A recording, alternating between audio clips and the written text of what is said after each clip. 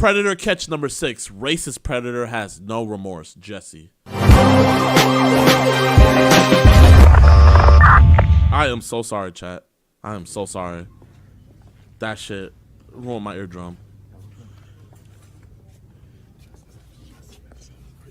That's right. Yeah.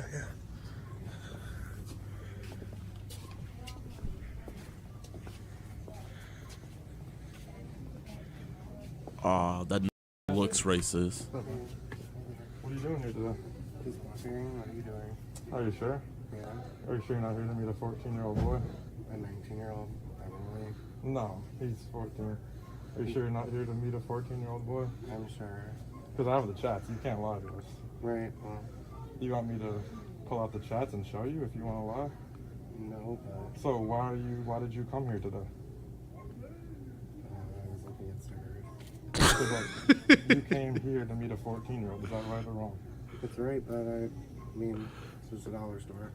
Chat, Where were you I have it up all the way. Chat, I have it up all the way.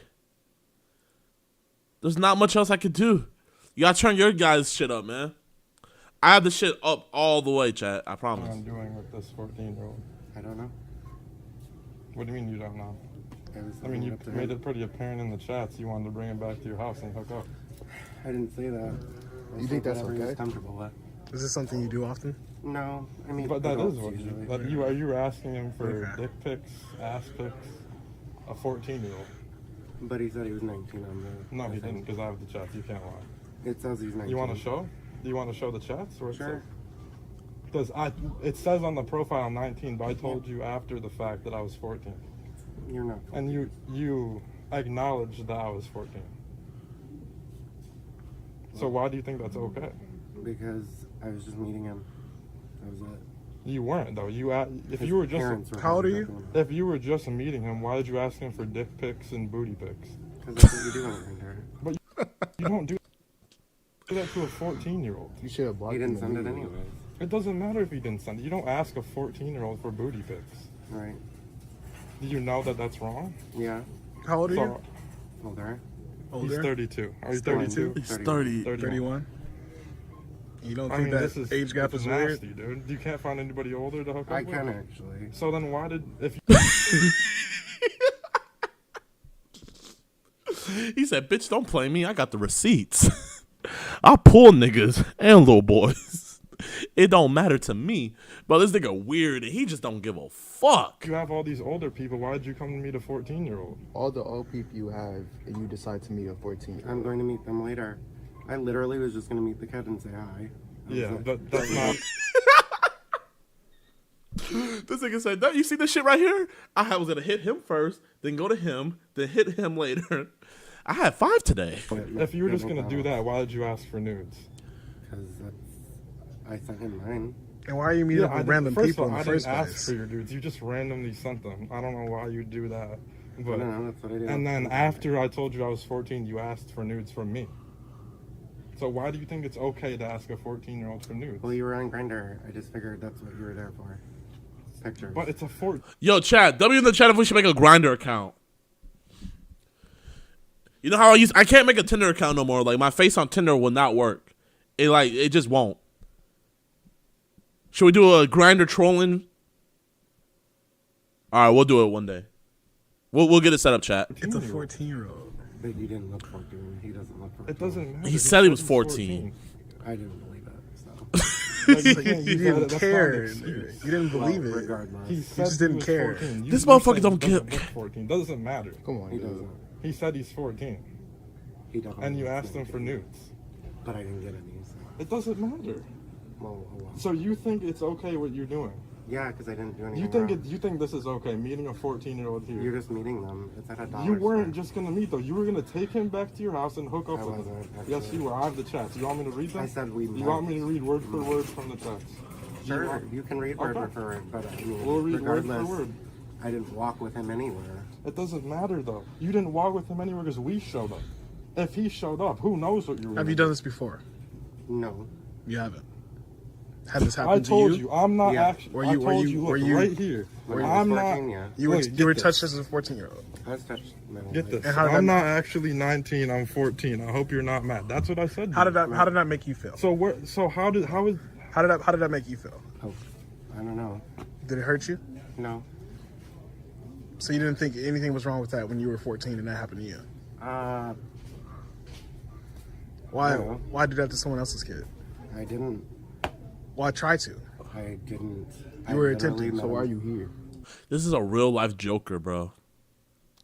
Niggas wonder what the fucking real life Joker would look like. This is him right here, hooking up with little boys at a dollar store. This motherfucker weird, I man. made him. But what I'm confused. Just about because it is didn't if- happen didn't mean you were planning to. I didn't. If you had this, ever made. if you had this bad experience in the Ever past, made why fun. would you try and pass it on and do it I'm again? not passing shit on. But I You were- told you were I said, trying I'm, to. Get I said McDonald's, I'm not couple actually berets, 19. I'm and stickers and 14. stuff. I'm not So actually. what? I didn't get pictures and I didn't meet him and do anything. Okay, but do you th- understand did how much meet this him. could have hurt him? You're in- Regardless, I didn't do anything. Okay, but You your were intent trying. was to come here and hook up with the phone. You see, I can tell these kids are young and everything. When you meet a predator and stuff like that, you have to like speak as if fucking the kid's real. You know, they're like, well, yeah, the kid's not real, but it could have been real. You know, if you like speak as though the kid is real and stuff like that, these motherfuckers don't have like a guise to hide under and shit. You see, that's what he's hiding under. He's like, but it's not real though. But it's like, nigga, if it was real, you would have did it. No, my intent was to meet him. Okay, let's get look. Let's McDonald's, look here. and then I told you You I'm just 14. said that you were asked touched for as a pics. 14-year-old, and you I wanna said, repeat what this? do you? I said, Younger what do than you that, want? too. I said, what do you want He touched younger than that. What? pics of? You said face, body, cock, booty, whatever. Whatever. Right? You were It's like going to a fucking drive-through. It's like, hey, welcome to Whataburger. What do you want? Yeah, can I get the face, the head, the cock, the booty, and just whatever else?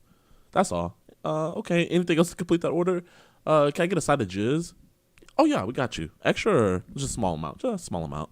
touched younger After than I that. told you said you wanted pics of a 14-year-old's face, No, cock, because booty. I wanted to believe it, but it's not a problem. It doesn't Like I matter. said. That is not okay That's to ask for nudes from an underage child. And you're Right, 31. You he's are not. 31 years old asking for nudes from a I didn't ask. 14-year-old. They were. You listen, asked. Listen. You said you messaged me. No, you messaged the- me first. No, I didn't. Yes, you did. you No, said I didn't. You I tapped you you. very well messaged me tapped first. you. I didn't. I do I not tapped make you. I do not make contact with anybody first. You messaged I me tapped first. you, which is that little flame You thing. 100 and I tapped you back, but you messaged me first. All I said was hi. No homo. You tapped. I tapped you. Hey man, bro, these kids are like, they're doing a good thing, man. But leave this to the professionals. Leave this to like Skeeter and them, you know. But I'm not gonna. They're doing their thing though. But you can't be laughing at an investigation like this. You know, I made that mistake too. I had a lot of people in the catching agency. They were like, you don't laugh at these type of situations, bro. I'm not gonna lie though. Like, even though these niggas are mentally fucked and they're the scum of the earth and shit like that, they be saying some funny ass shit. Like, I can't even lie. Like, when I was with Skeeter, that nigga almost had me break character so much. You back, but you messaged me first. Homo intended, bro. so. You said you were touched younger than that, Yeah. and you didn't find anything wrong with that Well, as a that child. was wrong because I was really young. So why repeat that? Do you I'm not understand that this repeating is a shit. 14 is not even. You know, legal this age trickles for on, anything. right? There's lots of kids that were touched as a young age who actually go up to touch other kids because they Right, think it's I'm not- okay. I wasn't planning on anything. You were. But the chat No, say I was gonna the meet chat him. say different. Be like, are you out to your family? The whole nine. What would you think the kid's parents would think, right?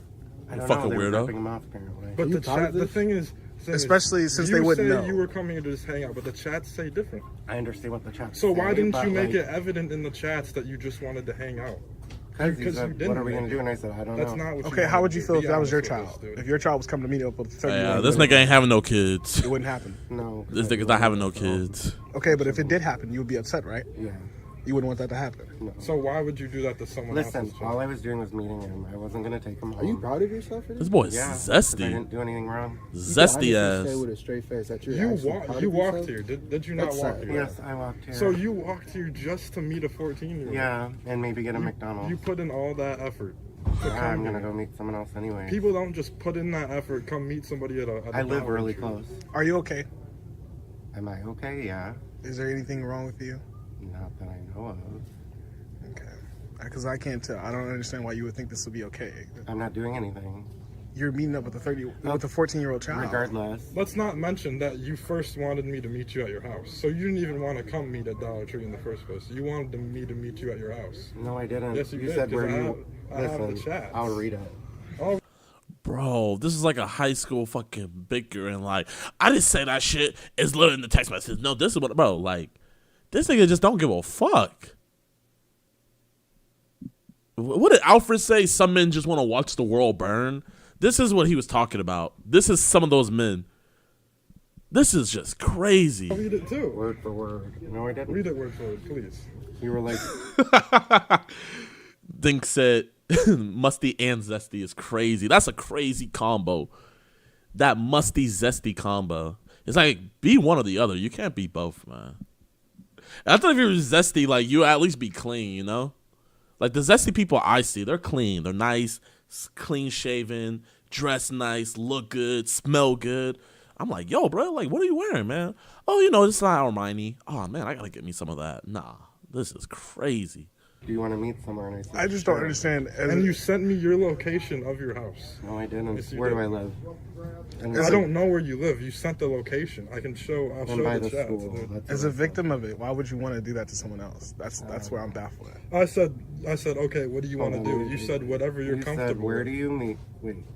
No. What you said is, can you meet me at Royal Oak Meyer? And I said, I don't know where that is. I Yeah, have to walk. I said that, and then you said, let's and then meet no, at you said, Mount would you want to meet somewhere near you then? And I said, sure, please. And then I said, I have my own place, and you said, is there a store near you? And I said, sure. Yeah, so you implied that you wanted to meet me to come to your place first. No, I and didn't. You I sent said the, I have my own. And you place. So sent why the would you say that location in the of first your place? I have my own. And Place. you don't have your own place. You have I roommates. asked you, okay, what do you want to do? Whatever you're comfortable with, you said. I said, so you want to hook up? And you said yes. I So probably said sure. You said yes. You said yes. You didn't say sure. You said yes. This nigga said, I probably said, sure. Like, do you want to hook up? Sure. Yeah, I don't care if you're 14. Why not? I have other people I'm going to hook up with, though. But And sure. you said pick sexy after you said that. Are you sober right now? Because I don't understand like what person in their right mind would like. I'm a little stoned. You're a little stoned. Yeah. On what? Crack, Weed? crack, Is that meth, Is that else? opioids. Is that it? Uh, Okay. I never heard of weed. Definitely like, crack. Helping people touch kids and shit I like don't that. touch kids. I was meeting up with him, and that was it. Okay, but the chats. Listen, the chats can say what they say. Yeah, but the chats I say what didn't- they say because that's. Damn, bro. It's pissing me off. Like, I'm not mad at these kids or nothing like that because they are doing a good thing by exposing this dude. But, like, this nigga is fucking with their sense of reality. Like, this nigga has a reality stone, and he was like, I didn't say that. And the dudes behind the camera are like, wait. Like, he's actually like, this is the shit that's pissing me off, man. Like, the reason why I like Skeeter in them is because Skeeter fucking doesn't let them do that bullshit where, like, they hide behind somatics and shit. And, like, word, he's getting them confused. Yeah. He's literally making them think that he's got gaslight ability facts. He's gaslighting the fuck out of them. How he went in the argument. Like, Chad, I'm not gonna even lie. Like, this nigga low-key got me thinking, like, shit, is he there to meet little boys?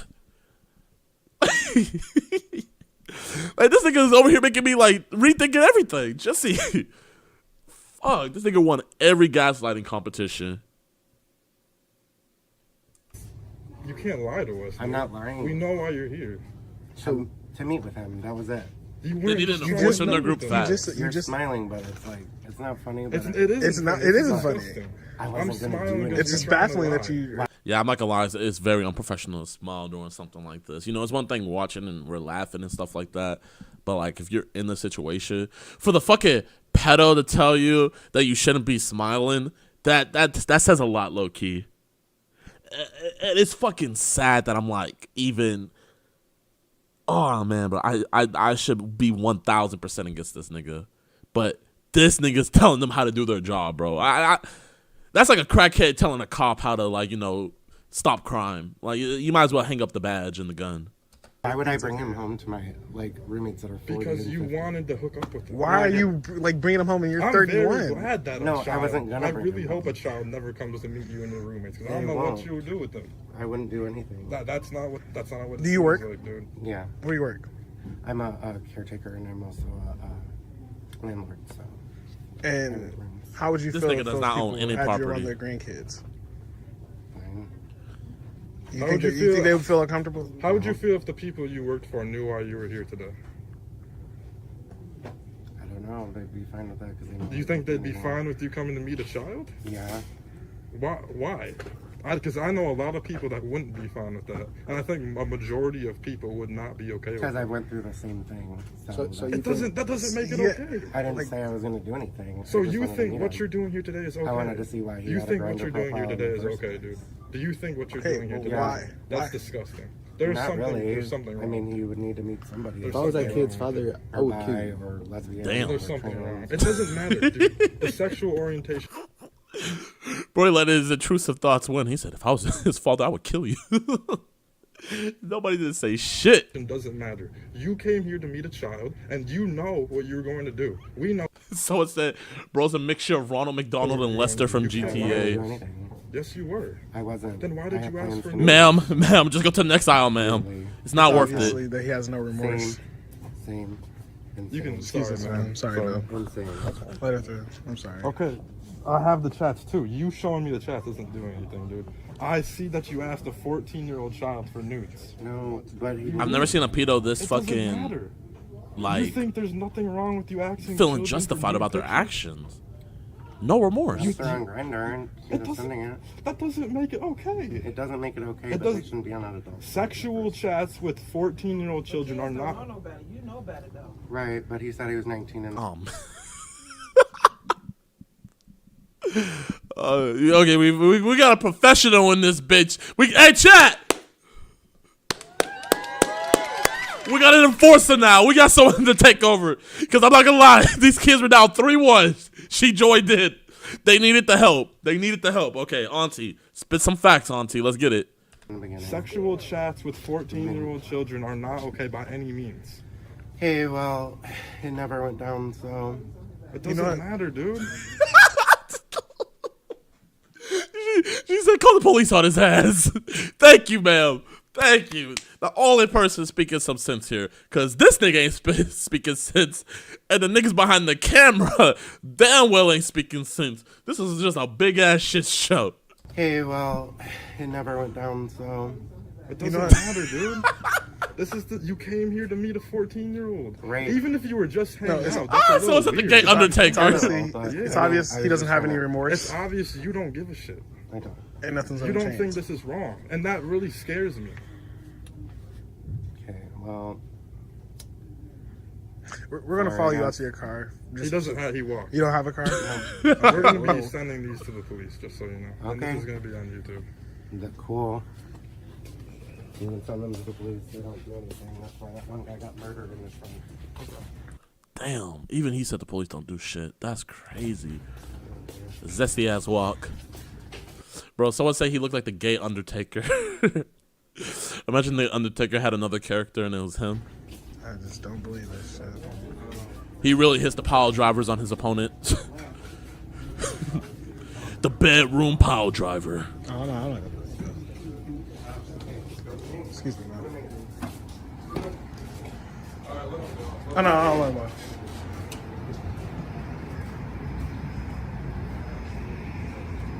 The walk of shame. Want to close it That out? might be the most disgusting thing I've ever heard. He doesn't care. He didn't care. And he thought what he was doing here was okay. That's the type of people we need to be scared of. He has no remorse. Disgusting. So after we caught him, he decided to send us this. LGBTQ Center in Fandom Alliance, by the way, illegal to record someone without permission. So flag your YouTube and Grindr. Damn! Damn! And white gap tooth, bitch. Nothing to say now, huh? Shit. I was wondering where the racist part came from. I was waiting for an M-bomb. Hey, I'm not gonna lie, y'all. These niggas lost. These niggas lost. This is the first dub the fucking EDP community has ever caught. And of course it had to be from the Joker motherfucker. Of course the Joker's gonna win. The Joker is always good. We lost, chat. We lost this one. We lost, man. Damn. That's crazy, bro. These motherfuckers doing this video. Who are these dudes? Hold up. Wait, let me see if there's more. He's going for the YouTube and the grinder.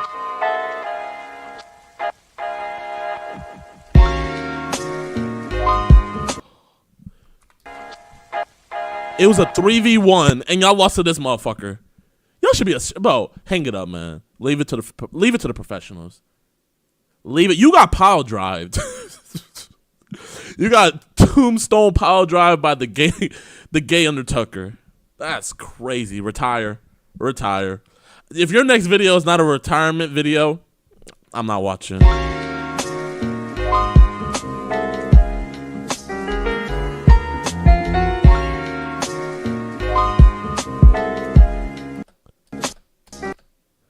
Okay, what do you want to do? Whatever you're comfortable with. So you want to hook up? Yes. Pick sexy.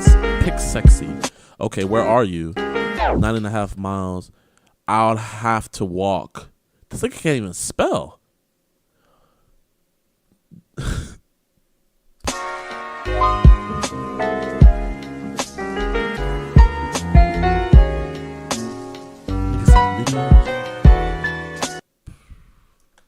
Bro.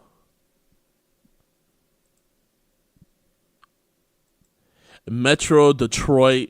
Oh, no fucking wonder they ran into the fucking Joker. They live in Detroit.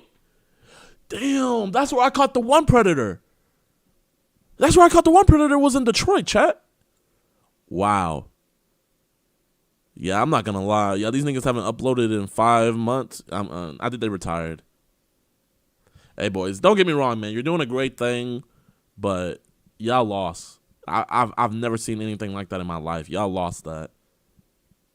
Ain't no one-on-one, boy, we gon' dump off in the crowd. If it's a problem, get them white folks and just take that shit to trial, bitch. You been hating for a while, bitch. Caught them shaking, left them baking out of town quick. Wipe your nose, foreign truck on 24s. They gotta go, dropping shit and up the score. I'm in and out, cross them up and knock them down. Bro, look around, we can't see nobody now. They threw blue paint into his eyes. They kicked him. They stomped on him. They threw bricks and stones at his body. They forced batteries into his mouth. They even dropped a 22-pound iron bar on his head. They laid his body across the tracks, weighed his head down with rubble, and then left. A train severed him in two. Oh! He was found 2 days later. Thompson and Venables were just 10 years old. You're gonna tell me they don't deserve the death penalty? Oh, no, bro. They gotta get out of here, bro. They cannot be breathing in the same air as us, bro. All right, y'all. So I had seen like this got clipped up on TikTok. I want to react to it. It's the most evil kids in history. The reason why I want to like react to this with you guys, man, is like, bro, my whole mission is to try to protect kids. But I'm gonna be real, man. There are some evil kids out there. When we react to this video and we hear some of these like horrible crimes that these kids committed, I don't care what age you committed that crime at. If you did something heinous and deplorable and disgusting, that even like for an adult to do that, that is like, whoa, even an adult did that. You should like spend the rest of your life in prison. I know this is gonna sound crazy, bro. But if a kid did something absolutely horrible, like a kid doing a school shooting, I think children should also face the death penalty. Why does it only have to be for adults? Oh, their brain wasn't developed. Like, bro, what development do you have to not go into a school and harm kids? Let's listen to some of these crimes and I'll tell you if they deserve the death penalty or not. Brenda Spencer. A reporter called the house while the shooting was still happening. He asked her why, and she said, "I don't like Mondays. This livens up the day." On the morning of January 29th, 1979, 16-year-old Brenda Spencer loaded a rifle, sat by her front window, and began firing across the street at Grover Cleveland Elementary School in San Diego. I don't even need to hear the rest. Death penalty. What? I've never heard about this. How old is she? Children were waiting for the gates to open, and she shot 8 of them. She started with 9-year-old Cam Miller because he was wearing blue, her favorite color. Principal Burton Ragg ran outside to help, but she killed him. Custodian Mike Suture tried to drag Ragg to safety. Oh my She killed him too. A police officer was hit in the neck. 36 rounds, 15 minutes. Then she barricaded herself inside. The phone rang. A reporter from the San Diego Tribune had been calling houses near the school looking for witnesses. Spencer picked up the phone. He asked her if she could see the shooting, and she said, "Who do you think's doing the shooting?" Spencer lived with her father in a house littered with empty bottles. They shared a single mattress on the floor. Staff at her school had flagged her as suicidal. A psychiatrist recommended she be admitted to a mental hospital, but her father refused. That Christmas, she asked for a radio. Instead, he gave her a Ruger semi-automatic rifle with a telescopic sight and 500 rounds of ammunition. He deserves the death penalty as well. I'm so happy. There was a school shooting not too long ago where a guy gave his kid the weapon, and I think they gave the dad life. Majority of the times, it really isn't the parents' fault. But like, you're over here giving a 13-year-old an assault rifle. Before the shooting had happened, the police came to his house to talk to him because the kid made a threat about doing something to the school.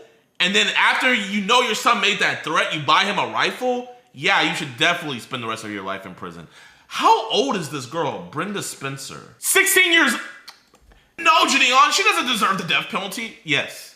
Yes. She later said, "He bought the rifle so I would kill myself." She surrendered after a 7-hour standoff. Once negotiators promised her a Burger King meal. Spencer pleaded guilty to 2 counts of first-degree murder. She was sentenced to 25 years to life, denied parole 6 times. She's still in prison. She is considered the first modern school shooter in American history. At her 2001 hearing, she said something no one expected. "With every school shooting, I feel I'm partially responsible. What if they got the idea from what I did?" Lionel Tate. So chat, what do you guys think, man? Death penalty, yay or nay? You're shooting elementary school kids? I think that's death penalty. I know she had a horrible upbringing and all of that, but no. He was 12 years old, and he said he was just copying what he saw on TV. On the night of July 28, 1999, Lionel Tate was left alone with 6-year-old Tiffany Unick in his family's living room in Broward County, Florida. His mother was upstairs. The TV was on. Professional wrestling. She called down and told them to be quiet. 45 minutes later, Lionel came upstairs and said Tiffany wasn't breathing. She wasn't just not breathing. Her skull was fractured. Her liver was lacerated. She had a broken rib, a swollen brain, and bruises across her legs, feet, and neck.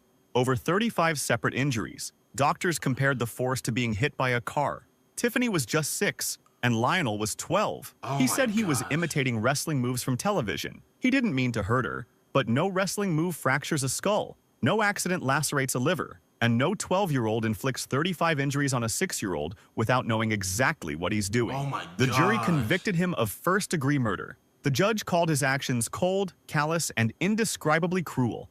Lionel Tate became the youngest person in modern American history sentenced to life without parole. He was only 13. The sentence was overturned in 2004. His mental competency had never been evaluated before trial. He took a plea deal for second-degree murder, time served, and 10 years probation. Then he walked free.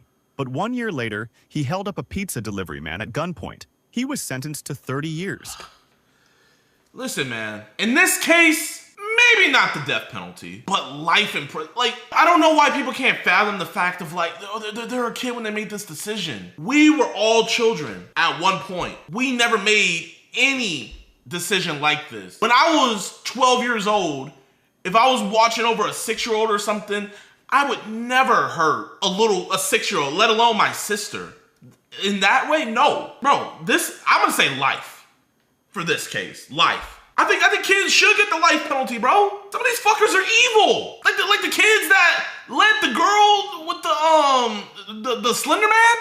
Bro, that was horrible, chat. The judge told him, "You've run out of chances. You do not get any more." Tate is still in prison. The wrestling defense made headlines around the world. But Tiffany Unick, the 6-year-old with 35 injuries who never got to grow up, barely made a footnote. Thompson and Venables. 38 people saw them walking with the toddler, but nobody stopped them. On February 12, 1993, 2 10-year-old boys walked into the New Strand Shopping Center in Bootle, England. They were skipping school. They spent the afternoon shoplifting sweets, batteries, and a can of blue paint. At some point, they started watching children. One of them later said they had a plan. Find a small child and lead him to the busy road outside. At 3:42, CCTV captured them, taking 2-year-old James Bulger by the hand and leading him out of the shopping center. His mother had let go for a few seconds to pay at the butcher's counter. Thompson and Venables walked James 2.5 miles across Liverpool. He was crying. They told anyone who asked that he was their little brother. 38 people saw them, but almost nobody intervened. They led him to a railway line. What happened next took investigators weeks to reconstruct. They threw blue paint into his eyes. They kicked him. They stomped on him. They threw bricks and stones at his body. They forced batteries into his mouth. They even dropped a 22-pound iron bar on his head. The pathologist counted 42 separate injuries, but none could be identified as the fatal blow. They laid his body across the tracks, weighed his head down with rubble, and then left. A train severed him in two. He was found 2 days later. Thompson and Venables were just 10 years old. You're gonna tell me they don't deserve the death penalty? Oh no, bro, they gotta get out of here, bro. They literally need to, they gotta be gone. They cannot be breathing in the same air as us, bro. And that's the sad thing about it. It's like, our whole channel is about protecting kids from adults and stuff. But, you know, and I really gotta preface this, man. We gotta protect kids from kids. Kids are just as evil as adults are. A 10-year-old did this to a 2-year-old. That little boy, I can only imagine what he was going through. God, please bless his soul. They became the youngest convicted murderers in modern British history. They served 8 years. They were released at 18 with new identities and lifetime anonymity. Wait, they what? served 8 years. No! They were released at 18 with new identities and lifetime anonymity. UK, what are you doing? So these monsters are back on your streets. And you won't even be able to know who they are. It's one thing to release them, but we can't even know who they are. Hey, we're gonna give you a new identity. We're gonna get you set up in a nice position. Whenever you get hired somewhere, you know what? Hey, do you want to go work with children? Do you want to go work with children? Is that what you want to do with your new life? Even though you murdered a child, here, you know what? We're gonna scrub your record. It's gonna be illegal for anybody to like find your past record of what you guys did. Nah, man. This is when like someone needs to actually be doxxed. Their address, what their name is, where they live, what they do for a living. Death penalty, death penalty. I don't care. Kill him. Venables has been sent back to prison twice since, both times for possessing child sexual abuse images. You can't do that as a kid and grow up to be a normal, productive citizen in life. He was probably watching the CSAM. Oh, I don't want to get caught with this again. Let me just watch this. It's gonna be only a matter of time before he tries to recreate what he did in his youth. No, every single time. It sucks to say, man. It really does. It really does. I know I'm gonna sound like the heartless bastard. Oh, JiDion's over here talking about he's trying to protect kids. Bro, this isn't a child. This is a monster. He needs to die. He needs to be unalive. They need to be off this earth. Had any grown man done this, everybody unanimously was like, oh yeah, off with their head. With a kid, well, we gotta think about their upbringing. No. James Bulger was just 2 years old. He held Venables' hand the entire walk, thinking they were taking him home. Eric Smith. He was riding his bike to summer camp. So was the boy he killed. On August 2nd, 1993, 13-year-old Eric Smith was heading to a recreation program in the small town of Savona in New York. 4-year-old Derek Roby was walking to the same place, alone for the first time. His mother let him go. It was just 1 block, with no streets to cross. He kissed her and said, "I love you, Mom," but he never arrived. Smith lured him into a patch of woods. He strangled him until he passed out, dropped a large rock on his head, sodomized him with a stick. Then he opened... Oh my gosh!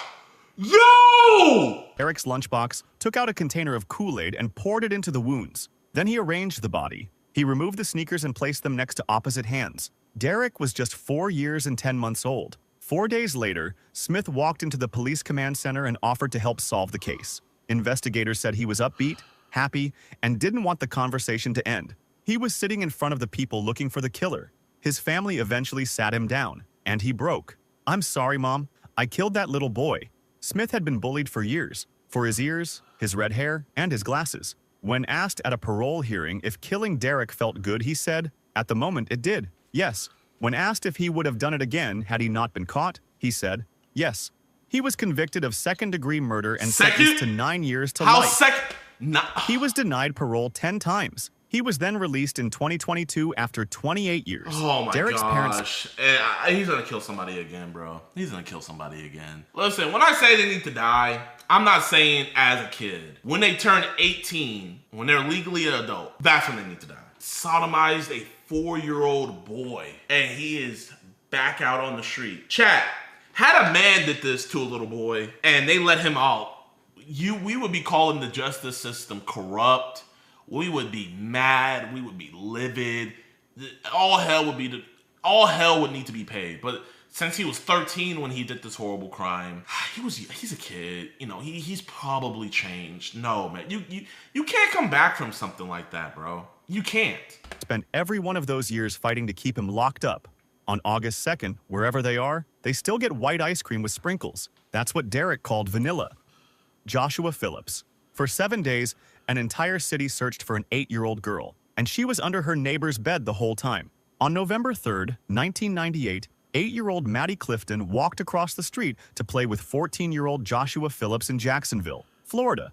But she never came home. Police and volunteers searched for a week. Phillips joined the search. At one point, a sergeant entered Phillips's bedroom to question him. Phillips sat on his bed, petted his dog, and answered calmly. Maddie's body was underneath that bed the entire time.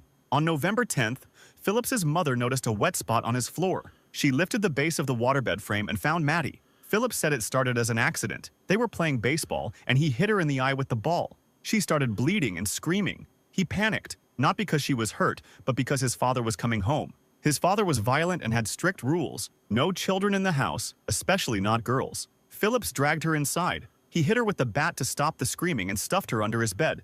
When his father came home, he acted normal, then went back to his room. Maddie was still alive, moaning under the mattress. He lifted it, cut her throat, and stabbed her 7 times. Then he went to school the next morning, and the morning after that, every morning for a week, sleeping on top of the body of the girl he killed. Phillips was convicted of first-degree murder and sentenced to life without parole. He was just 14. The prosecutor who put him away later said he had second thoughts. The sheriff who pushed... Why would you... Bro, I'm gonna be real, man. Only way I would lose a wink of sleep if I had any involvement with a case like this. 2 things. Thinking about the case would make me lose sleep, and if that person got out would make me lose sleep. If I did my job the correct way to where this person is locked up for the rest of their life or they're either killed, I would be able to sleep soundly at night, man. He could have just, hey, you're crying? Okay, here, just go home. Go to your parent. Brought her to his room, beat her over the head, then slit her throat. No, bro. I think I'm gonna title this video, Kids I Think Deserve the Death Penalty. People are gonna be mad at me. I'm probably gonna make headlines. People are gonna probably be trying to cancel me for this, but if you can sit up here and tell me that these kids don't deserve the death penalty, I would argue with anybody. We can talk about it. Hey, you want to debate me on this? Let's go ahead. For the sentence admitted, I never got the feeling it was a malicious, calculated murder. It was an impulsive act that, given a different set of circumstances, would never have happened. Okay, I like that. It was an impulsive act that, given a different set of circumstances, would have never happened. So, would you be saying the same thing if he was 14 when he did this crime? 4 years, let's fast forward. 4 years, he's 18. He does this exact same crime. Are we keeping that same energy? Be honest. Are we keeping that same energy had he been 18 and did this? Are we saying this was impulsive, given a different set of circumstances, it would have never happened? Yeah, no. They're gonna say it was planned. They're gonna say that he had these thoughts, all of that. Phillips is still in prison. Maddie's sister said it best. Maddie didn't get a second chance, and her killer's sentence should be final too. Mary... Listen, while I do think these kids deserve the death penalty, if they get life in prison, I'm not mad about that. But it's the fact that they're giving them life and then letting them out. That's the part that I'm most mad about. And I think now it's actually illegal. Can a minor get a life sentence? Yes, a minor can receive a life sentence in the United States, but only if they are tried and convicted as an adult.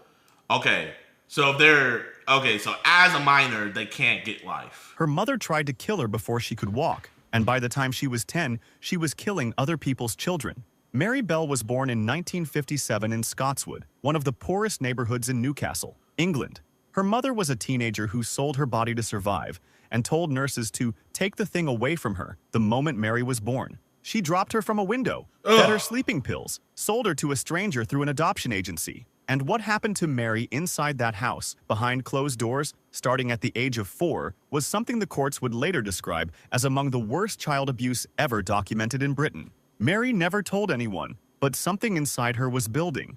At school, she tried to strangle classmates, stuffed sand into a girl's mouth, stubbed a cigarette on another child's cheek. The teachers noticed. They called the police, but nobody did anything. On May 25th, 1968, the day before her 11th birthday, Mary strangled 4-year-old Martin Brown in a derelict house. Police couldn't determine a cause of death and ruled it an accident.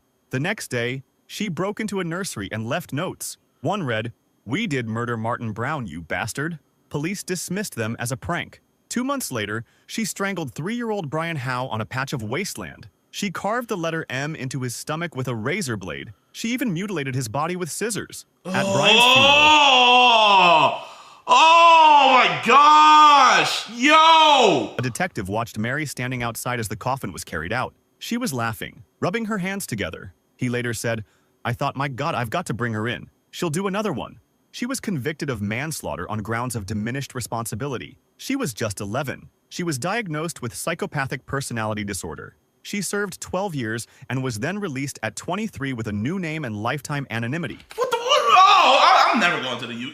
No wonder you guys got Schoolboy Q, man. No, I said Schoolboy Q. Smart Schoolboy. If Smart Schoolboy, or whatever his name is, got arrested, they would just give him a new identity and he'll be cool. He'll be cool. I said Schoolboy Q. Yeah, if Smart Schoolboy 9 got arrested, he would be chilling. Listen, man.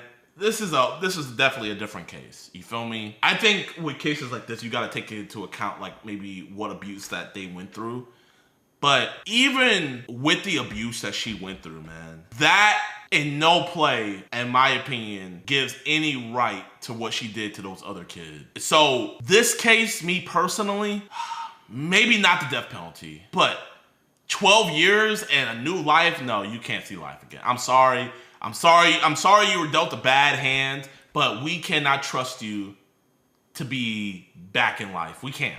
You have to just die in prison, you know? It just is what it is. Man. She has a daughter now, and a granddaughter. Neither name has ever been made public. The courts decided that the child who killed 2 boys deserved a second life, one that no one would ever be allowed to find. I'm happy for that the her. Child who I hope everything's well with her family and all that. But had I been in charge, she wouldn't have. No. You would not have gotten a. Because those little kids don't get a second life. They're never gonna have kids or grandkids. Their parents are only ever gonna be able to remember them as 3-year-olds for the rest of the parent's life. You mutilated a little boy. Oh man, this video pissed me off, chat. And I'm sure I'm gonna piss a lot of people off with this video. Yeah, man, so you guys have some different opinions on this David case. There's no disagreeing that her body was chopped up in his car. This is just allegations at this time. 40 terabytes of just allegations. Those terabytes can be pictures of, Mickey Mouse. When you have a team, it's better than just doing it by yourself. Anybody thinks that they have all the answers is somebody who really is missing something. I disagree 100%. I disagree. How did David do it? Did he start with his left hand first? Did he start with his right hand? Did he choke her first? Did he beat her up first? What do we know? We don't know that.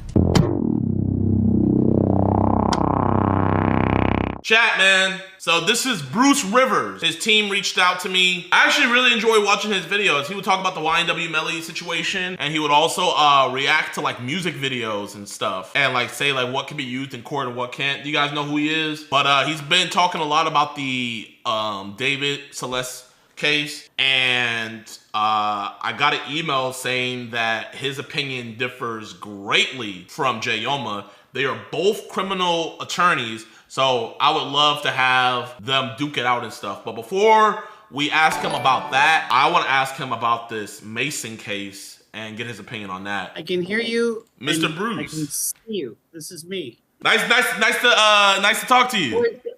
Always a blick. They go hand in hand, right? Whoa!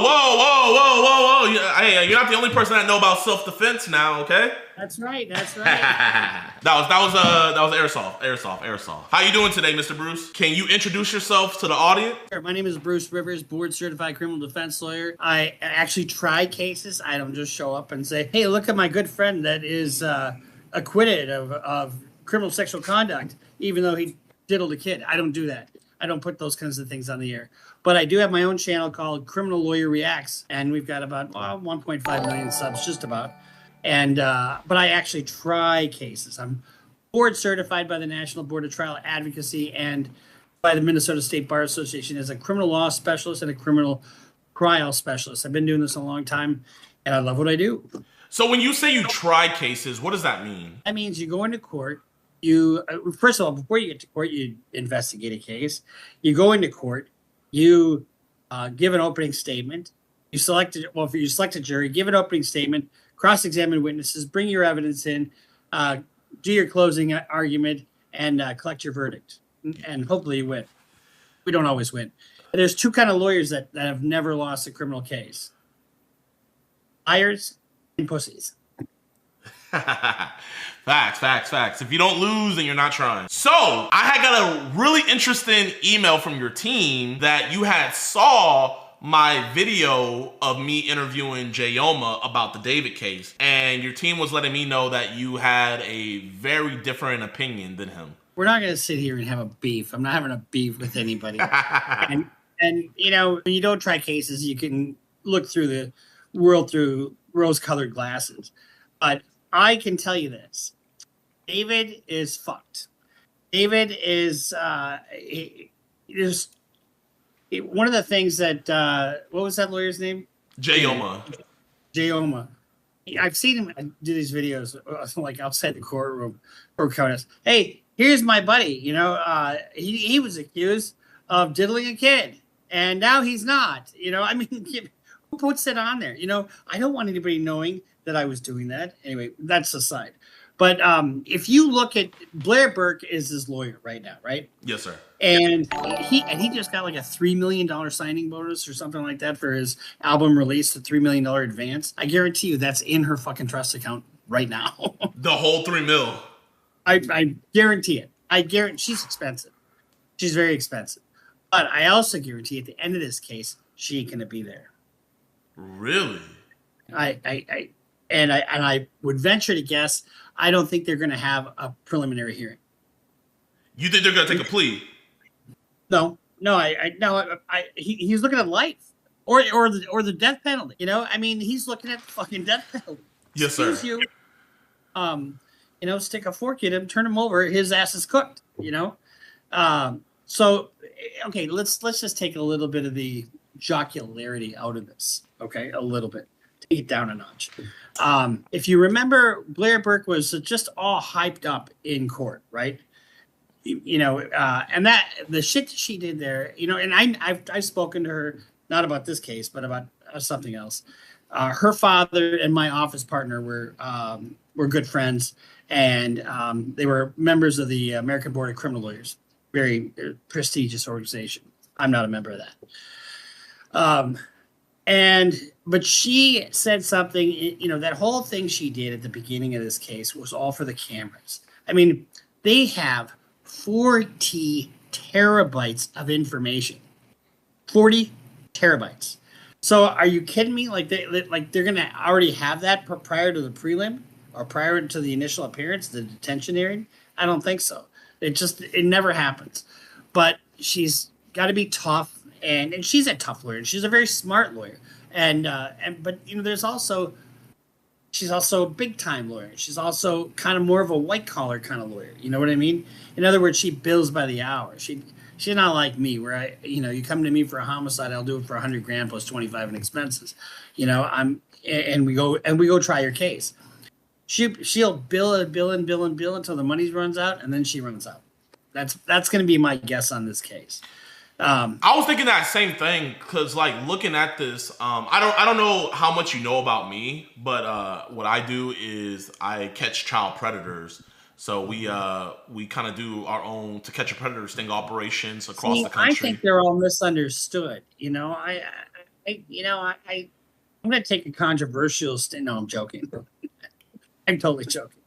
Yeah, you weren't there. I think I used to, you know, when I first started the criminal defense business, I thought, oh, well, you served your time, you know, you should be given the benefit. No, you can't fix these motherfuckers. You cannot fix them. I want to tell you something. We had a dude in Virginia.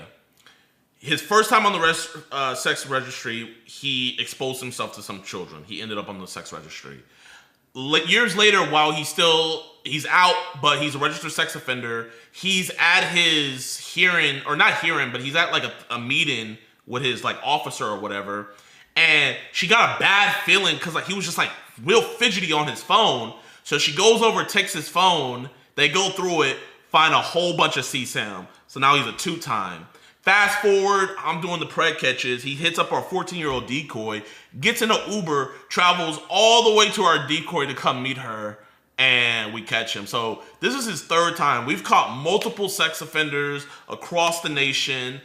We caught one in Australia who he's getting convicted here soon. Yes, sir. So what's your flavor? What do you mean? What turns you on? What's your flavor? I don't get it. Well, my flavor is tall, brunette, nicely built. Oh, me personally, man, I got yellow fever. I got yellow fever. My fiance, she's Vietnamese. I got yellow fever. Yeah. And and you have a particular taste for that, right? Yeah. Okay, you try to get me to like cranberries at Thanksgiving. My grandma made this cranberry relish. No matter how much I tried, I hated cranberry relish. I cannot eat it. It triggers a gag reflex. Well, try to get one of my office or one of my editors, Robert, to like pussy. I mean, he wouldn't like pussy if you'd say because he's gay. He's got his flavor, right? We all have our flavor. Well, these pedophiles have their fucking flavor, and guess what? You can't change that shit. You cannot change. You can't. It's really it's uncurable. It's like the guys I catch that are into CSAM and stuff, they're like, well, I do it so I don't hurt anybody. If I had the ability to look through your eyes throughout your entire life, I know for a fact you've done something to a kid. And we catch people, and it might be their first time getting caught up in it, but there's never a first time. We caught a dude in Del Rio, Texas, 19 years old, Mr. Bruce, 19 years old. He was on Telegram thinking that he was going to meet up with a predator father. We call it the pred dad, where he thought he was going to meet up with a predator father to have sex with his 13-year-old daughter. So he comes there and he talks to my friend Alex, who's playing the pred dad. And so he thinks all of this is real. He's like, so man, like, what all have you done? How big is your collection? This man had over 5,000 videos. And he said that his favorite video was this little Asian girl being abused and tortured for 2 hours. And he was down to be recorded. He was just like, yeah, just make sure my face isn't in it. And he was like, and my friend was like, hey, have you ever done anything to like a real girl? He was like, I used to do stuff to my sister, but then she died. Help snitching, man. Oh yeah, we have this maneuver. We call it the vouch, and I want to tell you how you think it would hold up in court. We love doing this. So we get them confessing to everything about the child porn, and we let them know. We tell them, hey man, I know there's child porn on your phone. Do you want us to help you get that, get rid of all that? Do you want to just get disassociated with it? They're like, yeah. We're like, okay, here, just give us your phone, put it in airplane mode, and we have a computer that can get rid of all of it. So we have them put their phones in airplane mode, and they set it aside, and then when the cops come, like, I bring them over. It's like, hey, man, look, bro, I got you. I'm going to vouch for you. So we go over to the cops, and I'm like, yo, Derek, man, you're not going to talk to 13-year-old girls anymore, right? No. The last time? No. And there is a lot of child porn on your phone that you want to get rid of, right? He's like, yeah.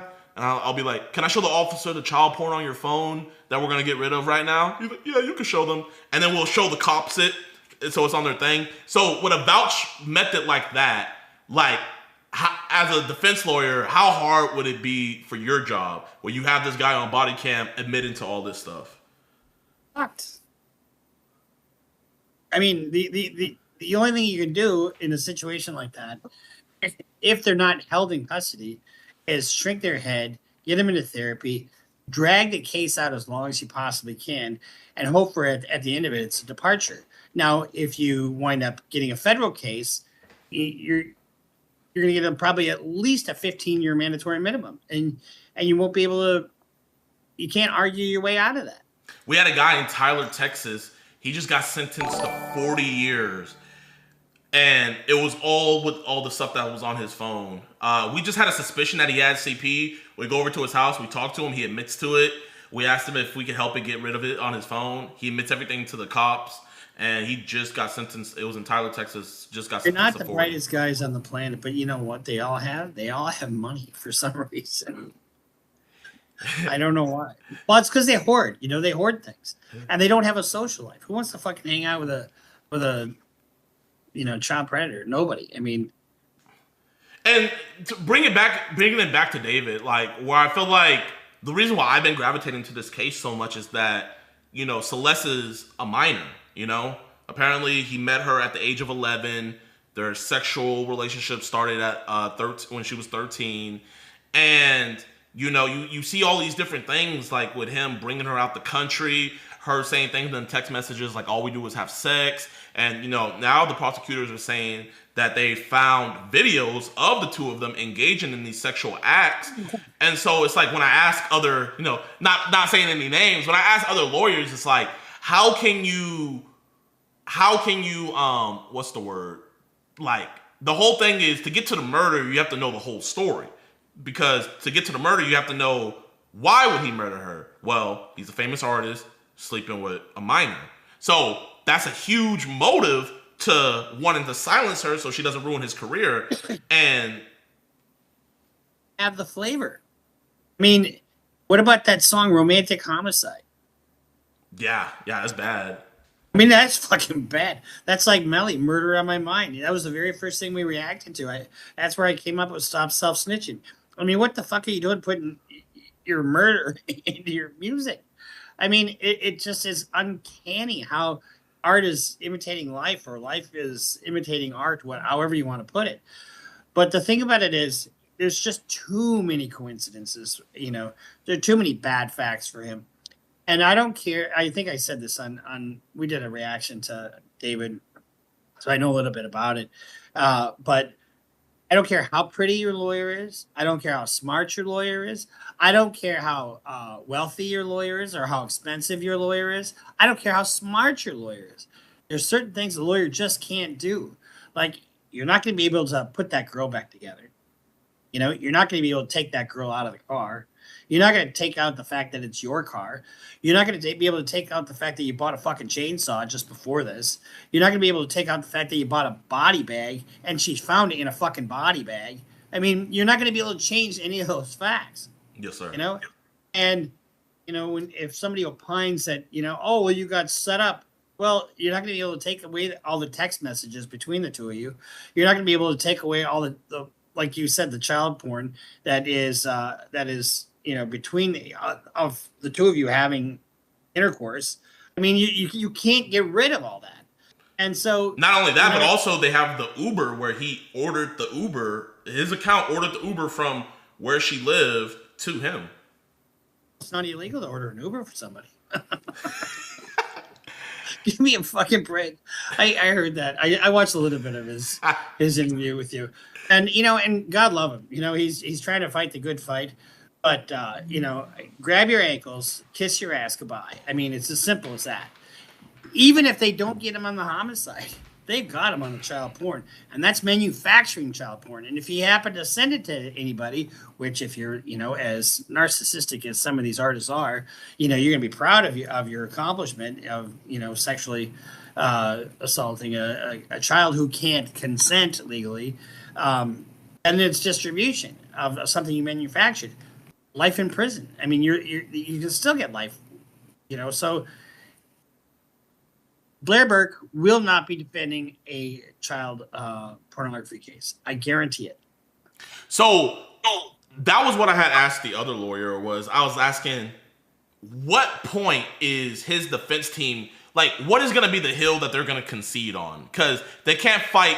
That's why Germany lost. They tried to fight too many fronts. You can't fight the Allies and the Russians at the same time. You have good analogy. You have to pick one battle. So I would obviously assume he doesn't want to die, and they're putting the death penalty on here. So you have to fight the murder case. So if you're fighting the murder case, let's say you were his defense lawyer, would you just concede the fact, yes, he did have a sexual relationship with her, yes, he did record this? Would you just concede that fact? No, I don't know enough about the case, to be honest with you, to say what you would concede, what you wouldn't concede.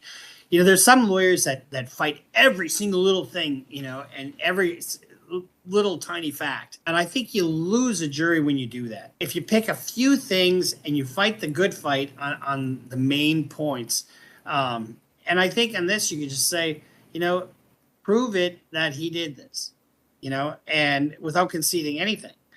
But there's just, it's a circumstantial case, right?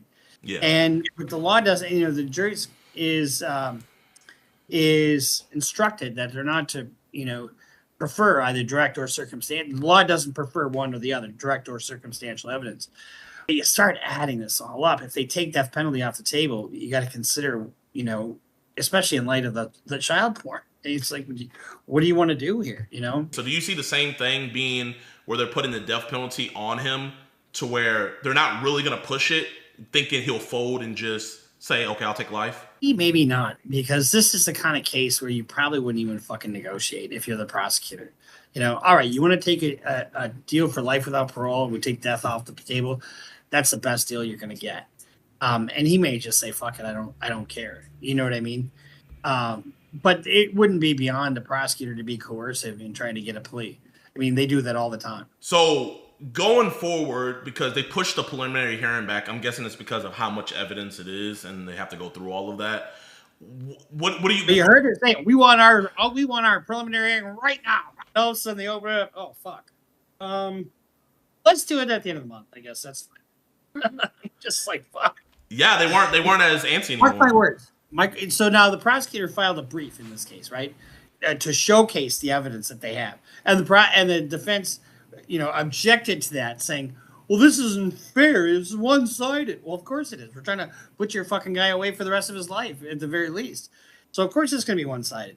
But it's so bad, it has this effect, all they have to establish is probable cause, which is a very low burden. And there's not a judge that's around that's going to say that there isn't probable cause here.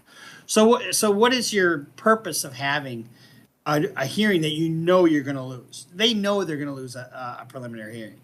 So you have one of two outcomes. Either you have the hearing to sort of test the evidence, to get a shot at the cops a little bit, to have them showcase their case, to see, exactly. Because they also have his phone. They have his phone where he was. I mean, one of the reasons it took them so long to charge us out is because they got DNA, they got tower records. They've got 40 terabytes of information. So if you want them to show their hand a little bit, they sort of did that with the brief. My guess is they're going to waive the preliminary hearing. I would be shocked if they didn't. So is the preliminary hearing not necessary when you're going into trial?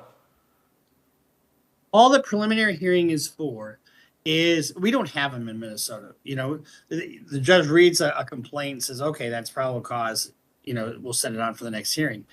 But the purpose of a preliminary hearing is solely for the judge to find probable cause to get this to a jury. That's it. Okay. And it's a very low burden. Okay. Yes, sir. So it's kind of like not true. So it's kind of like when you do grand jury, but just with a judge, pretty much. Yeah, kind of. That's a good way to put it. Okay. I guess I have a personal question for you. So you're a criminal defense lawyer, right? And this is a very high profile case. Let's say you practice out of Minnesota. So let's say hypothetically, this all happened in Minnesota, David, all of that. And you saw that and David came to you for you to represent. If you saw the details to this, would you personally take this case, you think? Let's see. My soul is not for sale, but you can rent it, but it's expensive.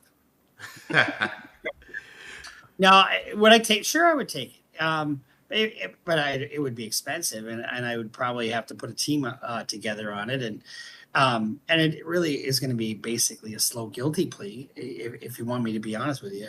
But I don't know the facts, so I could be speaking out of school because there might be some other facts embedded in here that an investigator will lob onto that all of a sudden changes the trajectory of the case. But I've had a priest, shoot his ex-wife's lover, or not priest, but a preacher shoot his ex-wife's lover. I've had going back to David, scale from 1 to 10, how fucked is David? 11. Maybe 37. So would you say that his lawyer is really just in it for the money and publicity, maybe? Because it's all about money. Ain't a damn thing funny. I'm gonna add Jayoma to the call, so it's just gonna call again, and all you gotta do is just answer. Oh, Jayoma! What's up, baby? All right, y'all. What's up? You have a bed in your office? I guess you can call this my office for right now. I got a couple murder cases out here in Dallas, so I got one murder case in Dallas that made the news, Shots fired. and then another case in Fort Worth that made the news. So I'm handling that right now. So Bruce, meet Jayoma. Jayoma, meet Bruce. Bruce. Nice to meet you, Bruce. You. Yeah, man. So you guys have some different opinions on this David case. I guess, I mean, it's not a debate or nothing. You know, it's just a discussion. But you know, I'm gonna let Bruce talk first, since he has the disagreement. So I'll let Bruce say what he wants to say. I don't have any disagreement. There's no disagreeing that her body was chopped up in his car. There's no disagreement that he purchased a body bag and that's what she was found in. There's no disagreement that he purchased a pool and she was, some of that plastic. Could be any plastic, but the same plastic was found in that pool. There's no doubt in my mind that he was, or no dispute that he had child devices and has summoned her there and then leaves town shortly thereafter. I mean, no dispute about all that. That sounds interesting. I mean, this is just allegations at this time. I can't say like whether there's dispute or no dispute about it. I can just see what the press is putting out there and what the prosecutors are alleging. But just like any 40 other terabytes of just allegations. Yeah, it can be anything. Those terabytes can be pictures of, Mickey Mouse or, pictures of JiDion. Who knows? It could be anything. But right now we don't know it. And just like, as you know, there's no way we can ever see discovery on this case until we become the attorneys on the case. So once we become the attorneys on the case, we'll be able to see what the prosecutors do have, and then I can work my magic from there. Well, they did present a brief memo, kind of highlighting what the evidence would show at the preliminary hearing, and you can't just dismiss what the prosecutors are trying to show there. I mean, it's like the defense has got a mountain to climb. I'm always going to dismiss what the prosecutors put out there. It doesn't matter what they put out there. As long as I get into the case and I can start getting discovery, that's when I can sink my teeth into it. So it's like, I'm never going to concede to what the prosecutors have, ever.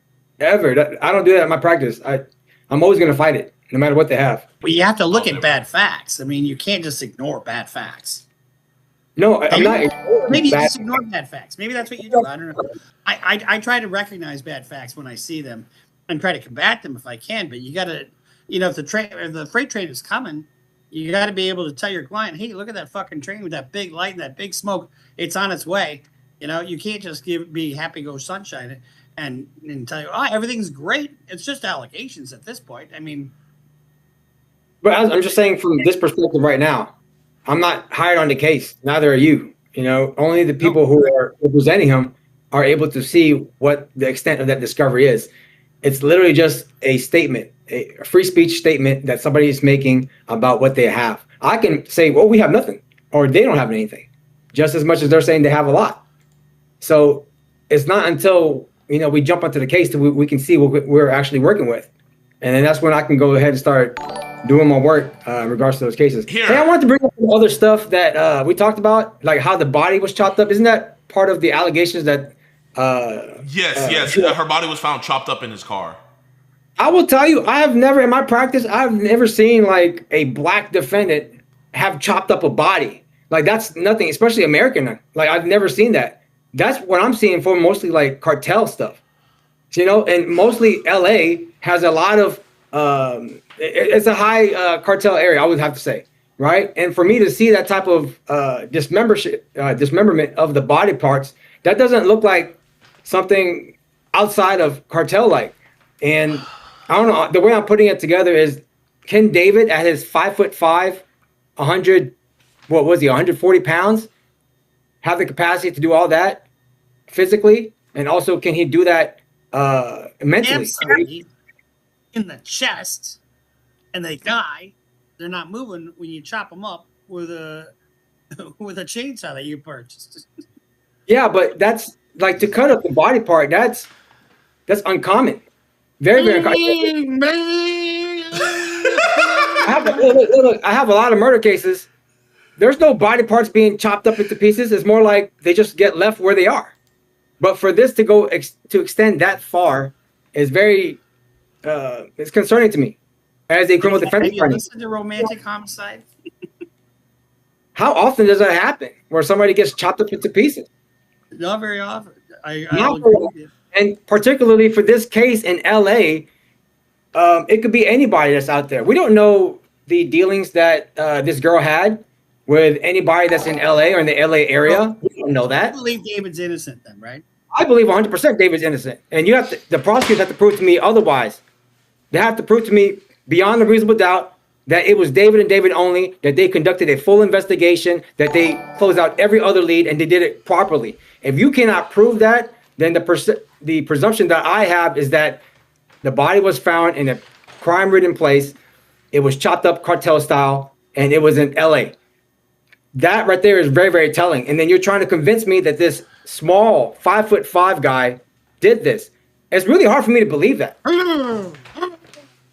It is. And then not only that, but did you see the car? The prosecutors are alleging that he drove that car. Me and JiDon look at that video. There was nobody in that car. That's a self-driving car. Did he show it to you? The circumstances under which she's found don't favor the defense. Look at you eating your snacks. I don't believe so. In my practice, I see those 20 minutes to be anything. Me and JiDon talked about those 20 minutes that has elapsed from the time that Celeste said that she arrived until the time that she was texted. Hold on 1 second, Jay. Okay, so here, I guess let's have a starting point with this. You know what I mean? Because we're kind of going all over the place. So let's start with their relationship. I would say we can all agree for a fact that they definitely did have a sexual relationship. Can we all agree on that? I don't concede to that, not one bit. Okay. I mean, like the prosecutor said, the evidence shows that she had a finger with his name tatted on it. They also showed that there was child porn of her on his phone with both of them in it doing sexual things. Not only that, in text messages, she said, all we do is have sex. I want something more. You're not conceding that because you don't even know that's her text message, right? I don't know if that's her text message. And if it is, I don't know if that's... I assume it is. Let's just assume it is. Then... What's he doing hanging out? You disagree that he was even hanging out with her? I bet you don't even think that was her. No, I say that she did have an internship. I bet you he didn't even have a Tesla. He doesn't even have hair. I mean, there is no David. Who's David? I mean, give me a break. I have no idea. Some of these facts that are real. And they did have a sexual relationship. What's he doing hanging out with a fucking 11-year-old girl? Wait, did you see him doing it? Like, did you see a video of them doing it? Mom and Dad already admitted that they had a relationship. No, did you see them, like, actually have sex? Well, the government says they have a video of it. Ladies and gentlemen, if the government says it, it does not mean it's true. I want y'all to remember that right now. Whatever the government says, it's not true. All right? Always remember that. Didn't Joe Pesci try that? And My Cousin Vinny, everything they said is just bullshit. I mean, you lose credibility when you're arguing about things that you know that they can prove. I'm saying I don't know it. I would say for sure that there was a sex video if I've seen it. None of us have seen it. You definitely never have seen it. So how can you say that it's for sure there? There's no way. It's in their brief. It's in their brief. And they're not going to put something in their brief that they can't present in court. They're not going to do it. Briefs are not always true. And you know that. If they put something in their brief that wasn't true, don't you think that Larry Burke would shove that up their ass so fucking fast and make their head spin? All I know from my experience that it's not always going to be true. And I always fight whatever they put out there. You know? I can see where you're coming from, but I go into what I see. If I don't see it... All right, so we started with the fact that they had a sexual relationship. Continue. Say that one more time? No, I was talking to our host. Oh. Okay, so... Okay, we can't agree that they had a sexual relationship, but child porn was found on his device, right? Whether or not it's We don't know that.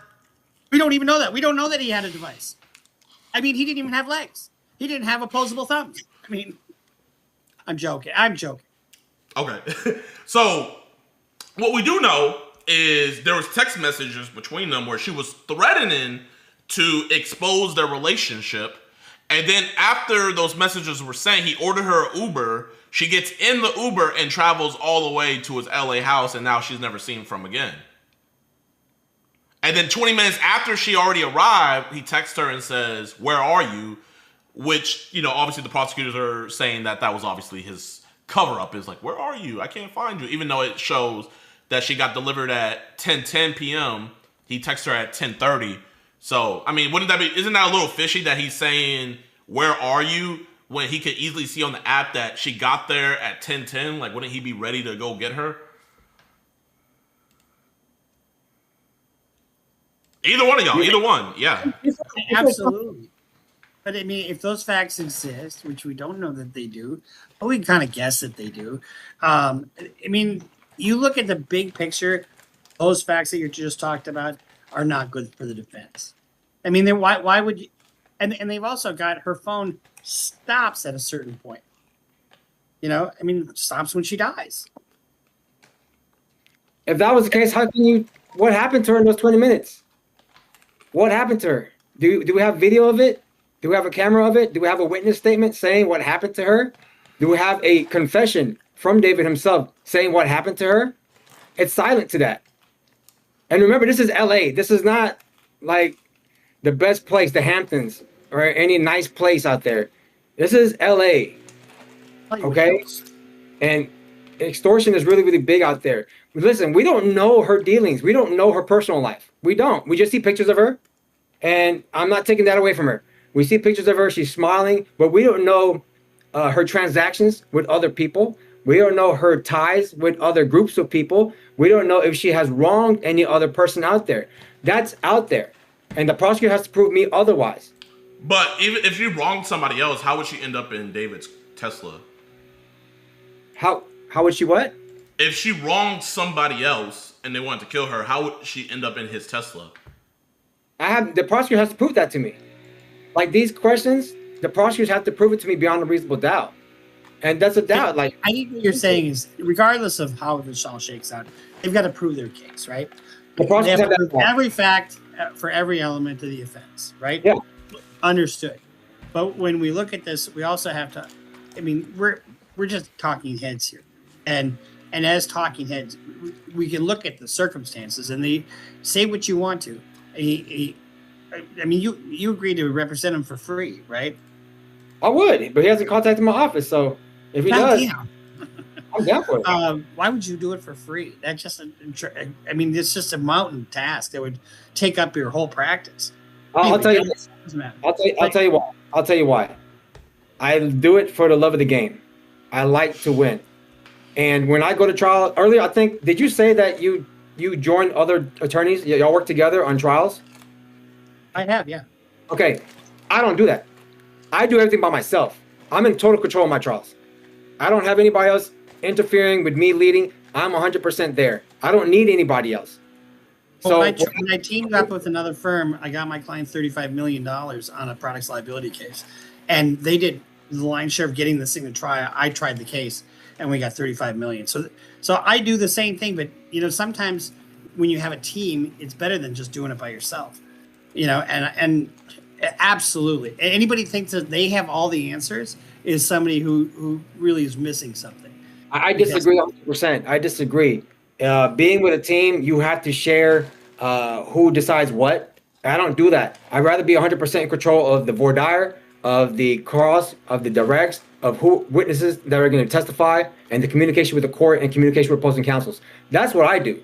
I'd rather have that control instead of giving it to somebody else because I want to oversee it. And that's why when I do my criminal cases, I feel better when the wins come because I know it's 100% of the effort that I've done and the preparation that I've done. You know? I'm not so arrogant to think that I know everything. I'm not saying I know everything. I'm not saying that, but I just like being in control of my trials. My office partner was the president for the American Board of Criminal Lawyers, ABCL. And he was one of the most successful lawyers in the Midwest and America. Very, very bright guy. But he would take ideas from anybody, from a waitress, from a law clerk, from a judge, from co-counsel, from opposing counsel. If something made sense, and it made him, that openness made him a better lawyer. And I learned a lot from him. God rest his soul. He died a couple years ago at 87. I mean, his last trial was a triple homicide that he tried to the court, and he got an acquittal. And so, I get what you're saying about wanting to control your environment and control your case. I do that for the most part, but there's certain cases where you just team up with people, and and when I do, it's always been a positive experience, and I always learn something from it. So anyway, but as far as David goes, you got to recognize the fucking bad facts that are in front of you. You just have to. I mean, how do you not think that you think that it's not a slam dunk for the defense? I mean, it's not like he's just going to walk free tomorrow. Bad facts comes from when you get the discovery on the case. What we're looking at is what's made to the public, right? You get to see more into discovery. So there's no way for me to even say it's what's good facts and what's bad facts. Well, all we're discussing is what's out there in the media. Right?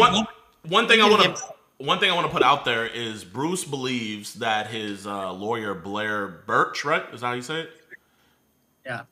He believes that she is not going to be the person representing him. He thinks that by time it gets to any type of trial, the advance that he put for her and stuff like that, the money's going to run out and she's going to have to bow out.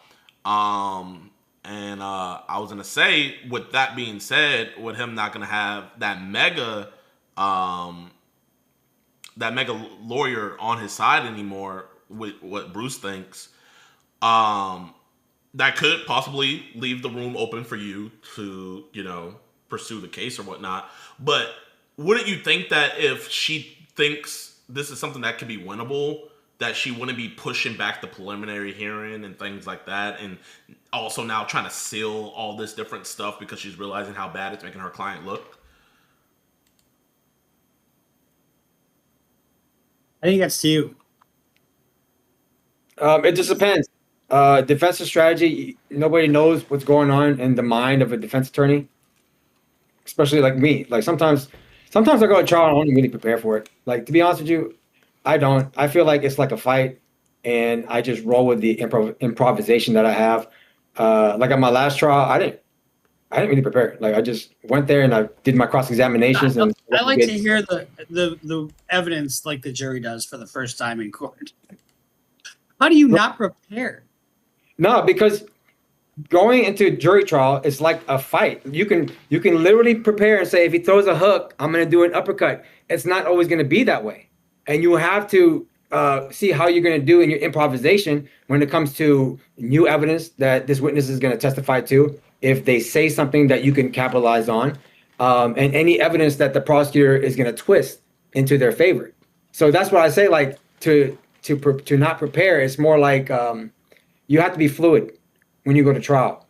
Because if you're going to stay one way and you stay to that strategy has to change. I'm telling you right now, you can prepare all you want for trial, but that strategy that you have is not going to change. I mean, it's going to change. It's not going to stay the same. So the way I do my trials is I have a general idea of what it is, but to write down every question, to write down every topic, I don't do that because I go based on what the flow is in the testimony. Wait, Bruce, to put some respect on Jayoma's name, he recently just had a client who was on video, shot a man 3 times, looked at the camera, went, and he got him 5 years probation.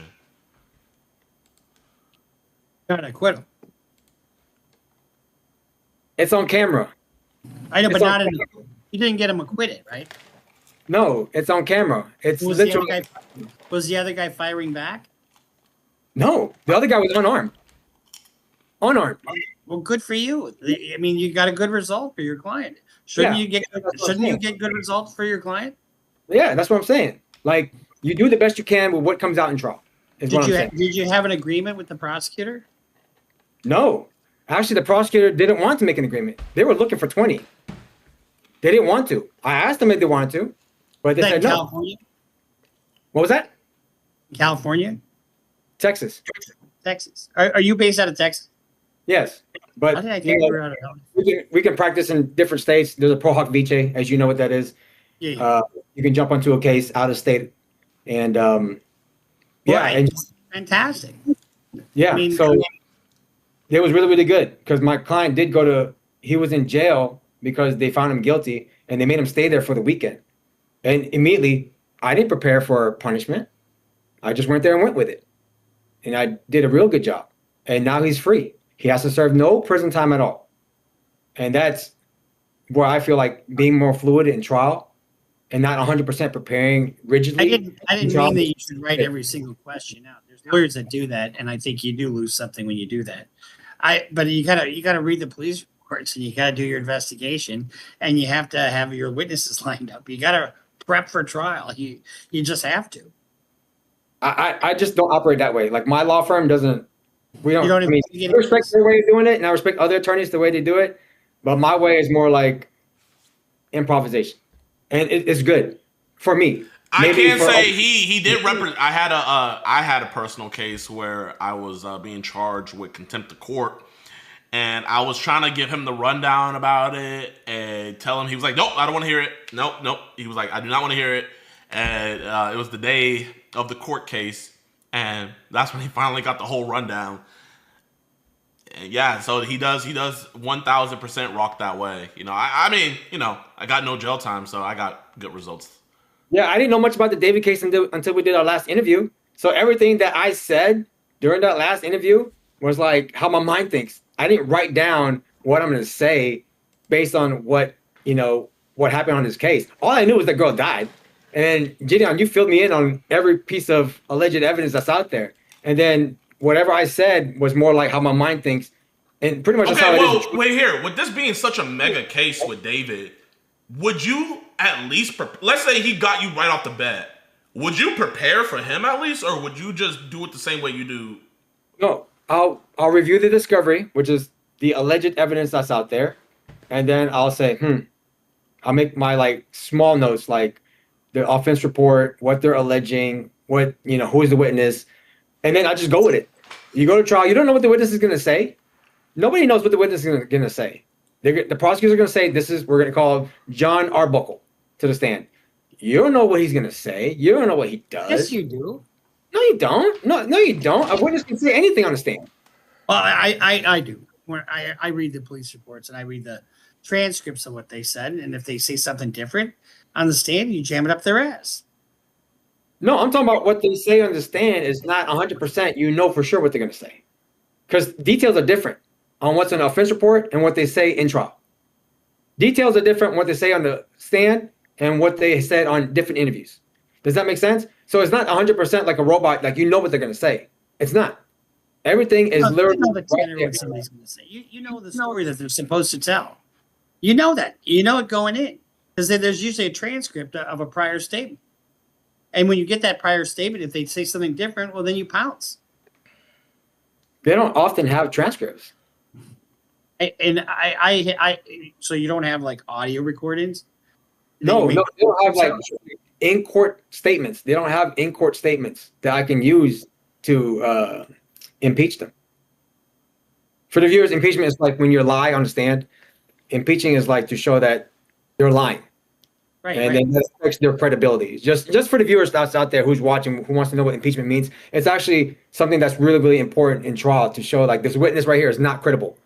Okay. In almost every case, there's a recording of what a witness is going to say. And if I don't have a transcript, I'll have one made.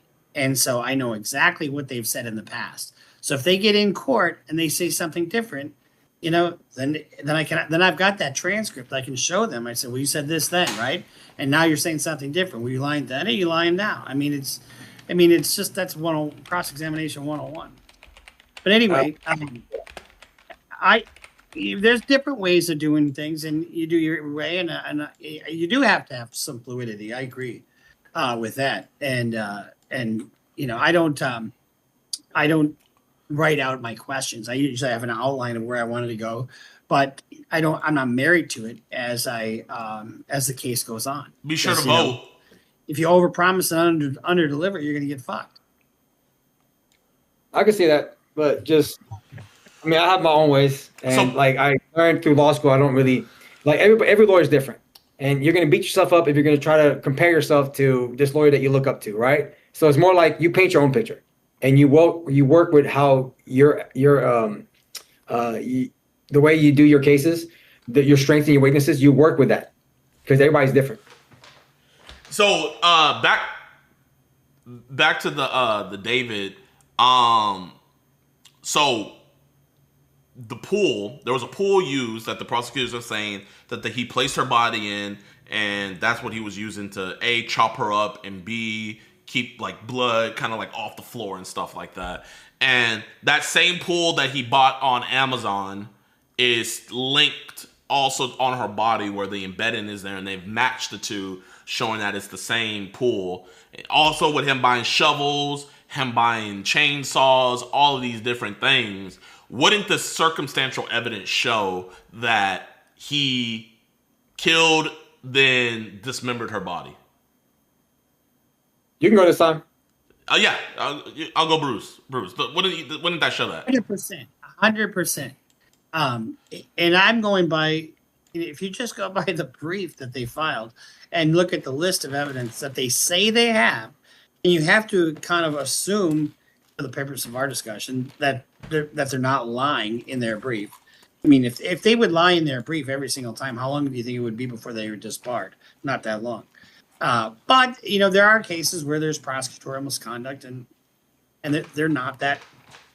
It happens, but it's not that often. Yo, man, if you're on Twitch, make sure you guys sub up, man. If you believe, if you're on YouTube, make sure you subscribe. I'm not muted. Y'all can stay. No, our host was trying to say something. Oh no! I muted myself. Like I was talking to the audience. No, you keep on talking. But I think you look at all the crap that they say they have, and if they have it, his goose is cooked.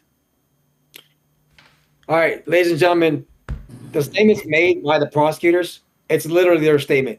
They're going to curtail it to what they believe is right. They're going to curtail it to what their story is.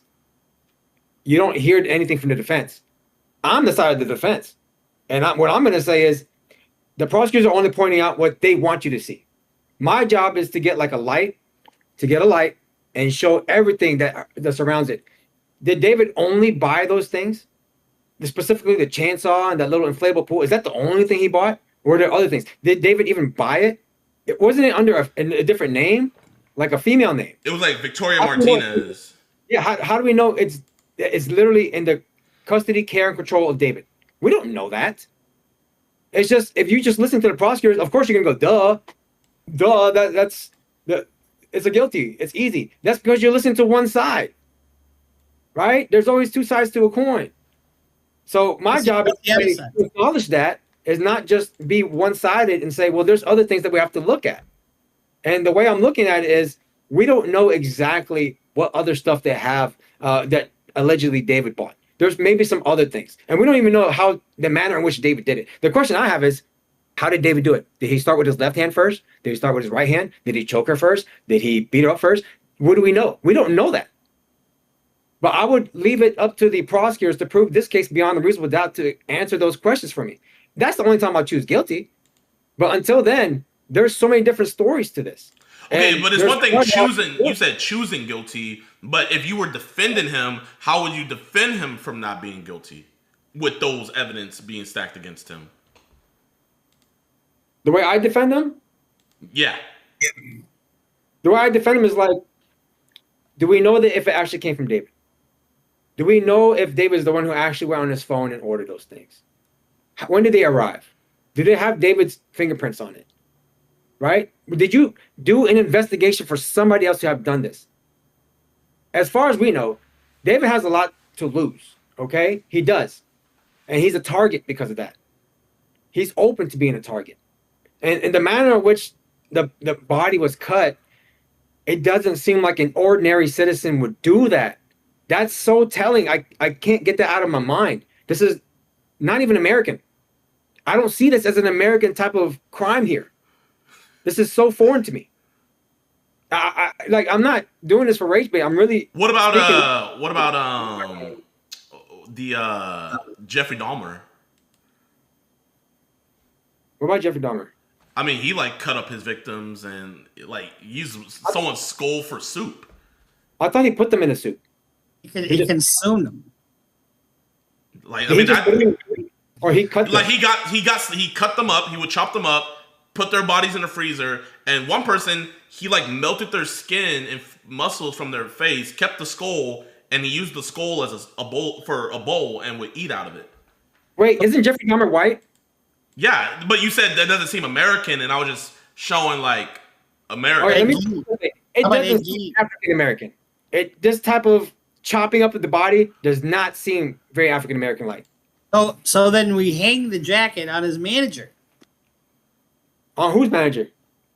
On David's manager. I'm saying I don't know who it is specifically, but it just doesn't seem like it's only to David. But if you just look at the way the investigation was done and they just focused on David, then yeah, they're gonna say it's David. You agree it's a homicide though, right? You'd agree with that. Yeah, there's no way she committed suicide. I know that. Not an accident.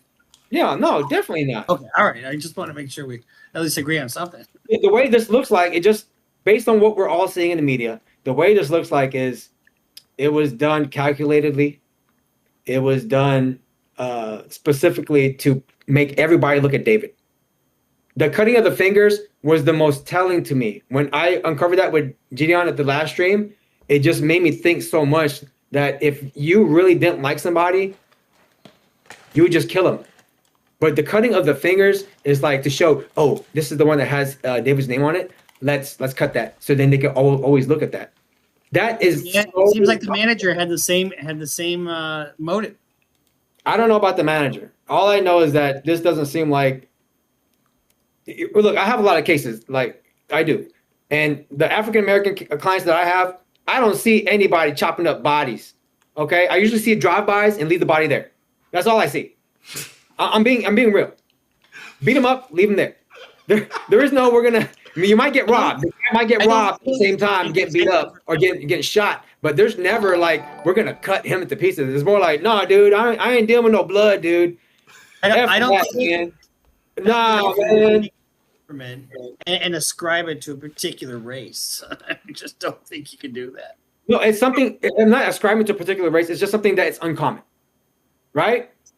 That's all I gotta say. It's just uncommon to me. Okay, so I didn't tell you this, but the private investigator that's been working the case, I did an interview with him, and the other minors that David was in contact with and also having sexual relationship with, he would voice his like for dismemberment. Like he had a big thing for dismemberment anime and things like that. Like one of those animes is Jujutsu Kaisen, where to get powers you have to ingest the finger, right? So, you know, with him being so into anime and different things like that, and then him being, he was coming up with a manga where he was a detective solving a murder, but it's like he has split personality and he's the murderer. So you see him being infatuated with these different things. You see him putting these different symbolisms in his music videos. You see the same behavior where he's talking about his enjoyment of dismemberment to other minors. Then, you know, I mean, when you look at it as where are these two fingers? I mean, you know, how can he go that long without realizing that, what is that smell? And actually, there's a video that just came out where he proactively, before anybody said anything, he was like, sorry about the smell, I just took a big shit.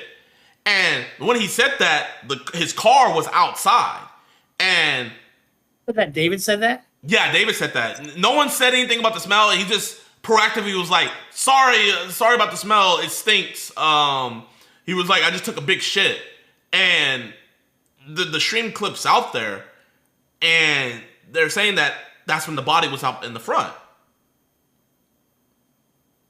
Especially with it being summertime, all these different things. So that sounds like a cover up. I'm sorry, JiDion. That sounds like a cover up. Look, I have gay friends, and they would tell me when they had like gay butt sex in their car, it smelled like shit. I'm not. But I'm really this wasn't in his car. This was in his house. My editor Rob is shaking his head. He's like, no, that ain't the fact. I'm just saying, you don't know his sexual orientation. Guys does. would hide that. He would hide that to his death. How does booty smashing have the same smell as a rotten corpse? I just know that they stink. I have never smelled a dead body, but I just know what poop smells like, and it smells pretty putrid. But poop and a decaying body are like two completely You've never smelled like a rodent or something like decaying driving by. You never smelled an animal like, oh man, roadkill. You never smelled roadkill before? I know what BO smells like. I'm not letting Neon smell like. You ever sat in an autopsy? What was that? You ever sat in an autopsy? No. Yeah, it doesn't smell good. That's anyway. It's not like a shit smell. Okay, well, I mean, so we have no idea. So Bruce, how would you? Because that's the thing with Jayoma. He sees this as it's too perfect. You know, he sees it as everything's lining up to be David, and I think that's the contrarian in him, where he's like, okay, if everything's lining up to be David, what if there's a possibility that it's not David? So let's say hypothetically, I don't know if you've ever prosecuted a case before, but let's say hypothetically you were the prosecutor. How would you debunk Jayoma's claims? I mean, with evidence. And it is a circumstantial case, period. So you put it up brick by brick by brick. And if you're the defense, you bat it away saying, you know, that they don't have anything tying him directly to this event. And it's going to be a task for, I mean, you got a very popular celebrity who's going to have Rico, thank you for the 5 gifted. Some naysayers out there and some people that will support it. And so you want a jury, people who are analytical. You know, you're going to want a jury that people are going to look at science and believe the science and put all the pieces together. If you're the defense, I think the best defense here would be to hang the jacket on somebody else. All right, as a prosecutor, I mean, I like the answer. I like that. I'm not going to take that away from you. I like that. However, as a prosecutor, the way to debunk what I'm saying is a thorough investigation. A thorough investigation. That's how you can clear it out of my head to make sure it's David and David only, nobody else. If you did that and not just focused on David himself, then yeah, I'd be like, you got something there. But why does there have to be I'm more leaning towards guilty. But why does there have to be another person? You know what I mean? Like, why? Like, I would assume not every investigation always has to have multiple suspects. They have to rule out reasonable doubt. That, ladies and gentlemen, is called reasonable doubt. If you show that it's just this one person, you never did any investigation for somebody else, that's called reasonable doubt. And if there's reasonable doubt in the case, you shall find the defendant not guilty. Does that make sense? All roads lead to one place every time. When you research a case, sometimes you can research a case and I don't know if that's the answer. I look at this case and all of a sudden all leads back to the same holding or the same case. Well, that's probably the fucking answer. And the fact that they globbed onto this one, and it doesn't have to be him and him alone. I mean, it could be him with an accomplice, and they don't know who the accomplice is, but they know that he's either involved or he did it. My guess is that there's going to be other information out there that makes alternative perpetrators impossible. That's just my guess. You know, obviously we haven't seen all the evidence, but even if he walks from this murder, he's all this child porn to fucking contend with. Why wouldn't you concede on the child porn and stuff? Like, why would you try to fight so many different fronts at the same time if you defended David? Because I care about my clients. I'm always going to fight for them no matter what position they're in. I don't care how bad the allegations are. Every piece of evidence, I'm going to fight you on it. So it's like a little sign to these prosecutors, like, I'm going to fight you even in the small things. If I'm going to fight you in the small things, best be prepared for the big things that's coming. So it's more like a indication that if you see my name on a case, it's going to be a battle. So tread carefully, very carefully. But with you doing it by, I mean, I can see you being able to do different fronts if you have like a big team with you. But with you wanting to do this solo dolo, wouldn't that be difficult to, okay, you know, the child porn in the relationship is a trial and stuff in of itself, let alone the murder. So wouldn't you not be putting as much effort into one spot as you could the other? And so wouldn't one suffer? No, when I have a client, I 100% go all in on him. 100%. No matter where it's at. No, I know you're going to go 100% all in, but I'm just saying, like, how can you go? You can go in 100% for the client, but how can you go 100% on both fronts? You have the child porn, the relationship. Really, it's three. You have the child porn, then you have the relationship, and then you have the murder. How can you go 100% for all three if it's three different things? Because you can attack each one separately, right? Each charge that you have has different elements, and you attack each one of those elements. Just because you attack one doesn't mean you're going to let go of the other. I don't work like that. I will never work like that. Every charge that my client has, I'm attacking it piece by piece by piece. And that's just how I do my cases. I'm not going to concede to anything. We're going to fight this from the beginning to the end. You know that, JiDion. I fought your case from beginning to the end. You did. Okay. You did.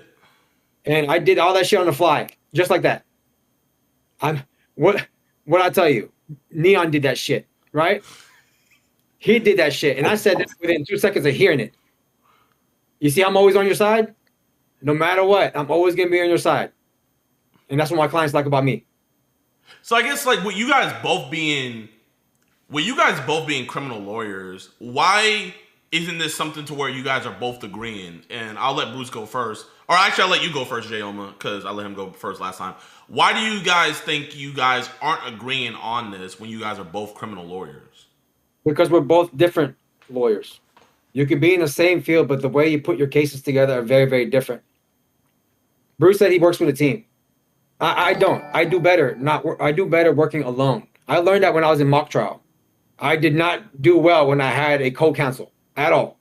The dude was slowing me down, and he was fucking up my case. I cannot have that. So I had to have 100% control in my cases. So the way I strategize, the way I do my cross-examinations, admit evidence, disprove evidence, speak to the judge, it's going to be very different than Bruce, than any other attorney, Johnny Cochran that's out there, anybody, because we're all two different people, and we do what fits us best.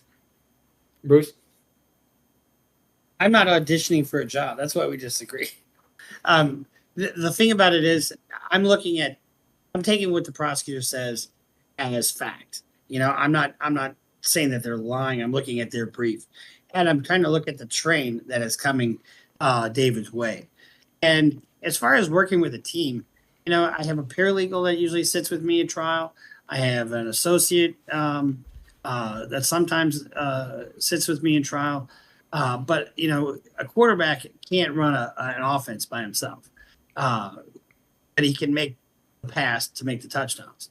And that's what I do is I quarterback everything. And we're really not disagreeing. I mean, I think, you know, my colleague is just basically saying that they've got to prove it. And I 100% agree with that. And you got to put the government through their paces. At this point, I'm a talking head looking at what I think the evidence is going to be at trial. And I'm just saying, I think David's fucked. I absolutely think he's fucked. I mean, think about where you start out.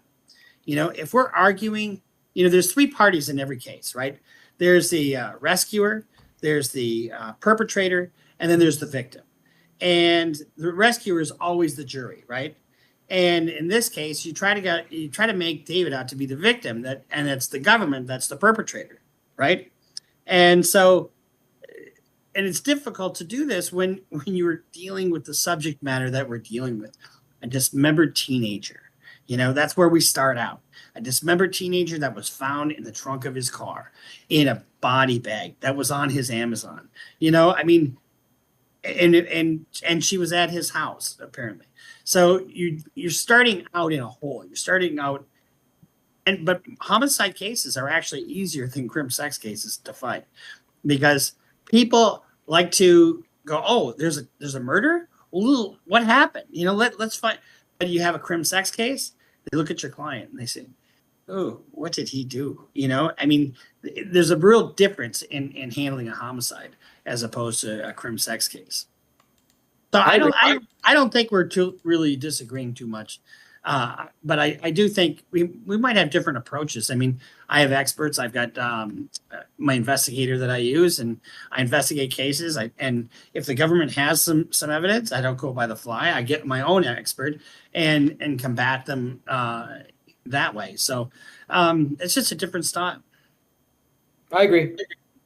So one's more analytical, one's more run and gun. I guess, but either way, whether it's or guerrilla, one's like the British where they stand in the army formation. The other is guerrilla warfare. We're gonna hide in trees. We're gonna put mines. We're gonna Oh, I'm not a redcoat. All right. Well, I guess you know what? Here, let's. How can we end this to where like y'all can what? Can we just get along? Yeah, what can be said about both of y'all to where, it's like, hey, we're both on this stance, like, full-heartedly. What do you guys think you can both compromise on something that the other person said? I believe in his motto, adapt and overcome, which I think is what you're saying. When a case comes at you and trial, you need to be adaptive, and you have to be able to think on the fly, and if something all of a sudden change, I had F. Lee Bailey here for an event. I brought him in to speak to our group. He spoke for an hour and 15 minutes, didn't use a single note.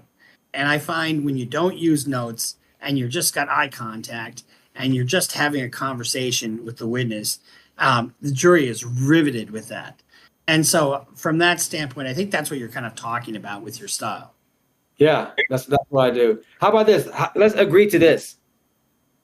It's the prosecutor's burden to prove every criminal case beyond a reasonable doubt. And for us to immediately start pointing the fingers at the defendant, at any defendant who's charged with a crime, it would be a great injustice, because every defendant is supposed to be innocent until proven guilty, and we need to hold the courts to that. They need to prove every defendant guilty beyond a reasonable doubt for us to say he's guilty. But until then, we have to decide that he is innocent. Would you agree to that? Yeah, absolutely. And that's what I'm coming. That's the reason why I say the things I say, is because I'm ascribing to that notion that everybody's innocent until proven guilty, just based on this, what we see on the news. It's not evidence. It's just the news. Okay? It just looks like somebody else did this other than David. A 5'5", like lightweight guy did all this in that manner, African American. It doesn't make sense. It doesn't fit. And if it doesn't fit, you must have quit, right? That's how I think. But you can't say it doesn't fit just because he's black. Like, I'm sure if you look it up, a black dude cut somebody up before. I'll tell you this quick story. I had a client who he and his brother killed his girlfriend with a baseball bat, right? And then they put her in the back of a pickup truck and strapped her to a fucking motorcycle, and then got the car or the pickup going 50 miles an hour, and then threw her out, right? And to make it look like a motorcycle accident. I told this story to a black woman, and she goes, this is what she said to me. She goes, "White boys?" I said, "Yeah. How'd you know? Sounds too much like work." That's what she said to me. And this crazy shit is usually white boy shit. I mean, how many black guys are going around doing mass shootings? Fucking nobody. Just up the block from my house, that Annunciation shooting. It was like literally 3 blocks from my house, and it was a fucking white trans guy. It's like they're all crazy white people who are doing that shit. So I get what you're saying. However, fucking listen to Romantic Homicide. That's some depraved shit. I'll give it a chance. Wait, counting or not counting gang violence? Oh, gang violence is completely different. It's still a shooting. You know. Yeah, but no, that's not, that isn't amongst themselves. Oh man, I like it. I like how you have a different take. You know. And thank you, JiDon, for introducing me to Bruce. Like I like to see how he thinks. Yeah, no, I mean, I think this was really cool. You know, people heard your side, and I think it's cool that people heard another criminal attorney's side. And I'm hoping to get a freaking prosecutor. I want to get their opinion on this. But man, yeah, it was great talking to you guys. This was this was definitely a heated thing. I will say, who knows, man? You might have that chance to. But what is in it? What, quite literally, genuinely. I mean, I get what's in it for you. If you did beat this case, like everybody would come knocking at your door. But with the mountain of stuff, you're not going to be able to work for I don't know how long, right? And you're going to be on this just one case where it's a doom caused. He's guilty. You're going to be working on this one case for free. I don't see it as a doom call. I see it as more like a challenge. I told you, I love challenges. That's the only reason why I got into this profession. All right? The most unbeatable cases, I want that. Give me that. I'm chasing that high. And so that high can only be satisfied with not guilties or getting a win for my client. What is your guys' win-loss ratio? I don't know. It's high. That's all I know. I don't keep up with it. I just move on when I get to the next case. What about you, Bruce? What's your win-loss ratio? I don't know. I probably win about 70% of the cases I go to trial on. 70%. You don't have a percentage, Jay? It's going to be higher than 70. I guarantee it. I don't have a percentage. I just know that when it's an unbeatable case and it looks so bad, just like how Bruce is saying that this David's case is so unbeatable, it makes it that much more seductive to me. I want a case like this where it looks so bad and it looks so hard. So then it allows me to be more, I guess, more fluid when I get into the trials.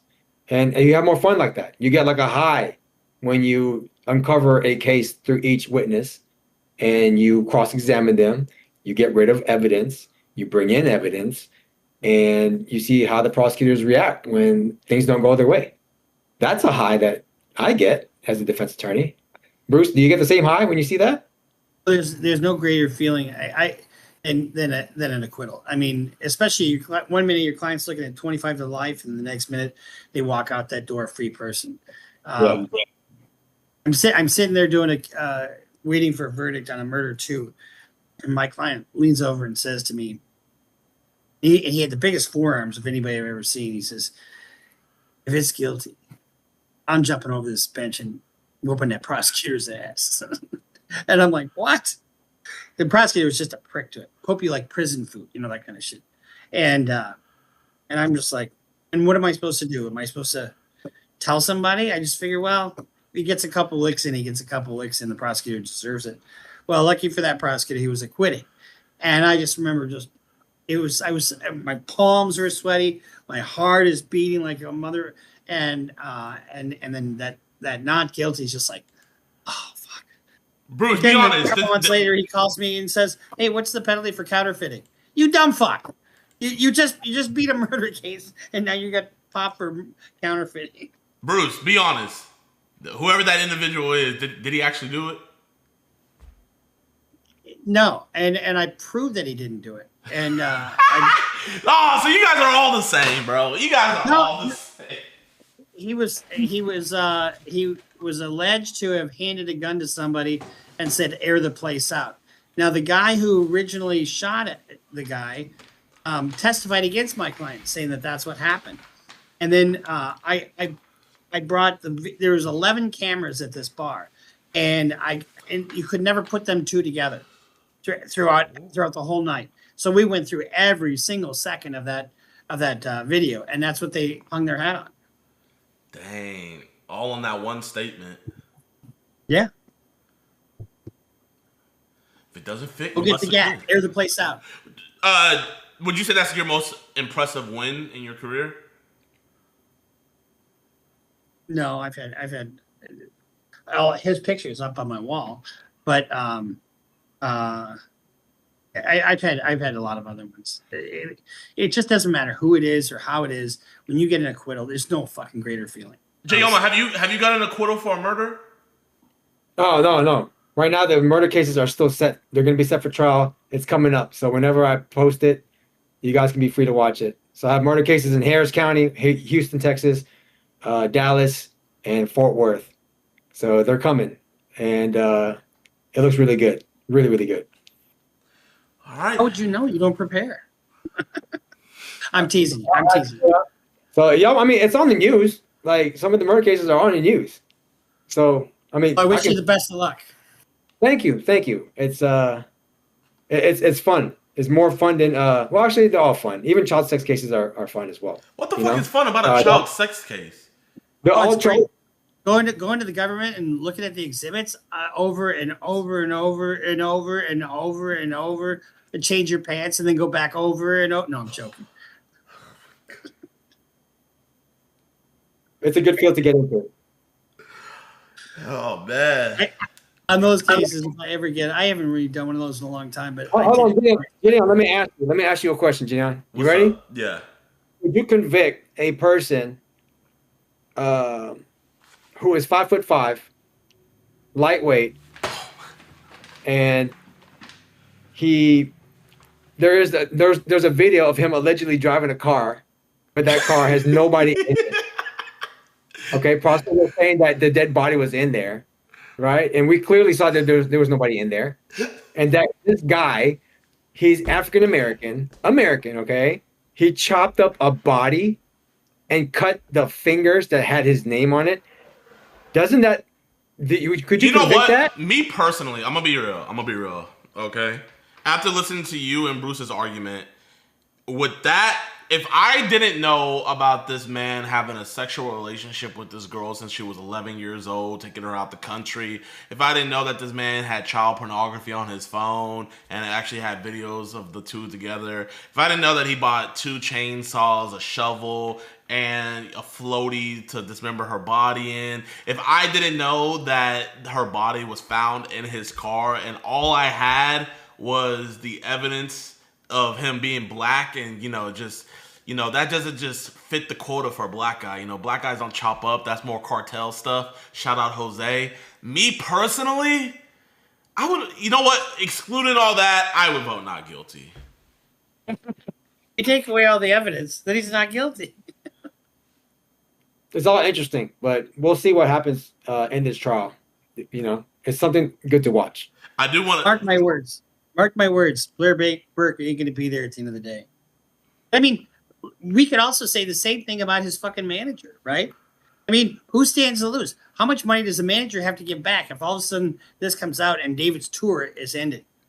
Wait, so you're saying that it makes more sense that he was framed?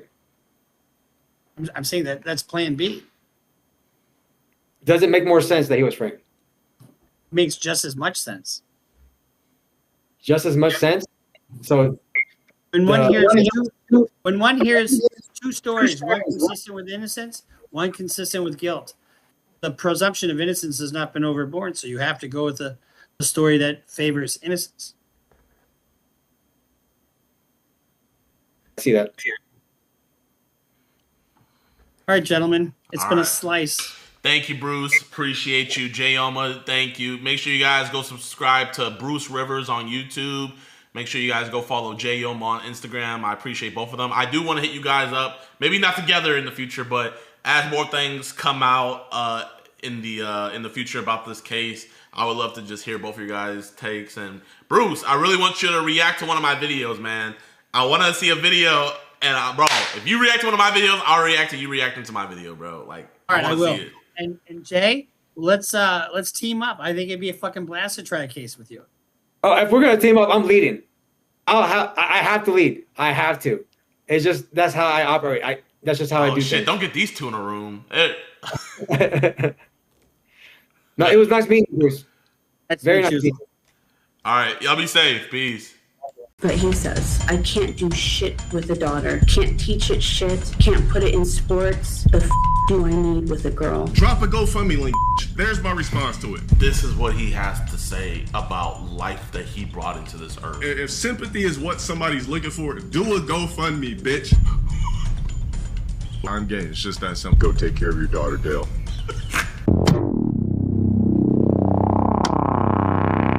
Let's watch Turkey Tom's The Origin of the Most Toxic Villain of Competitive Gaming, low tier god on social media. Probably seen this clip before. You should kill yourself. But despite how famous the memes of him are, few people know the whole story of the man behind them. Known online as low tier God. He claims his real name is DeLuian Sparrow, although his real name is more than likely Dale. And he's probably the funniest fighting game player of all time. Where the fuck's he's at in this? Born in South Central Los Angeles on the 19th of November, 1984, or 1990 if he's to be believed, Dale had a difficult childhood, with his father abandoning the family. While he doesn't hold... Damn, bro. Bro, man. How you gonna be abandoned as a child and now you got a 10-year-old daughter and... Yeah, you know what? I'm not gonna let you guys know who I know from, but Dale has never seen his daughter a day in his life, and it is for a fact. He has never seen her. He doesn't want to see his daughter. 42-year-old man brought life into this earth. Hold up, chat. Before we continue this, let me show you guys what Dale said about his baby mama. So this is his baby mama, and this is Dale, right? And she read out what all he said about his baby mama and his daughter. Context. Low-tier God, aka low-tier father, has allegedly been in a child support battle for the last 3 years over his 10-year-old daughter, a daughter he has reportedly never met and refuses to meet. On top of that, he's allegedly been trying to avoid paying child support altogether. Now, his baby mother is exposing everything, including what he really thinks about his own daughter, the disgusting things he's allegedly said about her, and how he wants absolutely nothing to do with her life. They really cared about her anthropoid, would do any and I mean every fucking thing in their power to make sure that there's some sort of fake bullshit ass relationship with the quote unquote anthropoid, part anthropoid provider. Anthropoid? Oh, that sounds really appealing. Alexa, what does anthropoid mean? Anthropoid means resembling humans, especially referring to tailless apes like gorillas and chimpanzees. What? Wait, chat, what is he trying to say? Fake relationship. I would do anything and everything to make that relationship exist. But remember, these are his words. You can't force him to do anything he doesn't want to do. Oh shit, the chicken legs. Oh fuck. So also this text doesn't have a time on it, but he says, most girls without a dad grow up as sluts. Anyways, so you better find a guy who's willing to step in full time. This is what happens when you have a kid with someone who distinctly tells you, I'm not ready for a kid. I can't do shit with a daughter. Can't teach it shit. Can't put it in sports. It can't carry on my last name. I can't be rough with it.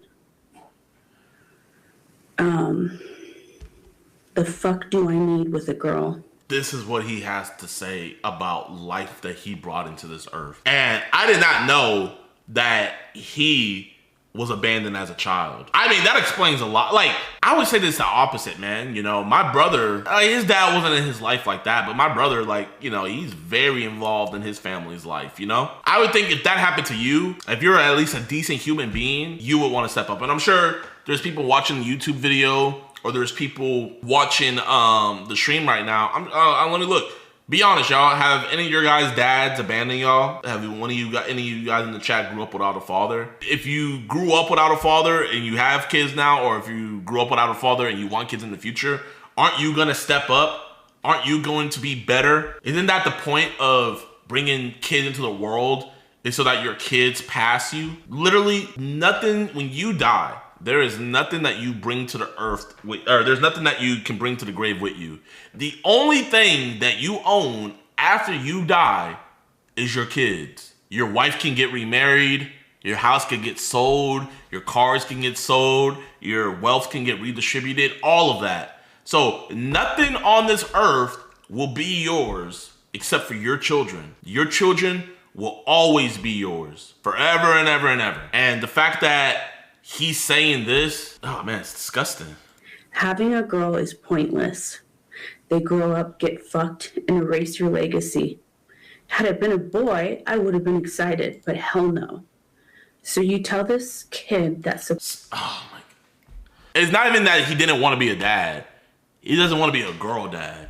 Bro, I see a lot of men be like ecstatic about having girls. Imagine raising up a beautiful, strong woman that when she goes out finding a partner, she wants to find somebody like her dad because he was the first man to ever treat her like how a man should treat a woman. This is absolutely disgusting, bro. And I will let you guys know I'm in contact with her. I'm helping her get a lawyer. They're in court right now for some things. I'm not going to disclose what they're in court for, but I am helping her find some of the best attorneys in their area. Dale.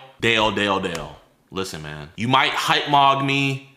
You might look mog me. You might age mog me.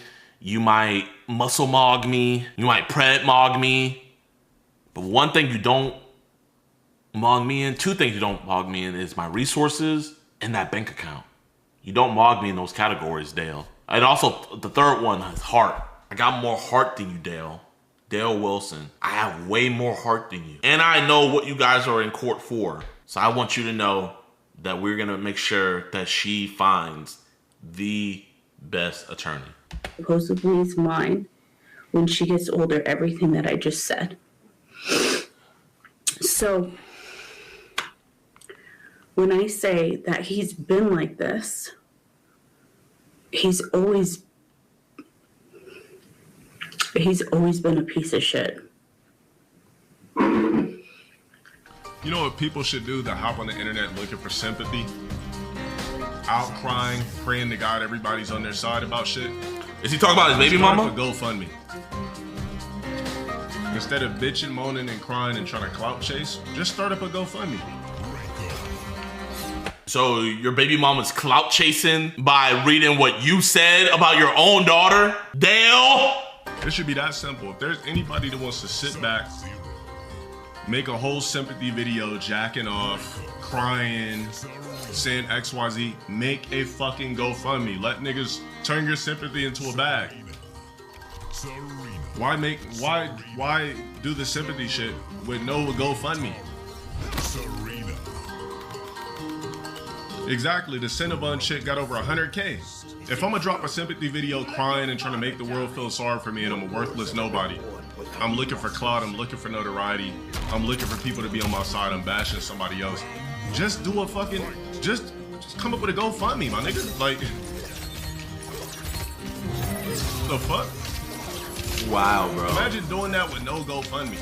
I really did not know he was a piece of shit like this. I did like an interview with him like 3 years ago. All I ever saw was people hated on him for like the raging and stuff. But wow, I did not know all of this, man. Wow. Why drop videos talking about somebody, you know, trying to belittle not even belittle, but trying to sit over here and make it like a person is the worst person you've ever fucking known and all this type of lame shit, looking for sympathy, when you could just put a GoFundMe link. Just do the GoFundMe.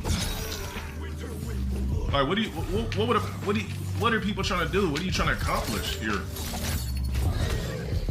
You know what? That's not a bad idea, man. Maybe we should start a GoFundMe. Chat, the way you gotta get to people like this is hate doesn't get to people like this. You know what I mean? Hate doesn't get to people like this. The only thing people like this think about is moolah. So let's say we were to raise enough money to where she could get one of the best lawyers to help her case. And allegedly, in the documents, I think it said that the child support was 900. Chat, how many subs does Low Tier God have? Hundreds of X users. So 2,500 subs. Chat, that's $12,000, man.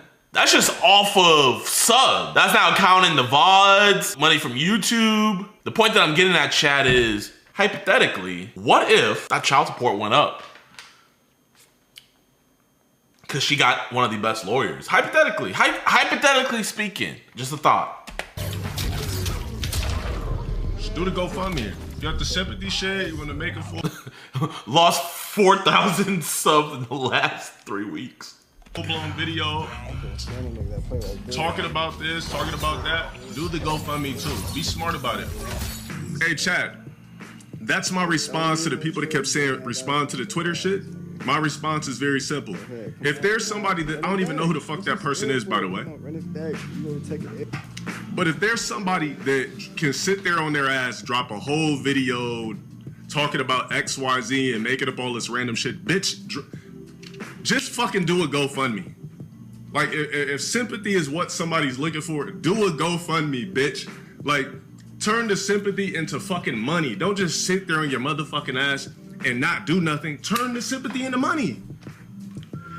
Turn the little attention, the sympathy, fuck the comments. Where's the GoFundMe? Drop a GoFundMe link, bitch. Like, it's just, there's my response to it. It's just that I don't know who the fuck that hoe is. Nothing about the bitch. Nothing, but people kept asking me about it. He does know shit. That is 1,000% his baby mama. 1,000,000,000% his baby.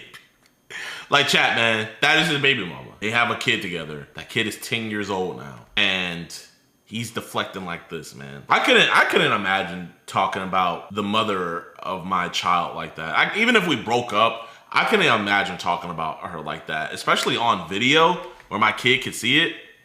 Oh yeah, no, he most definitely hates women. Don't start a GoFundMe unless she approves it, though. He's provoking her to start a GoFundMe so he can get out of child support, as it will count as income for her in California. Wow. No, you're right. That's a good take, you know? But what I will say is I am going to be helping her find the best lawyer. Let's keep it in court. You're right. Let's keep it in court. It's very simple. Do a GoFundMe, bitch. It's just like, why? If I'm doing XYZ, if I'm garnishing sympathy, why don't I do a GoFundMe too and try to see if niggas is really gonna give me this bag? Just that simple. Like, anyways, back to my game. Bro, he's actually evil. There's my response.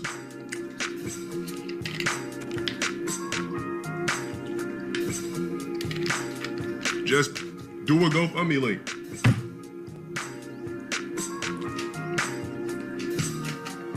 So I'm saying, instead, like, if you gonna do it, do it. The fuck? The racist Cinnabon employee? Yeah. Her GoFundMe is up to 100,000. So you see how people that actually have some sort of brains and smarts about them think? Damn, you know what? I'm gonna turn my quote unquote hardship, my sympathy, my calling out, I'm faking sad, I'm making up random shit. I'm gonna turn it into a GoFundMe, just like the black guy did that. He taunted the fuck out of those white people, recorded himself on purpose, moved off their property real slow so they could call him all types of N-words and everything, and got a GoFundMe bag. The white lady that got fired from Cinnabon talked all type of shit to pirates while they recorded her, ran up a GoFundMe bag to 100K. Well, listen, I don't understand why the bitch don't, whoever the fuck that bitch is, follow suit. Do the same shit. Start a GoFundMe link, bitch. People are so fucking dumb. Start a GoFundMe link. That's crazy. All I'ma say is, Dale, your ass is cooked, motherfucker. Go ahead, stream tonight and roll. Are you the low-tier god? Yeah, that's exactly the real low-tier god. Who else would I be? Well, I seem to remember some stuff you've been saying about me on the internet. Get him! I don't remember. It's okay, don't worry. I'll refresh your memory. Are you the low-tier god?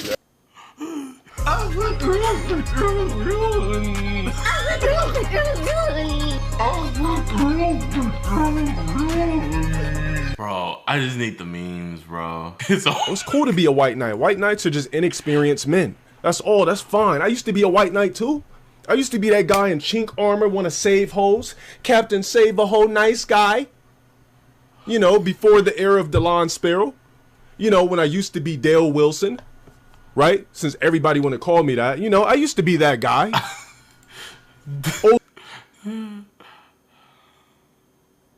Bro, please just send me. Yo, I'm gay.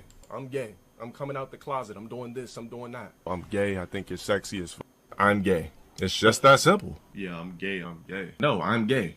It's just that simple. I'm gay. It's just that simple. I'm gay. Yes, I'm gay. Chat. What is it, Dexter? You don't know how to prompt the right cat? Go take care of your daughter, Dale.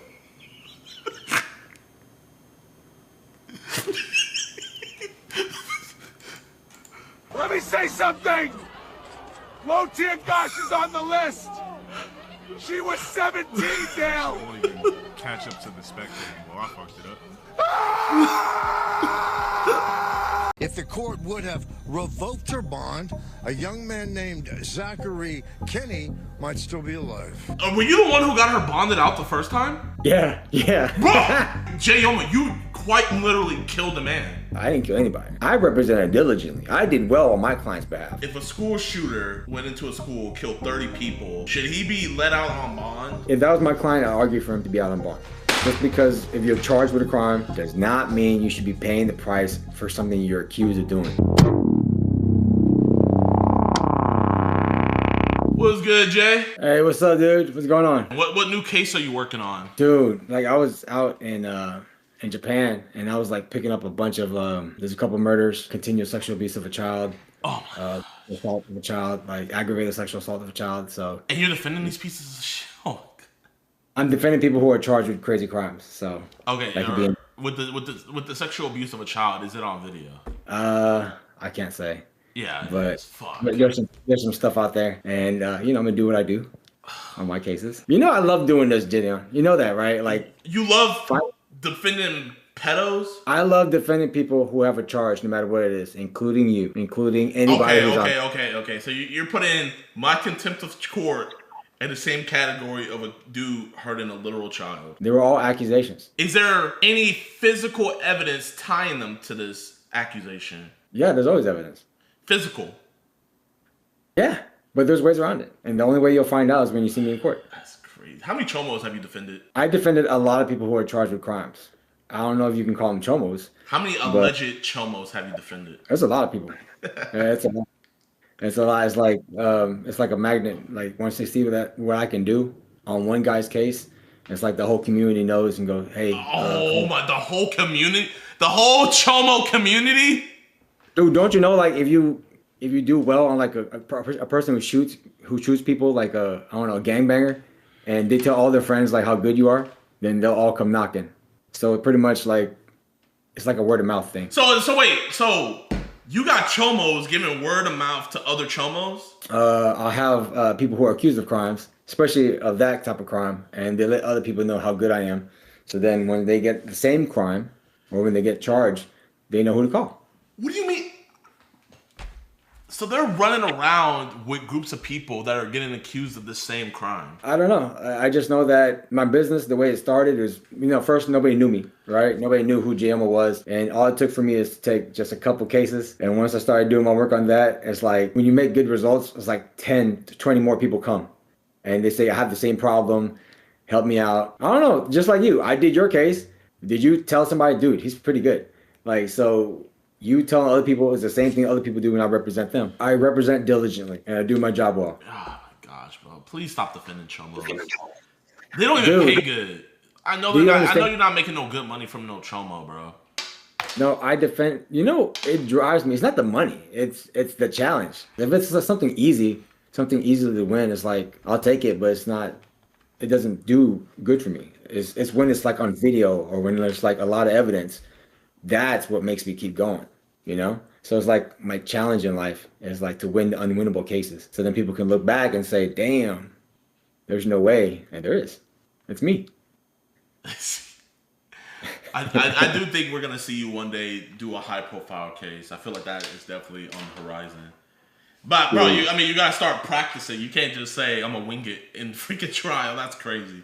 No, dude, like when I said that shit, like, look, every attorney is different. Every attorney, like some people just prepare And I'm like, bro, it doesn't work like that. Witnesses are not going to say the shit that you think they're going to say. It's not going to go the way you're going to think it's going to go. And so when you wing it, for me, when it comes to criminal cases, like I do so much better because it's like I'm right there, like listening to it for the first time in a sense, right? I'll know about the case. Like it's not like I just go in there blind. When it comes to like not properly, but like being rigid about the questions that you ask, it's like I don't do that anymore. Like I go right off right here. And I do better like that. You gotta come to my trial, bro. I'll come to a murder one. I'm not coming to no freaking Chomo one. Dude, I realized like the shooting cases, murder cases, they're easier. They're a lot easier than like sexual assault of a child cases. I wonder why. You know, dude, like there's people who just willing to just convict your ass just because you have a charge. And that's like the craziest thing that I've seen, that they don't even know who you are. They don't even see the evidence. And just because you're charged with it, immediately they're just going to choose guilty, which would be an injustice because anybody could be in that position, like literally anybody, you know? So that's how I look out for my clients, and I do good for them. I'm going to come to a murder one soon. I'll come. I will. Oh, I'll let you know when the murder coming. Dude, some of them, I had this one girl, she made it to the news. She was on Fox 26.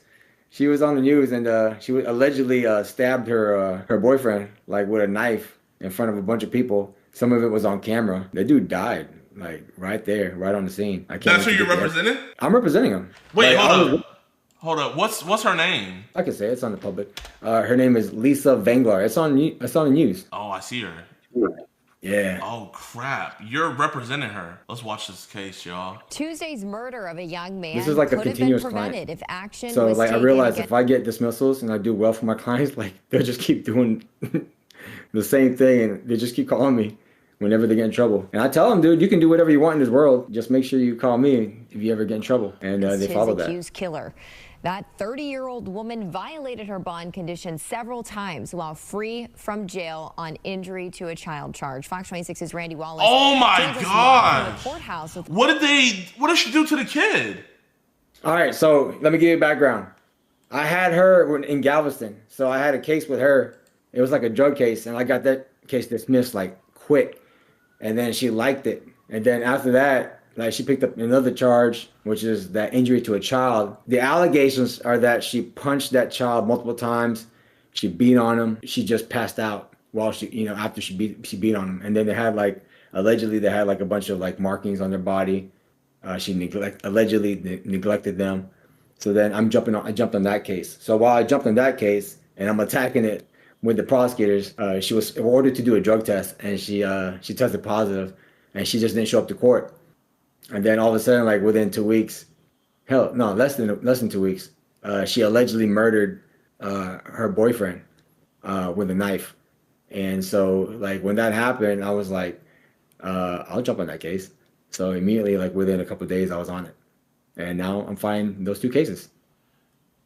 So you're fighting her beating on her child, allegedly, and the murder, allegedly. Hey, do you sleep well at night? Oh, I sleep really well. I sleep very, very well because I know that these are just allegations. Anybody? How old is the child? Allegedly, those children are like. What do you mean allegedly? Like, what do you mean allegedly? Like, it's not no allegedly. How old are they? It's how old are they? Anytime there's a charge, there's always gonna be allegedly. Age, whatever happened, location, is always an allegedly. All right. Allegedly, these kids were less than 10. Oh my gosh, bro!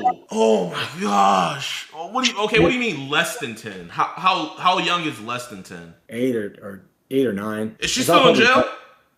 Yeah, she's still in jail. Good. But I'm going to argue for her to get out. No! No! Why? Why do we need her on the streets? Because she's my client, and I want her to be free. I want her to be out and enjoying her freedom while I fight her case. There's no sense for an individual to be in jail based on an accusation. I can argue that she's not a threat to society. It's just an accusation of what happened. And, I look forward to fighting this case in court. Yeah, Carolina. I'm telling you, if you look at my name, I have a lot of cases. They're all interesting stuff. Made it clear to the 495th You're going to spend a day in my office. She wasn't going to abide by her bond conditions and get drug tested. If the court would have revoked her bond, a young man named Zachary Kenny might still be alive. So, were you the one who got her bonded out the first time? Yeah. Bro! Yeah. Yeah. Bro, no, that's not funny. He could still be alive. Prosecutors were so, I know, the prosecutors were like so mad that they were just like, dang, you know, somebody would have been alive, or somebody would have been stabbed if they won the hearing to keep her in jail. But I was able to win that case, and she was out. So while she was enjoying her freedom, allegedly she stabbed the guy, and now it's my job to try to get her out again so she can be free. You killed a man. I didn't kill a man. I represented diligently. I did well on my client's behalf. Jayoma, you quite literally killed a man. I didn't kill anybody. I did well for my client. I help people. Jayoma, if your client was still in jail, would that man still be alive? I don't know what could have happened to him. I don't know. He might be a gangbanger. I don't know. He could have got shot by somebody else. Other things could have happened. I mean, we'll see what happens in trial. So this is my question. Is it self-defense? What your client? Are you gonna go the self-defense route? Or are you gonna go the someone else killed my client route? It's possible. I mean, it just depends on what I see. I gotta see the evidence first. And then let's say someone killed me and they came to you and asked you to defend them. Would you defend them? Well, allegedly they killed you. So what I'll do is I'll hold the cops accountable to make sure they do a thorough investigation, so then they can make sure that the person that they're charging, which would be my client, is the actual killer. But if it's not, based on my opinion of reading the evidence, then I'm going to argue that it's not. And I wouldn't want my client to go to prison for allegedly killing you when the real killer's out there. Does that make sense? Let's say you look at the evidence and the evidence is sound, and let's say it's on video, they killed me. It's on video. Would you represent them if they came to you? I'll represent them, because just because it's a video doesn't mean like case is open and shut. There's other investigations that should have been done. You know, I'm actually helping society doing this. You know that, right? As a criminal defense attorney, I help people. I make sure that the cops do a proper investigation and they don't just charge anybody and everybody for a murder or anything like that. So then innocent people like me and you don't go to jail for something that never happened. September of I prevented you from going to jail. Bro, this bitch looks deranged. Huh? Bro, there's no way she got money, bro. There is no way she got money to be paying you good. It's I do it to help people. Bro, she looks like Harley Quinn on crack. That's exactly what I thought, but looks to me deceiving. She's actually a very nice woman. She's she works hard, and she cares about her family. These accusations that they have against her are completely outrageous. So my job is she cares about her family so much that she caught a murder charge and a beating on her child charge. That's how much she loves her family. No, I just think that when you have a criminal case against you, that the cops will make you a target. And so that's just something that's unfortunate. If you have a criminal record, if you've been arrested before and you ain't cleaned that record, from that point forward, it's kind of like you're always going to be viewed as a bad guy. And so my job is to try to prevent that from happening even at the beginning. You know, try to get the case dismissed. And then if I get the case dismissed, take it off the record. So it's like this never happened. So if I'm successful in dismissing the murder case and the injury to a child case, we could take that off her record. And it's like that never happened. Vinglar punched her 10-year-old daughter in the face with a closed fist. Drags her and pins her up against the wall, starts choking her where she couldn't breathe. So this was a pretty serious injury to child case. That's the case you're working. That is the case I'm working. That's the case you got her out for. Those are crazy allegations. Yes, and I got her out on bond on that one. What did you tell the judge to get? What is the name of this judge? I gotta find the name of this judge, because whoever that judge, what was her bond at before this? I forgot, but all I know is that I got her out. I was able to show that she's not a threat to society. She's a good person. These are accusations. Is she still with her kids? Was she still with her kids when she got out? I have no idea. I'm not around my clients 24 hours. All I know is when I go to court, I do my work, I attack. Once I do my job and good things happen, they come to the next court date. It's one thing, we always joke and be like, you're letting villains back out on the streets. But we're actually seeing the villain that you let back out on the street, and now she killed somebody. Allegedly killed somebody. No, she killed him. It's on video. No, it's not. It's allegedly. It's allegedly. I want to see everything else. Was released from jail on a $50,000 bond. And Oh no! Whoever that judge was, you're all $50,000 bond for punching your. You know what? Actually, I'm more mad at the judge. I'm gonna be real. Wait, does she have to pay a bond or no? Yeah. You whatever the bond is, usually is like you get paid 10% to get out. So if the bond is like 50,000, 10% of that's 5,000. So if you pay 5,000, you can be out on bond. Serious injury to child case. Venglar is released from jail on a $50,000 bond and is ordered to undergo drug testing, something court records show she repeatedly failed to do.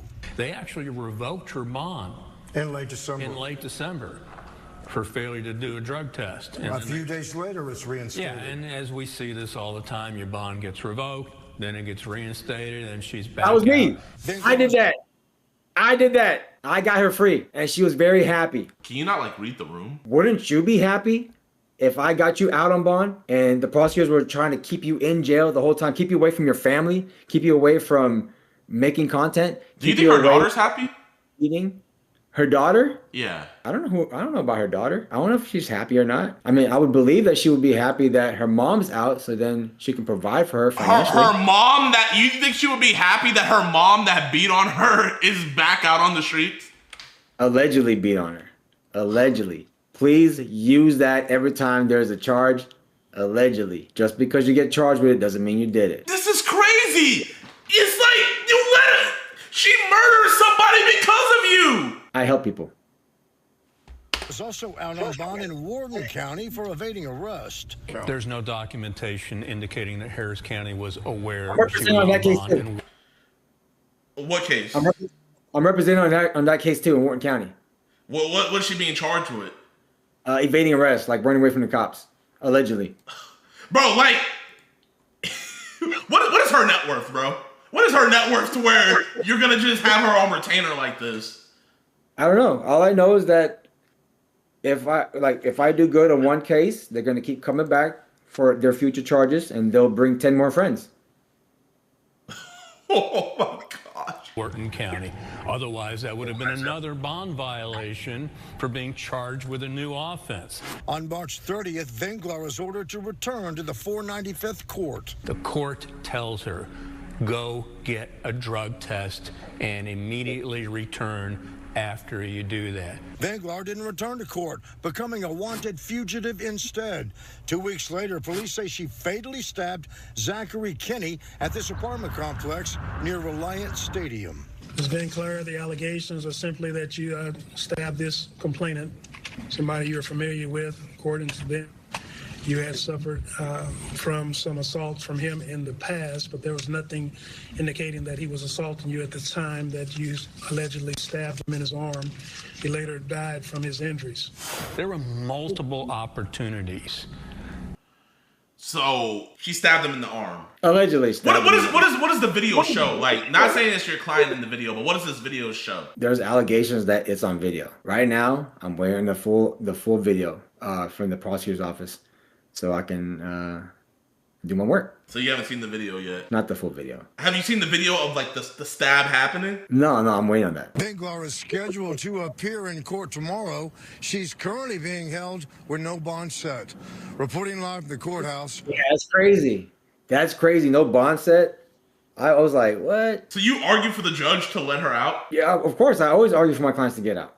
And what did the judge say? The judge said, it was kind of funny because the prosecutors were supposed to go on some type of hearing where they have to call witnesses about the alleged murder case, and the prosecutor didn't do that. As soon as like my name's on the case, the prosecutor didn't do that. I don't know why they didn't do that, but they didn't. And they brought in like court staff to testify, her not showing up to court, and that was their method to try to keep her in jail. But I can try to argue for her to get out at the next setting. So do you think it'll be a travesty if she doesn't get out of jail soon? I think it'll be because for my cases, like I want my clients out of jail and they want to be out of jail as well. So then they can have complete, access to me, complete access to their family, complete access to their money, complete access to provide as a regular person in society. Just because you're charged with a crime doesn't mean, the bond should be so crazy high or to even have no bond. You're paying the price. You're paying jail time for something that you just accused of doing and you haven't been found guilty yet. So that is where I have a problem because, I need to argue for my client to be out because at this point in time, she is innocent. You know that, right? She hasn't been found guilty. So people are to be innocent until proven guilty. And because she is innocent, she should be out on bond, regardless of how crazy the allegations are. So if a school shooter went into a school, killed 30 people, but he's not convicted yet, but there's video cameras of him doing it, should he be let out on bond? If that was my client, I'd argue for him to be out on bond. Just because if you're charged with a crime does not mean you should be paying the price for something you're accused of doing. You should only be punished if you are found guilty. And if they haven't been found guilty yet, you got to treat them as an innocent person.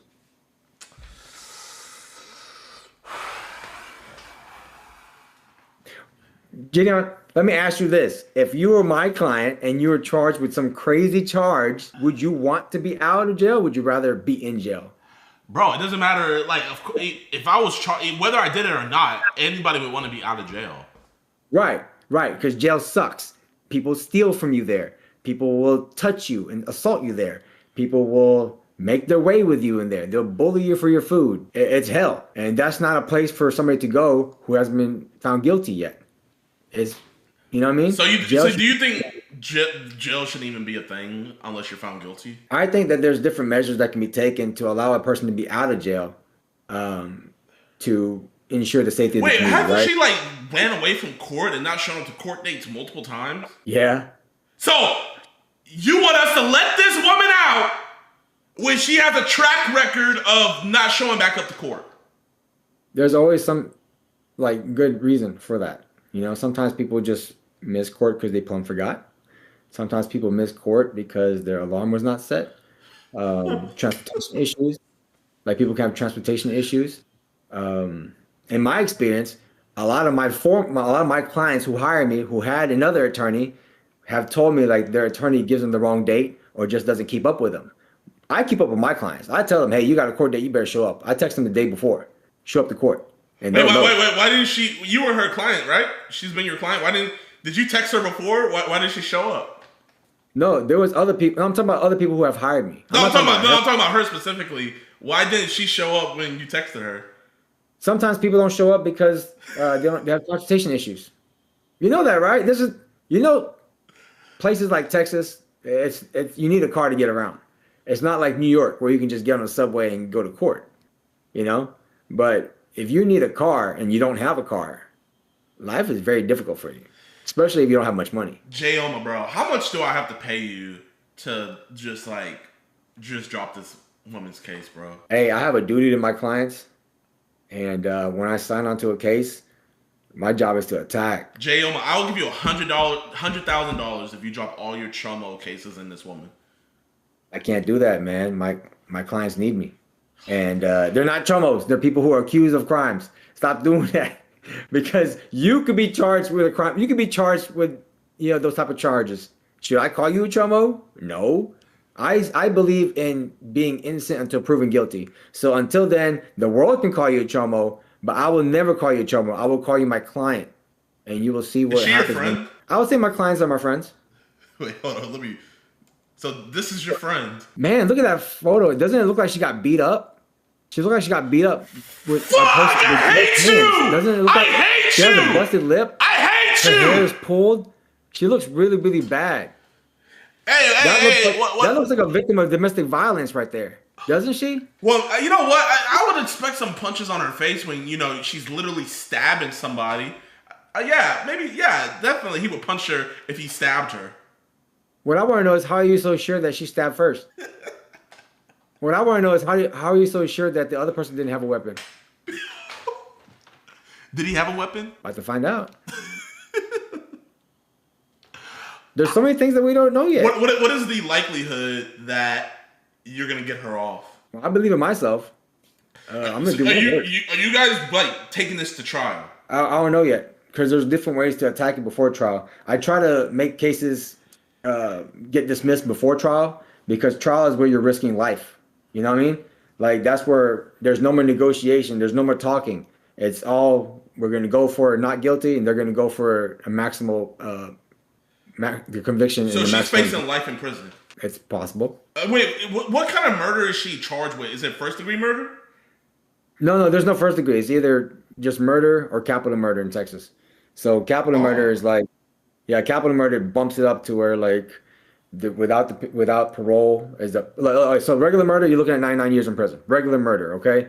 Capital murder, you could be looking at the death penalty or minimum 25 years to life without parole, which that would suck. So yeah, the death penalty is one of those things that a lot of people fear, because if you're found guilty, the jury can give you the death penalty. So she's not facing the death penalty. No, it's just regular murder. Capital murder is like killing a kid, killing somebody in the process of committing another felony. Like if you're robbing somebody and you killed somebody while you're robbing somebody, allegedly, then you could be looking at capital murder. Is that your favorite word? Like, how many times a day do you think you say the word allegedly? I say it in my mind a lot, but when I talk to my clients, I don't really say it. It's more like we know it's alleged. Doesn't mean it happened. Just because you're accused of it doesn't mean it happened. So was somebody else in that apartment with her when she stabbed him, or did someone just break in, stab him, then run off? It depends what I can argue. I don't know. We'll see what happens. Wow. Wow.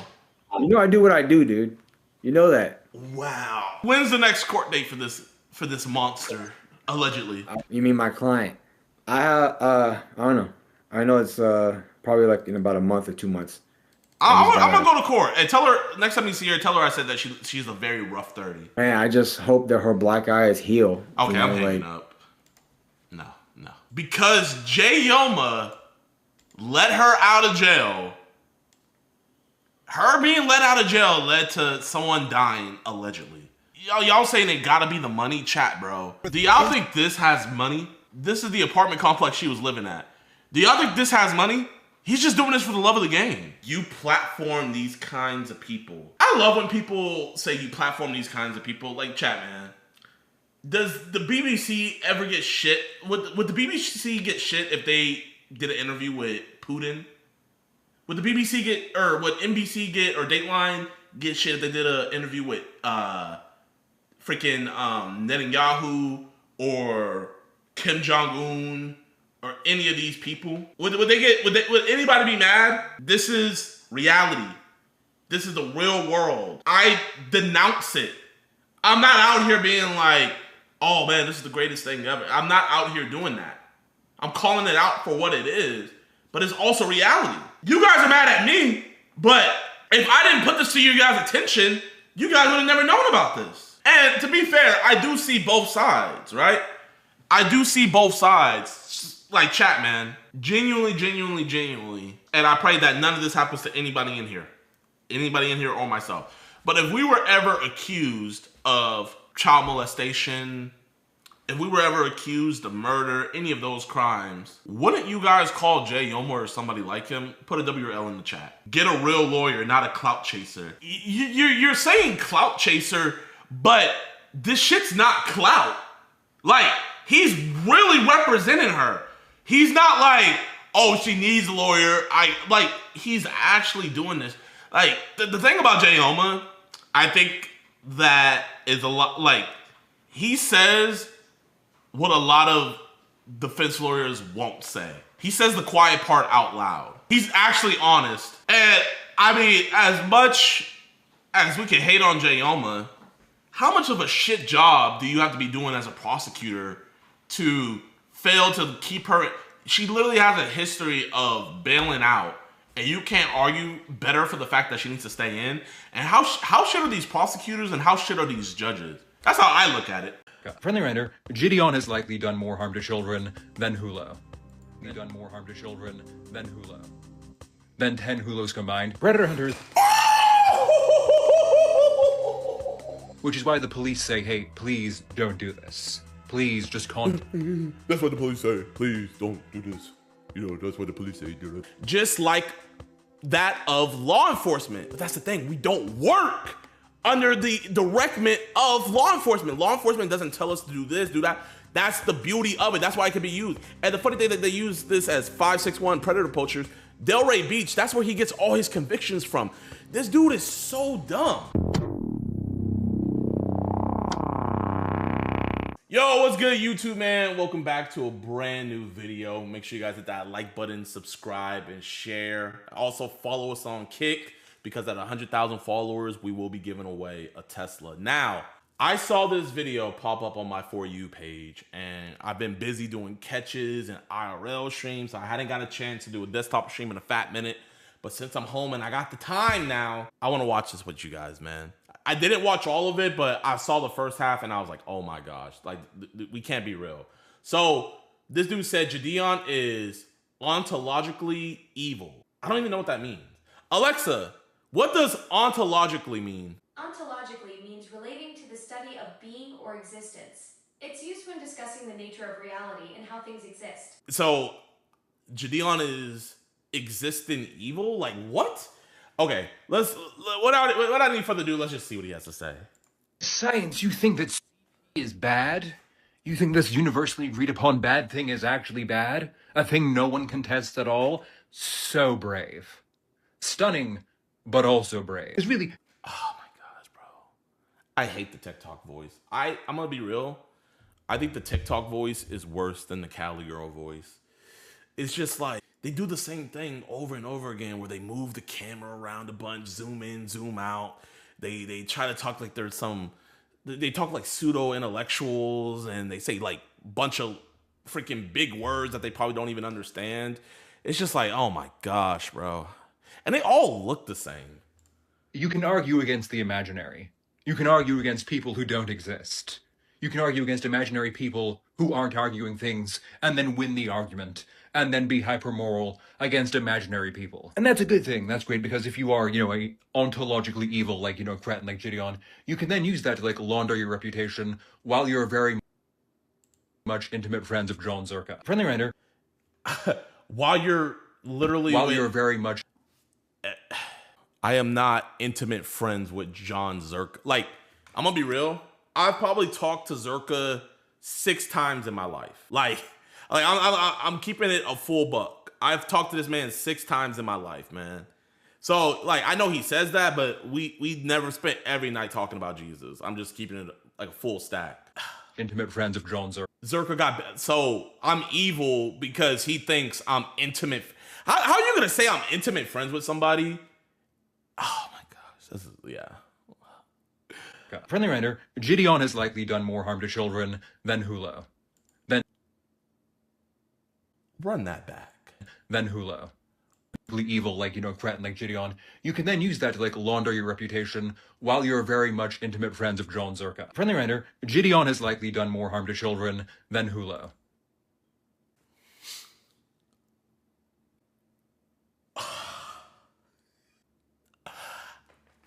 I've done more harm to children than the man that literally bought cheese pizza.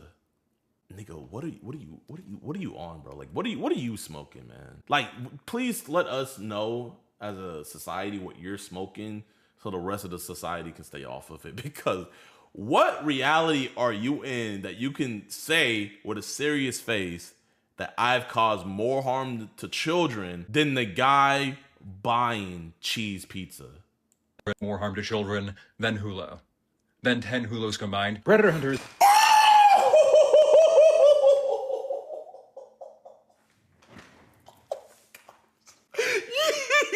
Yo! Oh, bro. Oh my. Chat, they're clip farming me now, bro. They're clip farming me now. Chat, I'm falling for the bait, man. This is clip farm. Please tell me this is clip farm. Please tell me I've done worse damage than 10 Hulos combined. So you didn't say 1, you didn't say 2, you didn't say 3, you said 10. So a super predator. So okay, IMPD warns that vigilante sting operations can hinder prosecution of child predators. You know what's so funny? You know what's so funny that he's showing this right here? Is that this same police station that he's showing that is saying that can hinder prosecution of child predators, we got a prosecution in that area. All the police stations say the same thing, like, hey, don't do this. Vigilantes, don't do this. But this specific one that he's showing, they not only arrested the dude, but convicted him. This was the volleyball coach that we had caught. This was in Indianapolis.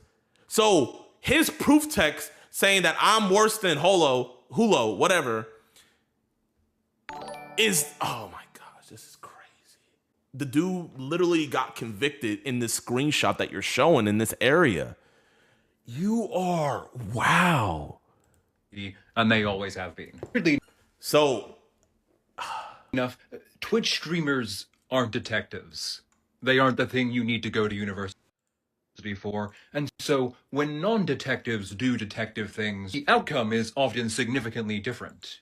Bro, this dude. The outcome. Florida courts have dismissed charges where the methods used by civilians or confidential informants were outrageous or coerced. But you see, it has to be coerced. Entrapment, like predator poacher acted as an agent of the state, meaning they worked in cooperation at the direction of. This dude's so stupid. Look. His proof text. Chat, look at this. Under Florida law, entrapment can be a valid defense when someone induced or encouraged to commit a crime they were not otherwise predisposed to commit. If a civilian group like 561 predator catchers acted as an agent of the state, meaning they worked in cooperation with or direction of Delray Beach police, their conduct may be scrutinized just like that of law enforcement. But that's the thing, we don't work under the directment of law enforcement. Law enforcement doesn't tell us to do this, do that. That's the beauty of it. That's why it can be used. And the funny thing that they use this as 561 predator poachers, Delray Beach, that's where he gets all his convictions from. This dude is so dumb. Like, quite literally, what he is showing, him calling me evil, saying I'm creating 10 hollows, we don't coerce people. We never even talked to Hollow and told him, hey, you should buy some child porn. We don't do that. We don't tell these dudes to come talk to our decoy. And besides, the only way we can commit entrapment is if we're police officers or we're working directly with police officers. We only work with the police after the crime has happened because we're the reporting agency. We're not the acting agency, because when we're doing all of this stuff, we're not agents of the state. But he's too dumb to realize that. But hey, he thinks, oh, let me highlight this, screenshot it. I'm gonna look really smart and use ontologically. Is often significantly different insofar as prosecutions aren't really acquired. And that's not theoretical. That happens all the time, which is why the police say, hey, please don't do this. Please just That's what the police say. Please don't do this. That's what the police say. Contact us if you want to maximally defend children, which JiDion doesn't want to do because he wants to make content. So if you want to maximally protect children, don't do this. So if you want to maximally protect children, don't report the people that you caught trying to talk to children. He was actually very willing to trade child suffering for fire content. And that's... I would trade child suffering for... Bro, oh my gosh. There has never been a case that has gotten messed up because we were involved. Because there would never be a case if we never got involved, there would never be a case. So this video was just this was such a bad video. Okay, because you all care so much. Oh, my sight. Oh, man. I bet JiDion is secretly a PDF and just doing this for cover. And it's always people with no usernames. Like, I'm not gonna lie, this has been happening a lot. People have been calling me a secret PDF. There's this one dude on Twitter, he said, I can't wait till the day JiDion gets exposed being I'm not gonna lie. I would never wish that on anybody. And I'm gonna be real, if you're putting that out there in the air, that is just straight projection. And I have to say, man, we gotta look at your hard drive. You know what I mean? There's nobody that I hate that much that I hope that they're a predator. Or I'm going out here saying without zero evidence that they're a predator. Your base levels are 9,000. Wild take the stand on. How many likes on a video for you to fly me out and teach me? The broke system is ontologically good. Oh my gosh, this is just crazy. I'm crying, bro. Y'all convinced, but y'all have no proof, but you're convinced. It makes no sense. Yep, he looks like one. Okay, well, bro, you look like Hollow. So, what? Because you look like Hollow, are you a pedophile?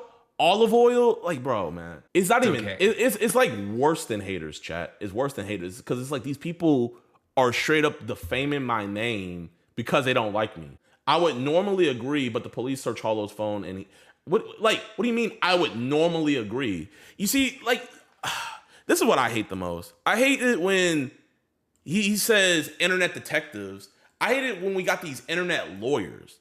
When even his proof text that he's using in his own video that completely debunks what he's saying and how what we're saying actually can be used because we're not agents of the state. He doesn't even realize it. That's how dumb he is. He doesn't even realize that this screenshot debunks literally everything that he was saying. But you know what? I'm going to do me, chat. You guys know what I love to do, man. You guys know what I love to do. You know, I'm going to go on his IG and I'm going to see if he wants to have a talk. Let's see. Where is this silly Billy? Here he is.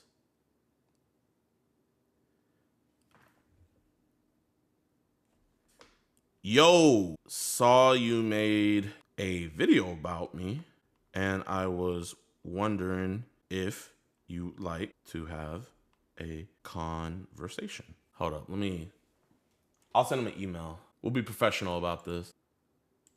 Please let me know. My email, my Discord is JiDion7714. It's crazy that like 1,200 people agreed with this. You know what? I can't even say 1,200 people agreed with this because I liked it. They might have not like agreed with the take, but they just liked it because I liked it. So, but I only liked it so I could like save it. Here, let me. It really is a shame that Let me link his TikTok. Ooh, did he delete my comment? It might not pop up because I see it on my phone. Hold up, chat. Tell him to don't be rude or anything, but tell him to respond to my DM. We used to play games, and then it became sexual. He would choke me, he would hold me, he would kidnap me. How did that affect you? A lot. It just hurts knowing that. It just hurts knowing that so many kids go through this. I saw this documentary. I could not believe CBS made a documentary about this. Like, I don't know how it hasn't gotten deleted or what, but this was in 2022. How Jewish American PDF files, I said PDF files, hide from justice in Israel. Chat, when we caught that Jewish lawyer dude, I was so afraid he was gonna do this exact same thing. Like, I was even telling the police chief and all of them, I was like, yo, put a travel ban on this dude, bro. Like, cause they do this, man. But let's watch it, man. A CBS News investigation has uncovered a loophole that allows accused and convicted American pedophiles to escape justice by moving to Israel. So Ian Lee has been following. A loophole. Is it really a loophole if it's allowed, chat? That's all I'm asking. This for more than a year, and he traveled to Israel for this investigation. He worked with a group that tracks people accused of sex crimes, which estimates dozens of Americans. This video is anti-Semitic. I think you have been hanging around people like Sneeko too long. So you're calling one of the most reputable news sources in the world, CBS News, Bro, I'm not watching Nick Fuentes. I'm not watching nobody. I'm not watching Myron Gaines. Oh my gosh. Chat, should I just click off, man? I still want my $7,000, chat. Nah, I'm gonna still watch it. Have used this loophole. So, you know, he's... Yo, this dude's a true American hero. The fact that he's tracking these dudes in a whole different country, give my utmost respect to him. 6'2". We are on a stakeout looking for this man, Jimmy Julius Caro, 48 years old, and wanted on charges of sexually assaulting a 9-year-old girl in Oregon back in 2000 and a 5-year-old girl in Israel in 2001. Oh my gosh! He's considered dangerous. But these photos are a few years old, so we don't know if he'll look the same. He remains elusive. Previous attempts to capture him have failed.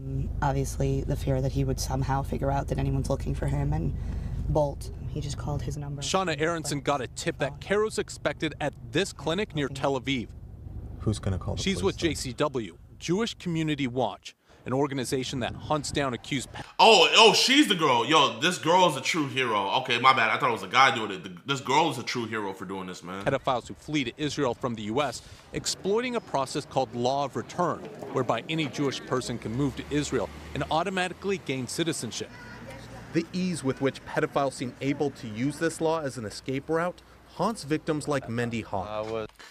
You see, that's ridiculous, man. Why are we even allowing people with trials or convictions to fly out the country? And not only fly out the country, but get automatic citizenship in another country with our ally. I thought if an enemy of our country, right, and in my opinion, a criminal that especially that does something to children, if an enemy of our country is hiding in one of our allies' countries, shouldn't our ally help us out and deport them? Shouldn't, when they get to that airport, wait, hold up.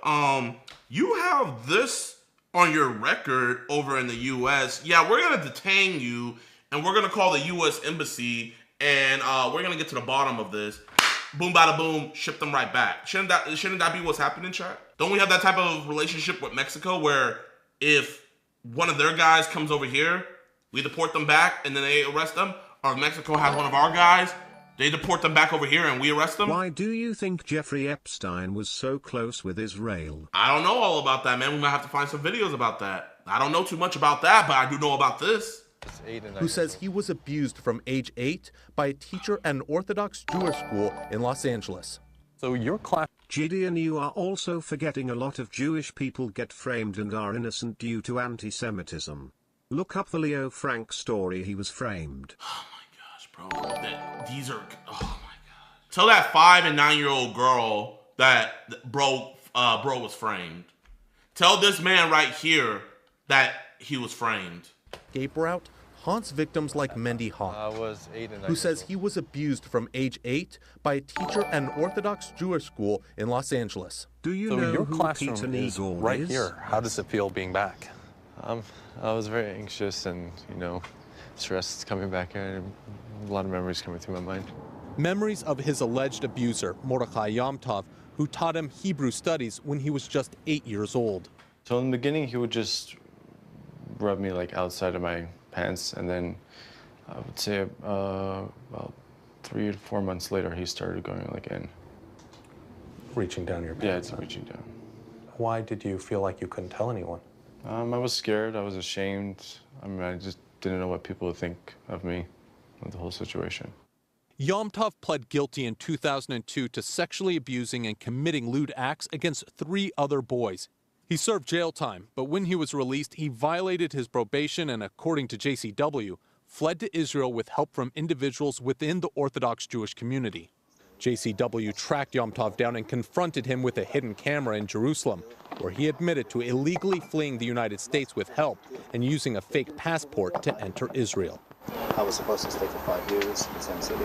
I was supposed to, let's see, trying to understand what sort of thing. I was supposed to go every 2 weeks to the police station. On parole.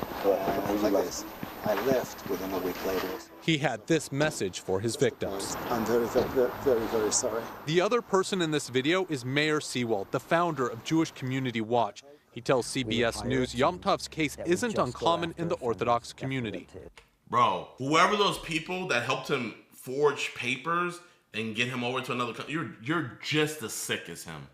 You are just as sick and demonic as he is. Adin and Adin a monster? The same thing that's going on in the Catholic. And whoa, okay, before people get into all this anti-Semitism stuff in the chat, we're gonna stop that too, because this is a Jewish man right here who is helping expose these monsters, right? He's helping expose these monsters and get them off. So I see people in the chat saying, oh, average Jew, da-da-da-da-da. No, these are particular monsters that just happen to be Jewish. And he's fighting to actually get justice. They are all the same. Bro, you're banned. I'm banning you. I'm not allowing that. 85% of the preds I've caught are white American men. And I would never dare come out here and say all white American men are PDF files. 90% of the CP traders I've caught in are white American men. I would never come out here and say white American men are addicted to CP. I'm not gonna do that. So for you guys to for people who don't even have a tenth of the experience I do in dealing with this type of stuff, you have no room to talk whatsoever. This is a Jewish man right here fighting against this demonic practice and getting these creepos out of his country to get them arrested, man. And you're gonna say they're all like that? Bro. The church right now around the world, the exact same thing happens in our community. The rabbis say it's, you know what? Yeah, okay, yeah. How many of you guys are Catholic in here, man? How would you feel if I said all Catholic priests are like this? How would you feel? Exactly. Shut up, bro. There's bad apples in everything. You expose the bad apples. You don't expose the whole batch. You guys are the same people who get mad at people saying all cops are bastards. You're the same people that get mad at those people, right? But yet you're gonna say all Jewish people are bad? Come on, bro. But he promised he's going to go for therapy. He's never going to do it again. Boom, he's in another community. A few years later, he's at the same thing, and we hear more allegations that the person continued to abuse children. And often, those abusers end up in Israel. Rabbi Yehuda Oppenheimer says he unwittingly helped Caro escape. There was nothing that raised any red flags up to the point where he was moving to Israel.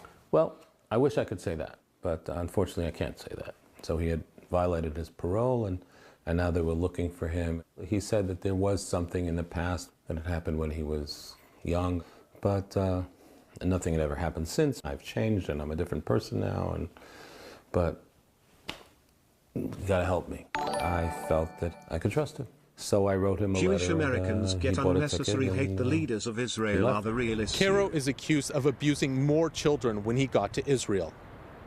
What was that like for you when you found that out?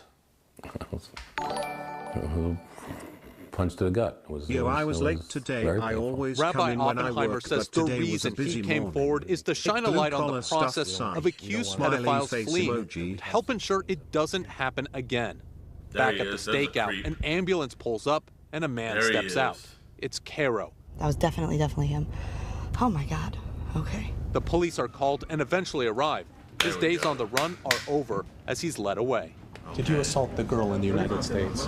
This is a thing where not even the state of Israel knows that these dudes, their backgrounds and stuff. So they're forging documents to go hide over here. But because of that loophole of them getting citizenship, it's easy for them to get over there. That's what I'm seeing. So it's not like, oh, just come to Israel and we'll protect you, because obviously the Israel police are arresting them and getting them up out of here. But there does need to be said where there needs to be way more due diligence done to where, like, bro, how is people just traveling with fake passports like that? A lack of communication, exactly. Bro, Israel absolutely knows. Well, I mean, if they absolutely know that this dude was here, then why are the cops arresting him? Did you flee Israel because you assaulted the girl in the United States? Have you ever assaulted any girls in Israel? Yeah. Do you know that you're wanted by Interpol? Yeah. There's relief as police escort him to their car. This marks the end to a months-long manhunt. It always annoys me when people generalize entire religions. Like when people say, oh, a religion of peace to Muslims. Or oh, average Jew. Makes no sense. Thank you for immediately shutting that down, Jid. Always, man, bro. I don't rock with that. I don't rock with that. Oh my gosh! Can I give you a hug? I have something I need to tell you. Yeah. Okay. We found him, and he was just arrested. What? He was just arrested. Wow, oh my gosh. Amuna, not her real name, is the person on the other end of the line. She was a little girl when Caro entered her life. I was 4 or 5 years old. My mother was on bed rest. My father's a rabbi, so he wasn't really home. He used to come to our house. We used to play games, and then it became sexual. I'm going to give you a cookie because you do it so nicely. It's all about the cookie. It's all about lying, and it's all about being so evil to a little child. He also threatened me he would kill my parents, he would choke me, he would hurt me, he would kidnap me. How did that affect you? A lot. Yeah.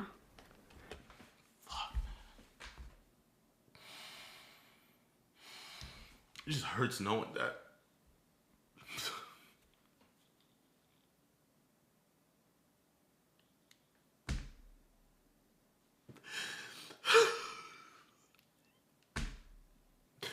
It just hurts knowing that so many kids go through this. And there's never gonna even be an option for justice to be for the vet. You know, we're looking at her story, right? And we're empathizing with her. But, you know, she went through so much, but... May God bless this world. She, at the end, she got her justice, but look how long it took. Now, look at this stuff where we're in a country who's supposed to have it right. We're in a country that's supposed to be zero tolerance, where everybody, your neighbor, and everybody's against this. Yet you have police that will try to fight us more than try to get these dudes locked up. And then you have these lawmakers and these people hiding files and protecting millionaires and billionaires and celebrities doing this exact same thing. It's like, bro, you know, we can raise our voice about it. We can do everything, but it's like, bro, it's like, where's the end to come for those victims? There is none. I'm not gonna lie. Sometimes it feels like a never-ending battle. Yeah, you get one up off the street, but somebody's just gonna take their place. You post a video hoping that the dudes doing this are gonna like, I need to stop doing this, but all it does is just make them more sneaky. Oh man, it's sad, bro. It's so sad. It affected my whole life. My whole life is around this sexual abuse and rape. Yeah. Omma turned to therapy and art to help deal with the trauma. This is in my bedroom and my inspiration. She paints and writes poetry, but she's still angry that it was allowed to happen in the first place. What are your thoughts on him being able to come to Israel and flee the United States? It brings up a lot of anger and a lot of frustration towards the Israeli system. Should have, bro, man. Should have never been able to get over there that easily, man. He shouldn't have even been able to leave the American airport, bro. I think both countries are at fault, man. He should have never been able to even get on a plane to leave America, let alone enter into another country and then be let in. Shauna says the failure begins in the U.S. Why would someone want to help one of these pedophiles escape? Oftentimes there's some sort of community incentive. Either somebody owes them a favor, or someone in the community, let's say an institution, has covered up for them in the past, and they know that if this goes to court, there's a lot of civil liability coming down the line, you know, and it's going to cost a lot of money to a lot of people, and nobody wants to deal with that. Shauna accuses the Israeli police of not prioritizing accused pedophiles on the run. Why do you have to be the ones that do this? Because nobody else is. I don't have any better answer than that. And if you guys weren't doing it? Then nobody would do it.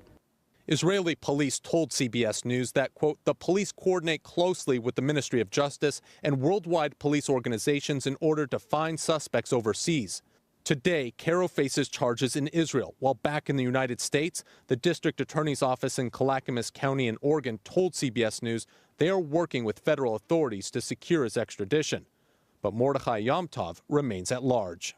The district attorney here in Los Angeles told us they have not requested Yom Tov's extradition and that they had no other comment. What? Told us they have not requested Yom Tov's extradition and... Why? You know where he is. They've literally confronted him. Why has he not? That they had no other comment.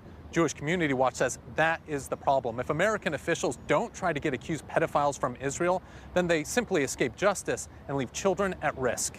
Bro, man. And then they want to do these little stupid-ass sting operations saying, oh, we've caught over 100 predators in one weekend.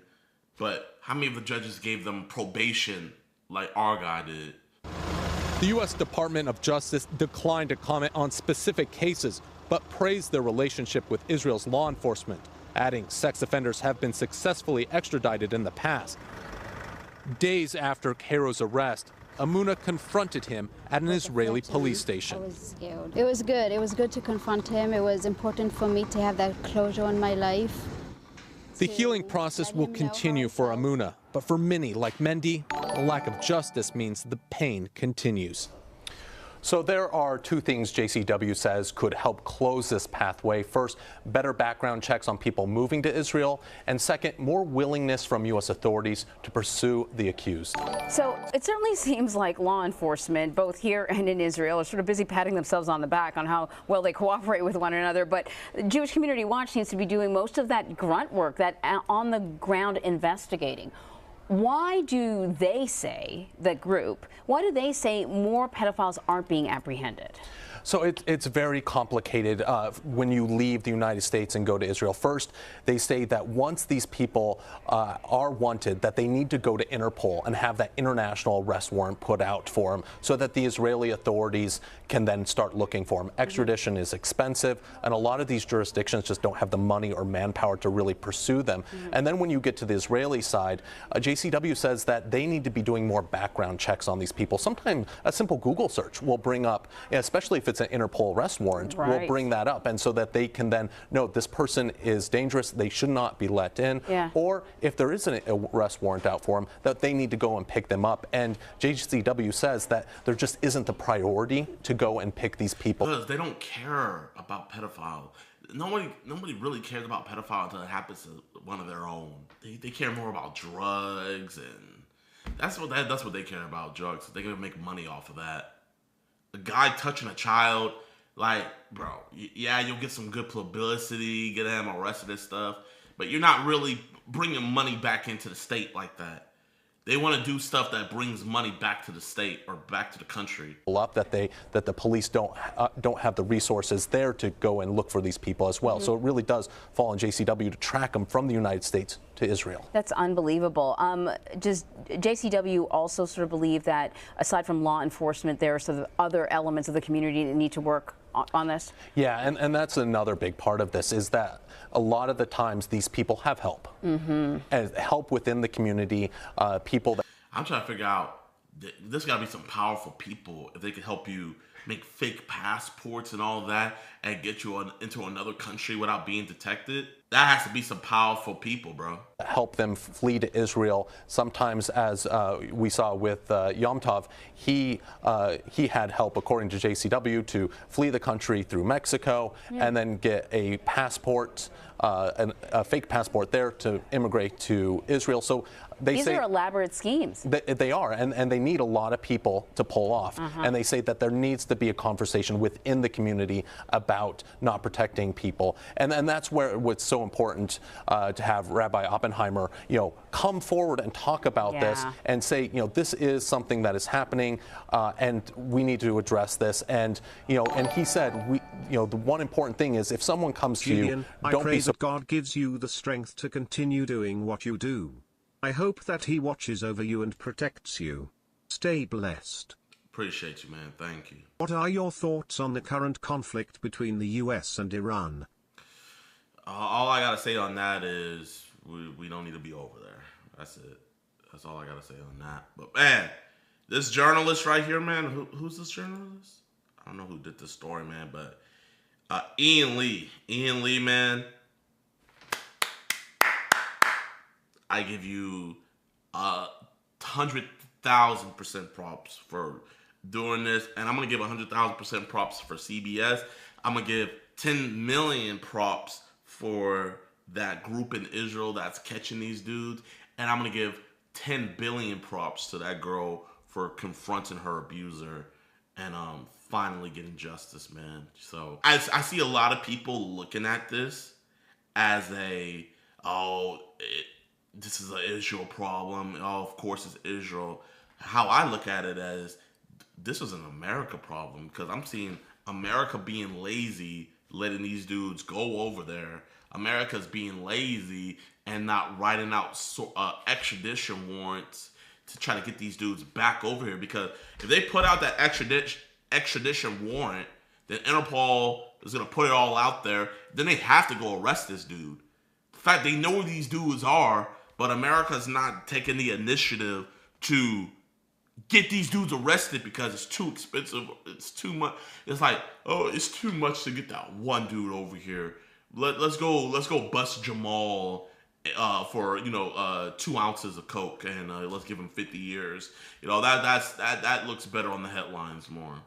Like I think us as a society, we don't care. We're tired of the war on drugs. When is there going to be a war on pedophilia? When is there going to be a war on CP? When is there going to be a war on child predators? Alexa, how much money does the DEA make a year? The DEA's annual budget for the most recent fiscal year exceeds $3.15 billion. $3 billion for the DEA, the drug enforcement. So how much money does ICAC receive a year? So ICAC is the Internet Crimes Against Children, right? Look at this, chat. $3 billion of government funding to the DEA, only 40 to 48 million in federal funding from the Department of Justice. Alexa, who's in charge of the Department of Justice? Pam Bondi is the current Attorney General leading the Department of Justice since February. Alexa, stop. Pam Bondi is the leader of the Department of Justice. So Pam Bondi's who's in charge, and I think it shows. So we're $3 billion to stop drugs, but only $48 million to stop child predators. And you guys wonder why nobody on the Epstein list is getting arrested. All you gotta do is follow the money. That's all you have to do. You follow the money and it will tell the whole story. Bro, I'm not gonna lie, y'all. What is happening in America? There were shots fired today at Trump's White House Correspondents' Dinner. I mean, this is like, what, the 5th assassination attempt on this man? You know what I mean? It's like, how many of these are, legitimate? How many of these are from foreign actors? Like, what is actually going on? So, this just happened today, man. We're gonna play this first clip here. This was just President Trump talking to Melania and some other people at his dinner, and then you just start hearing the shots. I'm gonna play. So you can't really hear the shots here, but the shots were shot. Then the Secret Service, they come over here. They start getting in front of Trump and everything. You're going to see the bigger guns come in now. Okay, you see them all getting in front. So I'm going to show you guys what actually happened, because on Truth Social, Trump released he released something, finally. He released the footage of the shooter running in, beelining straight to the ballroom. Watch this. There's a shooter right there, beelines it right past, ran past all these security. So this is the point that I'm trying to get at, man. It's like, is our Secret Service now under this administration just that incompetent to where they can't even protect the president? I mean, bro, literally, I will give it to him. Bro is fast, right? Like, this was out of nowhere, but you would think there would be more safeguards. You would think there would be barriers or something like that. But no, man, bro could literally, like, how did he even get inside the building to be able to even get through that far? But watch this one more time. This is him just running past, like, oh my gosh, bro had no idea what was going on. Imagine if he had a bomb. If he had a bomb, because it wasn't just President Trump there. It wasn't just the vice president and the Speaker of the House. We had some of the top cabinet members and a lot of innocent people that were there at this event. And this could have been a lot worse than what it was. But that's him running by, and he has already been identified. So this is him right here. His name is Cole Allen. He is from Terrence, California. And coincidentally enough, he is a school teacher. So he's a school teacher. We don't know how he got over to Washington. We don't know if he drove over there, if he took a flight over there. But he did have a weapon on him, and he presumably was coming there to at least get Trump or get some of the cabinet members. We don't know that yet. But he has been taken into custody. Early reports were saying that he was killed on scene, but we now know that he is still alive. So that's him right there. That's him being arrested and everything. Here's another photo from Trump that he posted on Truth Social. So he still is alive. I don't know if he was shot or not, but I do know that shots were fired. I'm gonna try to find a video real quick of the shots being fired. So sadly, I wasn't able to find that footage of like actually hearing the shots, but you could hear multiple shots being fired and everything.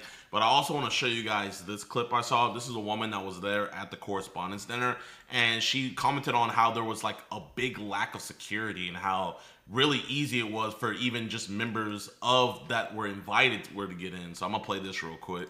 How did somebody get a gun into the White House Correspondents' Dinner? Honestly, as somebody who went, there was no security. You just showed your ticket and you were able to completely get in. There was just no pat downs, no metal detectors, nothing going on. So really horrible setup, and I just don't even understand. So that's absolutely crazy. There was no pat downs, there was no metal detectors. All you had to do was just show your ticket. And, you know, like, it pretty much answers my earlier question of how did bro even get in there that far? You know, he shouldn't have even been able to get into the perimeter of the building. You know, if we have all of our top cabinet members in one place at one time, that is just horrible. Now, imagine if this was an organized thing by a terrorist organization or a foreign threat that was coming after us. You know, bro, we all would have been cooked. We would have lost every single member of cabinet if this was a more coordinated event. So it's absolutely scary, the fact that the Trump administration looks as incompetent as it is, to where this is now what, the 4th or 5th assassination attempt in less than what, 2-3 years. Can you think back to the Biden administration? Can you think back to the Obama administration? Can you guys think back to any of those? And can you remember any of these assassination attempts? Thinking back, I mean, I might be wrong because I was a kid back during Obama's time, but I cannot think of one. You know, I think there was just one where a dude like shot at the window or something, but Obama wasn't even there at the time. So like, I just don't understand how this keeps happening, and I don't know what Kash Patel is doing, probably out there getting drunk somewhere, but this is absolutely ridiculous, and this is just absolutely crazy. And some other crazy things I saw. So this is Caroline Leavitt. She was speaking with Fox News right before the dinner and right before the shooting and everything.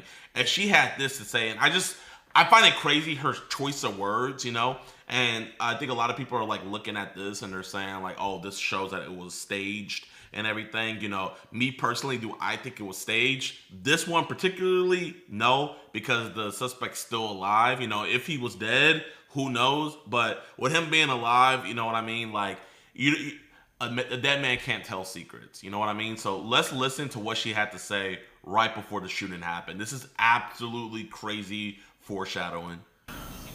He is ready to rumble. I will tell you, this speech tonight will be classic Donald J. Trump.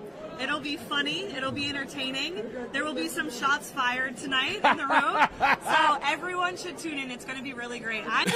There's going to be shots fired tonight. Everybody should tune in. She was right, though, about this one thing. There were shots fired, and we are all tuning in.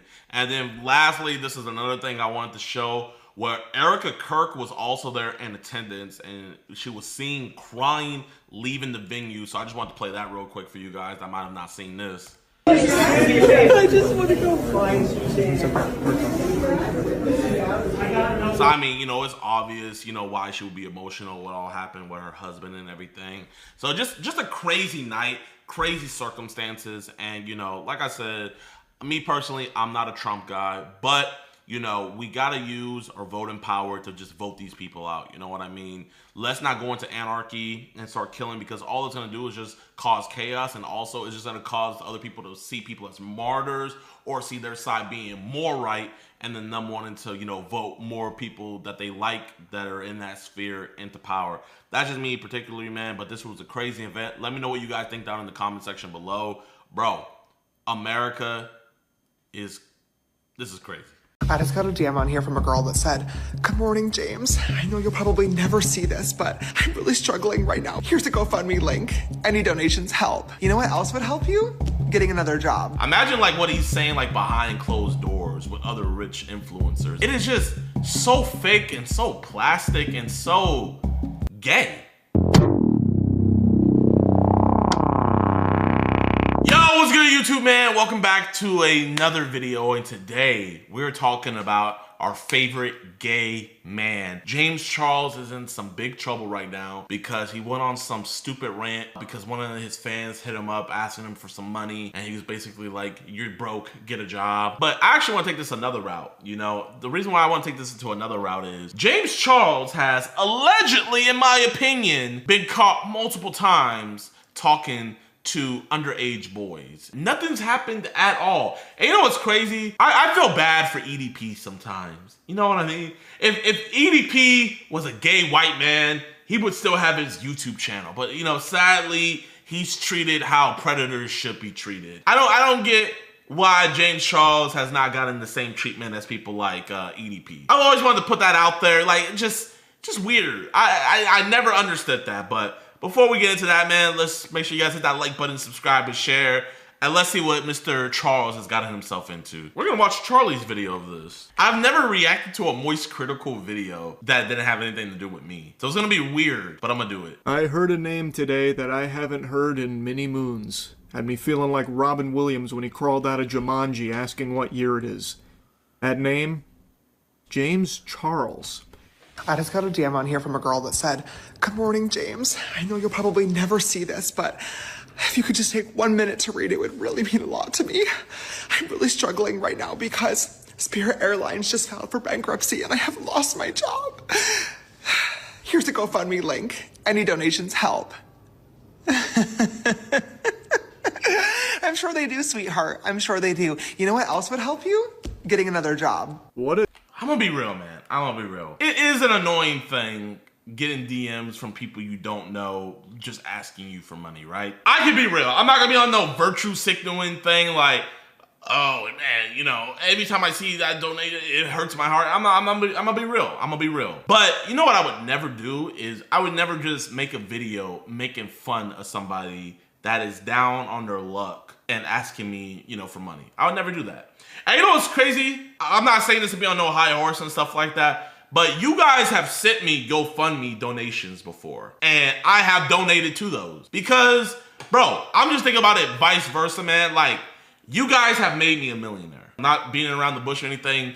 You guys, by the grace of God, have made me a millionaire. And I am blessed. My family is blessed. You know, I'm not going to give everybody who hits me up money.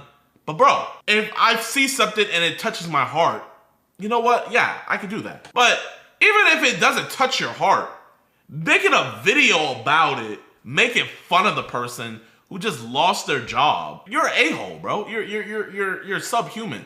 But we've been doing you're subhuman because allegedly, in my opinion, you've been caught multiple times talking to little boys in the DMs. Allegedly, in my opinion. What more were we expecting from the minor booty digger? Allegedly, in my opinion. The yucky douchebag. This is like cartoon villain level evil monologue here. Oh, no money, huh? No money? Bang! Shrink ray. Now you're short too. Like that kind of thing. It's so over the top, stinking, oozing assholery. I cannot believe his delusional mind thought this was a good idea or like a strong look or a worthwhile dunk to be punching down on someone who's already fallen on hard times after losing their job, and they reached out to you in this desperate situation because clearly they have an appreciation of you. So they threw the Hail Mary, seeing what happens. I doubt they were expecting this kind of response. Now, of course, there is always the chance that it is fraudulent. There are so many fake GoFundMes out there, so there's always a chance that all of it is fucking fiddlesticks. It could all be baloney. I have no way of knowing that. I only have James Charles fucking Gangnam styling on this person and insulting them for it to go on, which leads me to believe that it might be real, because if it was just fake, obviously just a sham, why would he even be bothering to crash out for over 2 minutes about it? So I'm going to work under the assumption that this is a real person that has reached out about it. You could have just not responded. Facts. Like, that was also an option. You didn't need to come over here and start, like, spitting and dunking on him. Like, bro, but it's like, if he's coming out to his fans talking like this, imagine, like, what he's saying, like, behind closed doors with other rich influencers and stuff like that. You feel me? And that's why, like, you know, I never wanted to move out to LA or even, like, really associate with those people out there, man, because it is just so fake and so plastic and so gay. And, like, not gay in the homosexual way, but just, like, gay.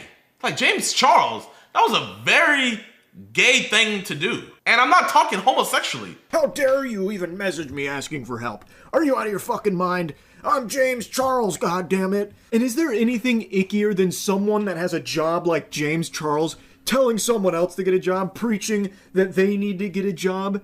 Brother, this former Spirit Airlines worker is a 10 times harder worker and has done 10 times as much labor as you ever have in your life.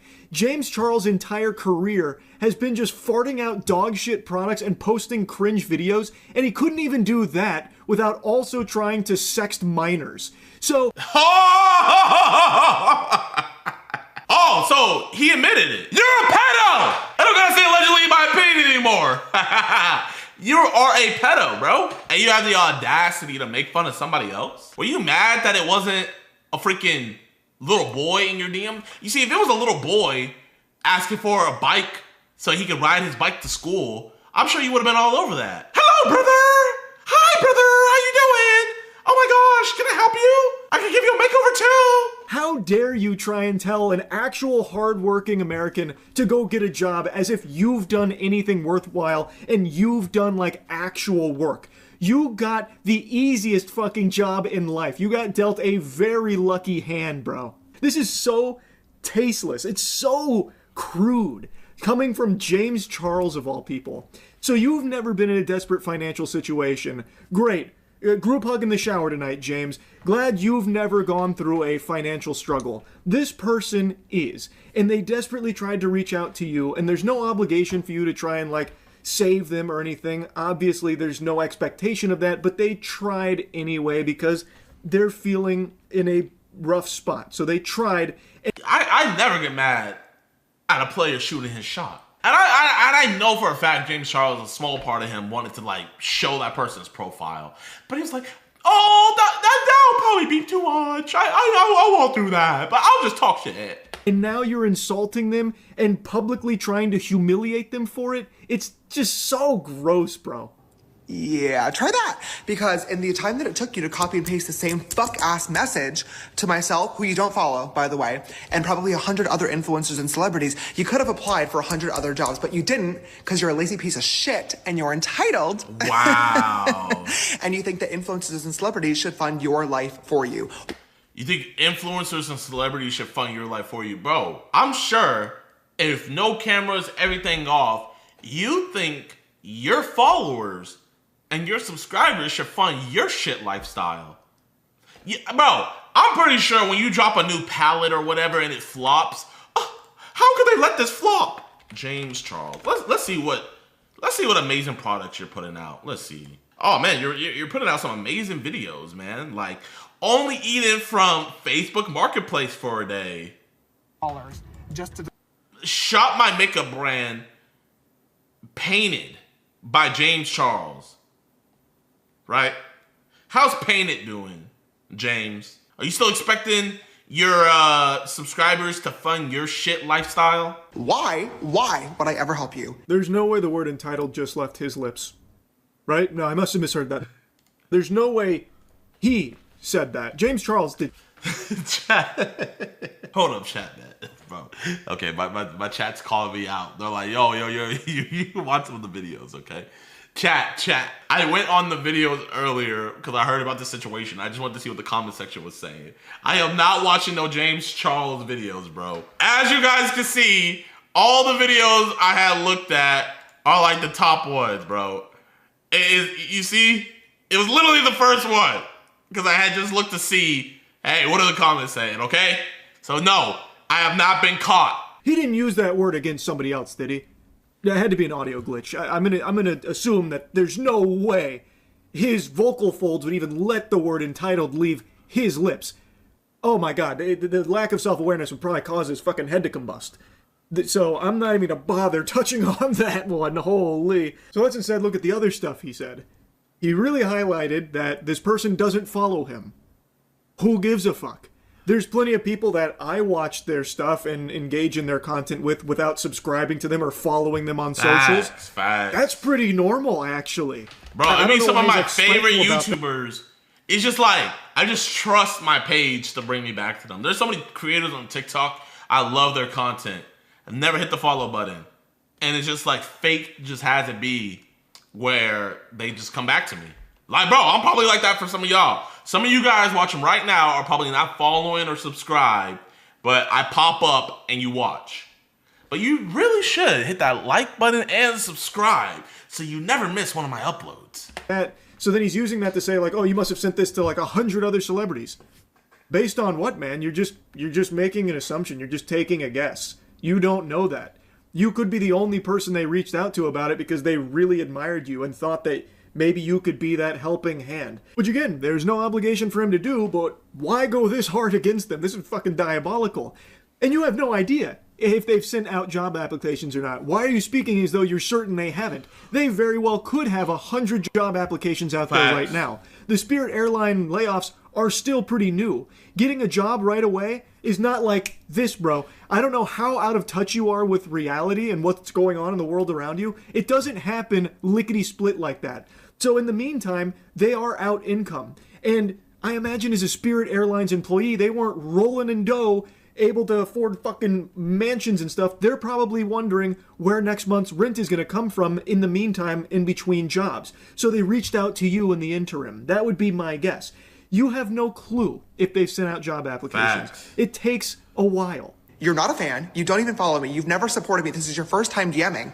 And you think that I'm going to send you money because you lost your job? I'm going to translate for James. You've never supported my lifestyle. You've never given me money. You never attributed views to me. You never helped me succeed at any place. So by his logic, you know, hey, you can't get the charity. Those kids in Africa, they've never bought my makeup palette.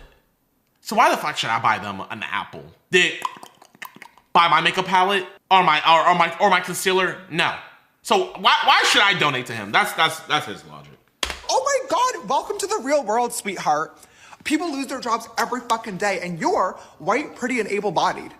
You're in a much better position than a lot of other people out here who are trying clearly much harder to make a better life for themselves. Why would I fucking help you? What is Dr. Doofenshmirtz even crashing out about at this point? He's having a conniption, blowing a gasket. Over what? What are you even yapping about? You're not even making a point anymore. You're trying to tell someone else how the real world functions when you yourself haven't been a member of the real world in like a fucking decade. You are so detached from the real world, yet you're over here lecturing them about it? It's absurd, bro. You couldn't write someone this out of touch and this unlikable. He's like the Starbucks CEO about the $9 coffee and the premium experience, but wrapped up in like an insufferable asshole influencer. Aside from that, 17,000 people lost their jobs at Spirit Airlines. Why do you think you need the GoFundMe? I can at least like 1% respect the mentality of closed mouths don't get fed, doesn't hurt to try. But honestly, it does hurt to try because now you pissed me off. You can respect people shooting a shot, but them shooting a shot pissed you off. I can only imagine how James Charles feel passing by a homeless guy. Spirit change. Did you buy my makeup palette? Huh? Did you buy my nail gloss? Did you buy my lip gloss? Did you buy my concealer? Are you a 14-year-old boy? Hey, I'm not the one. Go find fucking MrBeast. This is literally his entire shtick. I'm sure the next YouTube video is literally going to be like, I rehired all 17,000 of the Spirit Airlines employees, and it's going to be the real-life Hunger Games. The last one of them to leave the Spirit Airlines plane gets to be the CEO of the new company. Oh my gosh, bro. James Charles, bro. James Charles, if it was a 16-year-old boy, would you have donated? Would you have felt obligated to help out? Gets a house and a car and $10 million that everybody else dies. Stop trying to make jokes. Like, actually, just please stop trying to make jokes, James. Put the kibosh on it right now. It's miserable listening to him try and inject humor into anything. Why did it piss you off? How does that piss you off? Yeah, 17,000 people lost their jobs here, man. That's 17,000 people that are now out income. I imagine a lot of them are feeling very similar ways to the person that reached out to you. Fact. This person just decided to try. They decided to throw a Hail Mary. Again, you could have just ignored it. I hope whoever this person is comes out and like to show proof that it was them. And I would love to donate to their GoFundMe. Why did it piss you off? That's a fucking you problem, man. That is a weird response to it. Like, go find that video to compete in, baby. I'm not helping you. I'm not fucking helping you. All you did was lost your job, okay? Welcome to the real world. I can at least understand if you were like, James, I'm a longtime fan. Here's a trillion years of DMs and my support for you. I love you. I'm suffering with a really rare genetic disease that there is no cure for, and I'm trying to raise... Oh my gosh, moving the goalpost. So not only do you have to be a longtime supporter and you have to show all the receipts to all the shit products that you bought from him, but you also have to have some rare genetic disease for him to even entertain the thought process of giving you probably a $10 voucher for his shitty product. You know he wouldn't actually donate any money. He'll just give you a voucher card. Here, you get 10% off on your next James Charles apparel merch. Money for myself and other people that have this. Maybe I would help. Maybe I would help because I love you and I appreciate you. This bitch, you lost your fucking job? Oh. What are we good? Chat, do y'all think he really sounds like this? Or like, bro, like what is this accent, bro? Like, what are you going for, bro? I don't get it. Genuinely, he sounds like a 50-year-old middle-aged mom who's like the group leader of the PTA. I'm gonna do nothing. You know what you need to do? Go find a fucking new one, girl. Put some effort into the workplace. You just blow in from Stupid Town? He really thought he cooked with this rant. So the impression here is that the only people in the world he cares about are people that like mindlessly support him through thick and thin forever. Here's a trillion DMs. Okay, now I care about you. So maybe if you had like a genetic disease where you were dying and you were about to just kick the bucket, I might consider spitting on you if you were on fire. I might, because you've proven that you're a fan. And those are the only people I care about. Those are the only human beings to me, are the fans. Then I would have cared. By the way, worth reminding you, there's nothing that says that she wasn't a fan, by the way, James, just because she didn't follow you or DM you before. What an awful perspective to have on people, huh? Again, you could have just not said anything about it, but you decided to make a whole show. You decided to go fucking hog wild on it. And man, do you look like a clown talking about hard work in the real world. Two things that you are not someone to be lecturing anyone on. You don't work hard, and you are not in the real world. And that's one of like the biggest things, like points he tries to make here. Get real. This person is just in a desperate spot, as a lot of people are and have been. And in those positions, sometimes people try a Hail Mary. That's what they did here. It clearly didn't resonate with you in any way, and for some reason really brought the demon out of you, James, for some reason. But I don't think they did anything wrong. Again, you could have just not said anything about it. And you have no idea if they are applying for jobs. It rarely happens overnight, especially currently. So in the meantime, having no income is scary and detrimental to actual working people, James. Most average workers can't just coast off of poop they shat out years ago. Yeah, James, bro. Your peak, you were averaging, 50, 40 million views, right? The average American isn't going to have the capital to survive whenever their YouTube channel goes to shit and, barely getting even a tenth of the views that they were getting before, and, their product's not selling. At least you have the capital to survive. You feel me? You have the capital to survive your lifestyle, all of that, and also taking care of the 16-year-old boys you like, to where, you'll be fine. But a lot of Americans, they can't do that. Like you can, just collecting paychecks off of the trash that you've peddled over the years passively. So, in the meantime, they made this GoFundMe, they reached out to you, and then you had this ballistic response to it. And James did get dunked on for it, so he made an apology video. Oh, my. This video was fucking stupid. It was...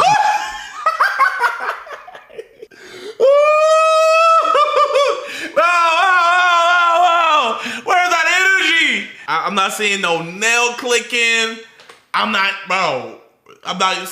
hearing the slaying your voice anymore. What happened? On for it, so he made an apology video. This video was fucking stupid. It was rude, it was obnoxious, it was privileged, and most importantly, it was completely fucking unnecessary. When I saw that DM, I absolutely had the choice to ignore it and say absolutely nothing at all and move on with my day. But instead, I couldn't even tell you why. Her message just triggered me, and I... You couldn't tell. We could tell you why, bro. Is because you're a bitch. It's just that simple, man. You are literally a bitch. Decided instead to make a video about it. Put a shirt on. You don't need to get into formal attire, not asking you to put a suit and tie on, but could you do the bare minimum of at least putting on clothes? Why are you filming this video half awake? Because he just got done sending dick pics to a little boy. Damn, Charlie. Fuck. Your name is Moist Critical. You should understand he was moist, right? You don't want to put on clothes when you're still moist. In your hotel bed after a night of binge drinking and meth smoking. Like, you couldn't just do at least a tad bit more? Why do I have to watch you shirtless here fucking like sleepwalk through your response. And I bashed her, and it was obnoxious, and I shamed her for asking for help in a situation where she was clearly really struggling, and this could have been her absolute last resort. I have no idea what was going on in her life, and I should have never assumed that she was just copying and pasting this DM as an easy way out. I don't know. I just don't know. Ooh, I know. Pick me. I've got my hand raised. I know. It's because you are an egomaniac. It's because you are a self-centered, self-absorbed, narcissistic piece of shit, bro. That's why you did it. You thought that you were above this person, and you thought you could actually convince your audience that what they are doing is wrong. Yes. And worthy of being shamed. Yes. And you tried to even spin it in a way like hard work, when you yourself are not the product of hard work. Facts. So you tried to puff out your chest about how much it takes to get back out there with the elbow grease, pulling yourself up by your bootstraps, but the message falls flat because you, the messenger, are not that person. I feel like influencers, we should not be the messengers of hard work. We should be the messengers of perseverance and believing in yourself. It is not hard work to make YouTube videos, you know what I mean? Like, granted, a lot of people put a lot of passion and stuff into there, but like, it's just, there's too many levels to this, you feel me? If you want to be a message to people, be the message of, hey, believe in yourself. I believed in myself to where I knew I can make it big. I believed in this YouTube stuff. I stuck with it. If I can do it, you can do it too. That should be the message that content creators and influencers should put out. Not this message of, oh, bro, you just need to work hard like me. Because did we really work hard when we went viral? You feel me? Yeah, you might have worked hard for the video. You feel me? But for it to go into the algorithm and everything, you didn't do anything, bro. We all got lucky. Charlie had a video pop off. You had a video pop off. I had a video pop off, right? And we just built on that momentum, staying consistent, staying on top of it. Da-da-da-da-da, da-da-da-da-da. That should be the message we as content creators are pushing to our audience. Not this message of hard work. It is hard work to work a job that you don't want to do, to support your loved ones and yourself. You know, that is hard work. It's not hard work to do something you love. Because when you're doing something you love, it's not work. James Charles, you painting your face, making yourself look like a clown, you love doing that. You love making yourself look like an idiotic clown, right? So you would never sit up here and say that that's hard work, because it's not. It is not hard work for me to go out here and catch a predator, or sit down here and stream, or go out and make prank videos and do all that. That is not hard work. That is what I love to do. It's not hard work for LeBron James to run up and down the court and score a goal. It's hard when you have to do something you don't want to do. That girl probably does not want to work at Spirit Airlines, but now she doesn't even have a choice on whether she wants to work there or not, because she lost her job. And she was asking you to bless her if it felt on your heart. But the only thing that was on your heart was just blackness and tar. And you just want to spew hate and nastiness on her. When, like you said, you could have just ignored it. And you like children, allegedly, in my opinion. And you're also choosing someone who is going through a very real grievance, again, assuming all of this is a legitimate story and a legitimate person, which I have no reason to believe it's not, based on everything he's said. So, really, it was all a pile of dog shit, and you let your mask slip so people get to see even more about the real you, James. This is the real you. My intention behind making this video in the first place was, I get a lot of messages like this every single day. And for me personally, it definitely sucks to receive messages from people that don't follow you and don't support you. Bro, just ignore it. It sucks to receive messages from people who don't follow. Okay, that's bullshit. Because if you have a video go viral, are you going to be mad that someone not following you said, yo, this is an amazing video? Would you be mad if someone said, oh, James Charles, your makeup looks amazing, and they didn't follow you? Would you be mad? No. You're mad that somebody didn't follow you and had the audacity to ask you for something. In your mind, you didn't even do the bare minimum of supporting my content, supporting my livelihood, but yet you want me to sponsor your livelihood? That is literally the mindset that you had, and it's a disgusting mindset to have. Truly. Bro, when I get those DMs too of people asking me to donate and different things like that. And bro, if it's not on my heart to, I'm not going to. But why would I ever shame them? Treating you like our personal ATM or bank account. But what I'm sure sucks even fucking more is not knowing where your next paycheck is coming from and not being sure whether or not you're going to be able to put food on the table for yourself and your family. So it really doesn't matter what my intentions were behind making the video, because it came across as super fucking privileged and like I was basically shaming anybody that's unemployed for not trying. So he's pretty much saying like, I still believe the way I believe, but I see the way it came across. Hard enough to get a job. And I feel awful because that wasn't my intention and it really hurt a lot of people. This is coming across very genuine here, James, as he's falling into slumber here. It feels like I'm watching a video of someone ODing. Why did you even film it like this, man? And also, I don't understand why it even upset him in the first place and why he says it sucks that people, you know, treat me like an ATM. I get these random messages from people that obviously don't know anything about me and are just trying to hose me for cash. Like, yeah, that happens. That's annoying if you see it, but I guarantee most of the messages go to his management. I guarantee James doesn't see the vast majority of those, like, fake, you know, the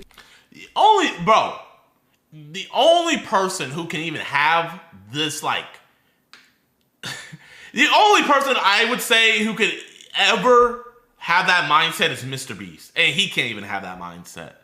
I know for a fact, bro, if you follow MrBeast, if MrBeast follows you, you're gonna get DMs of people hitting you up, asking you to ask Jimmy to bless them, right? And even they wouldn't be that callous or that evil to do something like that.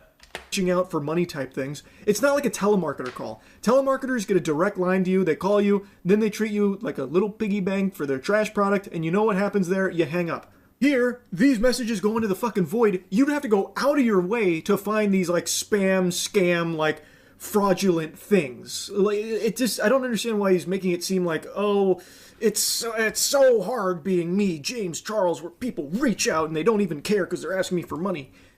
Again, I don't think you see most of them, and the ones you do see, just ignore. Like, it takes, like, actual split seconds. If he was making a point like, friends and family are always reaching out to me just for cash, you know, they treat me like I'm not even a human anymore, I'm just a cash ATM for them, then I'd get it, because, yeah, that sucks, that's horrible. That's not what he's saying. It's so weird, like, his view on it, at least to me, I think it's weird. I'll sum up the next section where he tries to, like, relate to the average worker, saying that he knows how hard it is in today's job market. I know people looking for a job, and it sucks, you know, getting ghosted and stuff like that. So now he's saying, like, oh, I get it, it's super, I relate. That's now his big thing that he's saying in this section. And then he goes on to talk about how he recognizes that he got really lucky with his makeup tutorials, so now he's got the position he's in, and now in his position he needs to learn how to humble himself. And for anybody that saw that video and was disappointed or upset with what I said, I am super sorry, especially to the woman from Spirit Airlines. I did try to look for her message earlier before making this video, and I couldn't find it. If you see this video and you want to get in touch, I would love to apologize to you directly and to help you out a little bit. But if you are not comfortable with that, Now you want to help her out. Bro, if I were her, man, I would just come out and be like, hey, I'm the woman. If you guys want to, please support my... I wouldn't take a cent from him if I was her. I wouldn't take a penny. Totally understand too. I really appreciate anybody that sent me a message or left a comment about this video today, letting me know how insensitive it was. I really needed to hear that. I was giggling so hard. He's going on like, okay, I really want to help now. I tried to find her message, but I fucking banished to the Shadow Realm somewhere along the way. I really want to help. I've learned my lesson. And then there's a cut, and then he's got the blanket pulled over him. He's tucking himself into bed. Why? It's so fake. It's so unbelievably fake. And I really need to think twice before I hit record and just start yapping on this account. I genuinely treat this spam page like I'm on FaceTime with you guys. I love to laugh and tell you stories and rant and scream at the camera and joke around with y'all, but sometimes I genuinely forget how many people are watching, and it was completely inappropriate to just told on himself. Sometimes I forget how many people are genuinely watching. So meaning, these are my true colors. I have to realize, oh crap, I haven't fell off that much people still know who I am. Okay, let me tone it back, and from now on, this is just gonna go into the influencer group chat. You know, this won't make it to the spam ever again. I promise you guys. I will have these rants again in the future, but you guys won't see these rants. Joke out of somebody just trying to provide for themselves and their family. That's definitely my bad. What joke did you make, man? It was just insulting them. It was just berating them for having the gall to try and reach out to you in any capacity during a hard time. Where was the haha?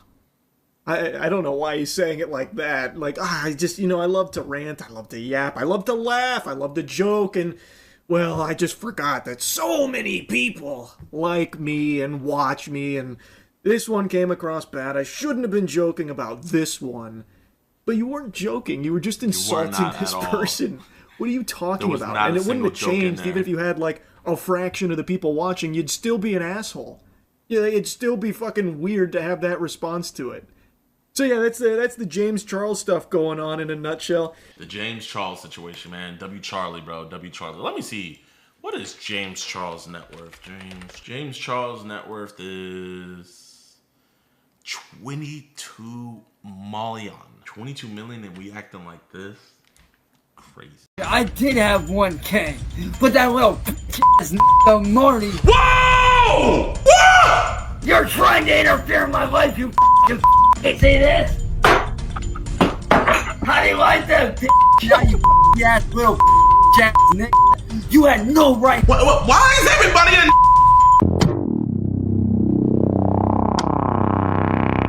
The most unhinged man on the internet. Who is he? What did he do? Is this video broken up? You talk about something, man. You've gone too far, and I mean too far. It's one thing to attack me.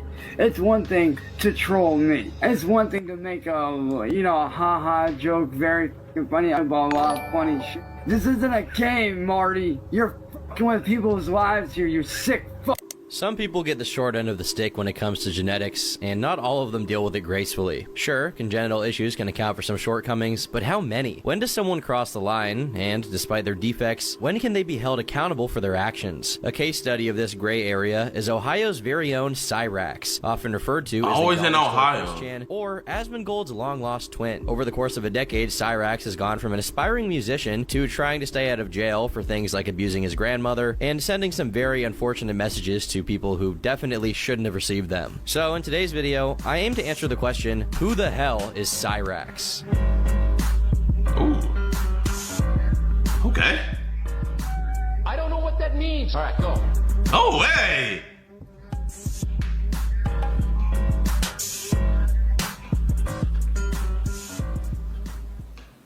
Oh, that was a banger! Lolcows, Cyrax didn't just come about in a vacuum. If anything, he is the closest we've ever come to a purebred lolcow. Born Patrick Smith on September 20th, 1990, Cyrax claims he was born at just 26 weeks, weighing only 1 pound and 12 ounces, with only 1 kidney and 1.5 lungs, and with 1 blind lazy eye. At least in part, this is because his mother, Connie Lobdell, was herself challenged to some extent. Cyrax's grandmother, Sally, claimed she was fully disabled, although it's unclear what that means, while his father described her as someone with ADHD and another unnamed condition. He specified that it took him 3 years to teach her how to drive a car, which suggests some degree of intellectual limitation. Many speculate he suffers from fetal alcohol syndrome, though due to Connie's potentially impaired condition, there's hardly any way to hold her accountable for that. His father, on the other hand, is a very different story. In 1994, Rupal Mark Smith, the original legal name of Cyrax Sr., was arrested. While accounts on this vary, with Cyrax himself saying his father went to jail the day he was born, the records available put his arrest at when Cyrax would have been 3 or 4 years old. On July 26, a 14-year-old girl was raped by an unknown man who chased her off a bike path for around 50 feet. According to a person who identified as the unnamed victim, he'd already been stalking her prior to the assault, which meant it was premeditated and suggestive that he'd probably done something like this before. She gave a detailed description of her attacker and his blue 10-speed bike to the police, who prepared a composite sketch. When presented with photo lineups, the victim picked Rupal out of both of them. The sketch was then published in the local newspaper and ended up being seen by Rupal himself just 2 days after the attack.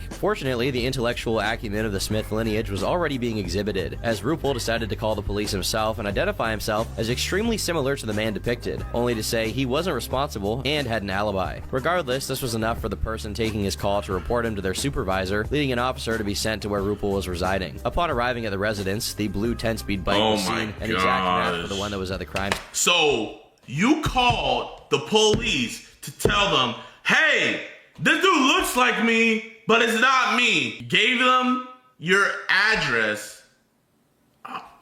Once the officer became more accusatory toward Rupel, his responses were incriminating. Apparently, while he didn't outright confess to the assault, he said something tantamount to an admission of kidnapping, dragging the victim across the road against her will. After that, Rupel asked for an attorney, but what he said at that point was enough for an arrest and trial, during which a jury convicted him of kidnapping, sexual assault, and sexual abuse of a minor. He attempted to appeal his convictions, but ultimately failed and had to serve a total of 20 years in prison. This is relevant because it meant that, with Rupel out of the picture due to his arrest, and Connie being unfit to care for a child due to her disability, someone else would have to raise Cyrax. That someone ended up being his grandmother, Sally, who moved Patrick out of Alaska and into her humble home in Akron, Ohio. Oddly enough, Sally had been in a strangely similar situation to that of Rupel's, only on the receiving end. As we can learn from an article in a local Alaskan newspaper, Rupel's father, and Sally's first husband, is a man named William Bill Smith, born in 1941. According to public records, Sally was born in 1952, and Rupel was born in 1969, meaning she was 17 when she had him and just 14 when she got married to Bill, who was 25 years old. The exact same age Rupel had been when he committed his crime. What's worse is that Rupel had older siblings, though records on how many are difficult to find. We know that at least one of them was also named Bill, who ended up simultaneously suffering from AIDS and cancer until he passed away in 2015. Just so you know, when I say Cyrax is a purebred lolcow, I mean generations of extremely unfortunate circumstances have coalesced to bring him. Bro, man, there's some families that are just cursed, bro, I swear. Via newspaper clippings of one of Sally's brother's obituary,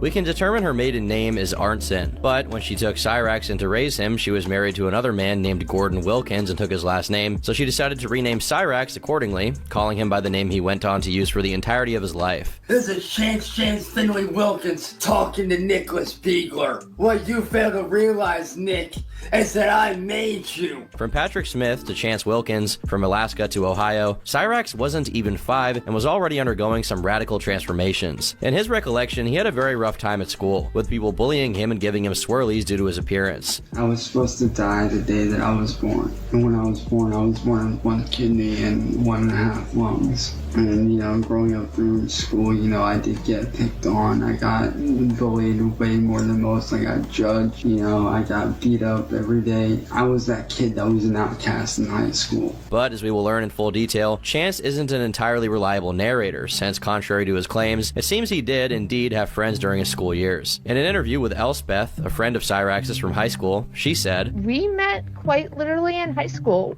We had a mutual friend in common, and that's how we met." According to Elspeth, Chance and his group of friends bonded over their interest in dancing, so much so that she herself is a trained ballet dancer. She recalls an instance where they both performed a piece called The Dueling Dancers at the school's talent show, but unfortunately there's no footage of this event. When they weren't at school, they usually met up and hung out at the house of their aforementioned friend, Billy Seiler. Billy was a short, legally blind African-American student, and Cyrax described him as a closer friend than the rest of the group. After all, Billy was the one who introduced him to Linkin Park, one of Cyrax's favorite bands. Months before any of his followers investigated Cyrax's story with Billy, Cyrax spontaneously brought it up, saying, "Unfortunately, when I was 16 to 17 years old, around that time period, I was actually by one of my best friends from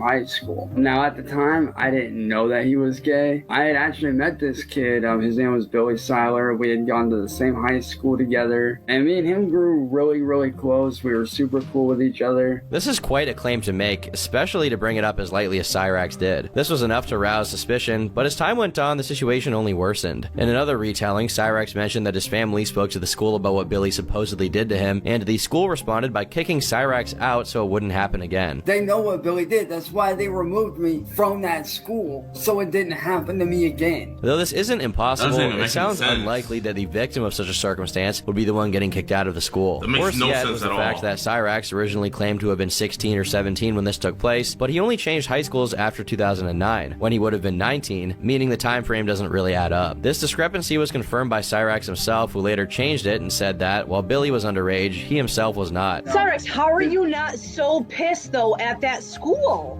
Oh, Like I I am. think it's Oh, I am. insane. You should have never been expelled. We tried, and that's the thing. That's the thing. We tried to fight. Wait, it, that but sounds due to like the my fact that he decoy. was One of my underage, decoys. And I was Oh my over it. god, dude. I don't understand that. That's fucking bullshit. People became suspicious, and since Cyrax had already given this person's name out, they decided to look further into it. The information was enough to find Billy's Facebook and contact him, informing him of what Cyrax claimed happened during high school. Once contact was established, what Cyrax allegedly did to Billy became a matter of public knowledge. You know, so we were up in my room, you know, it was late at night, probably 12, 1 o'clock on a weekday. When it gets hot, you know, guys tend to take off their shirts and everything. I was either on my belly on the floor, or I think I was searching for something, and the next thing No, it wasn't I her. know, It wasn't her, chat.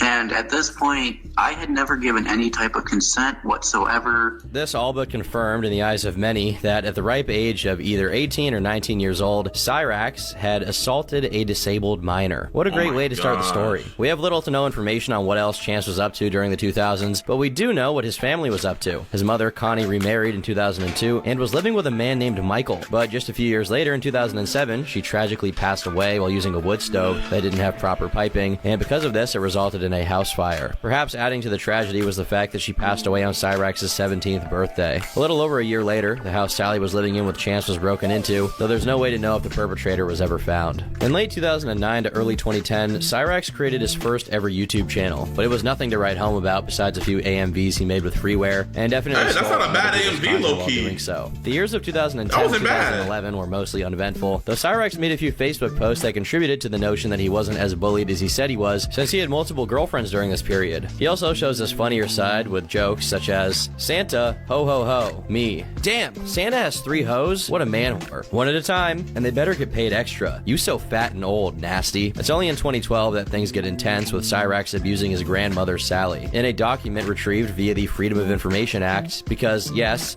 his followers are that dedicated. We have information on every time the police have been called in relation to Cyrax's house, and on the 14th of February, a domestic fight was reported by Sally's brother, William Arnson. Chance is described as out of control and fighting with his mom before leaving the house and walking toward the freeway. It appears he attempted to choke or strangle his grandmother, but fortunately, the report cites no injuries and no weapons. To this Okay, chat, what is the youngest victim he has? Let me see, let's go down here. Juggalo adjacent communities that Cyrax has spent the better part of a decade sharing his music to, and that flipped a major switch. What kicked it off was when Cyrax was invited to appear on a show called the Juggalo Drama Alert, where he was asked by the host, Fred the Boy Blue, 14? to explain his situation 12? with Candle. Noticing how much of an absolute character Cyrax was, Fred had him appear in multiple episodes right after, and this grew Chance's popularity exponentially. Whereas he had 1 or 2 trolls who intermittently impersonated him before, he was now attracting a group of troll followers who were dedicated. While still in their developmental stages, they would eventually become the co-stars of the reality show Cyrax's life is about to be. Around the same time, though we don't have the exact date, he began dating Heather, but not the same Heather as before. With new Heather, at some point during 2019, How's he he getting made a video about girlfriends? how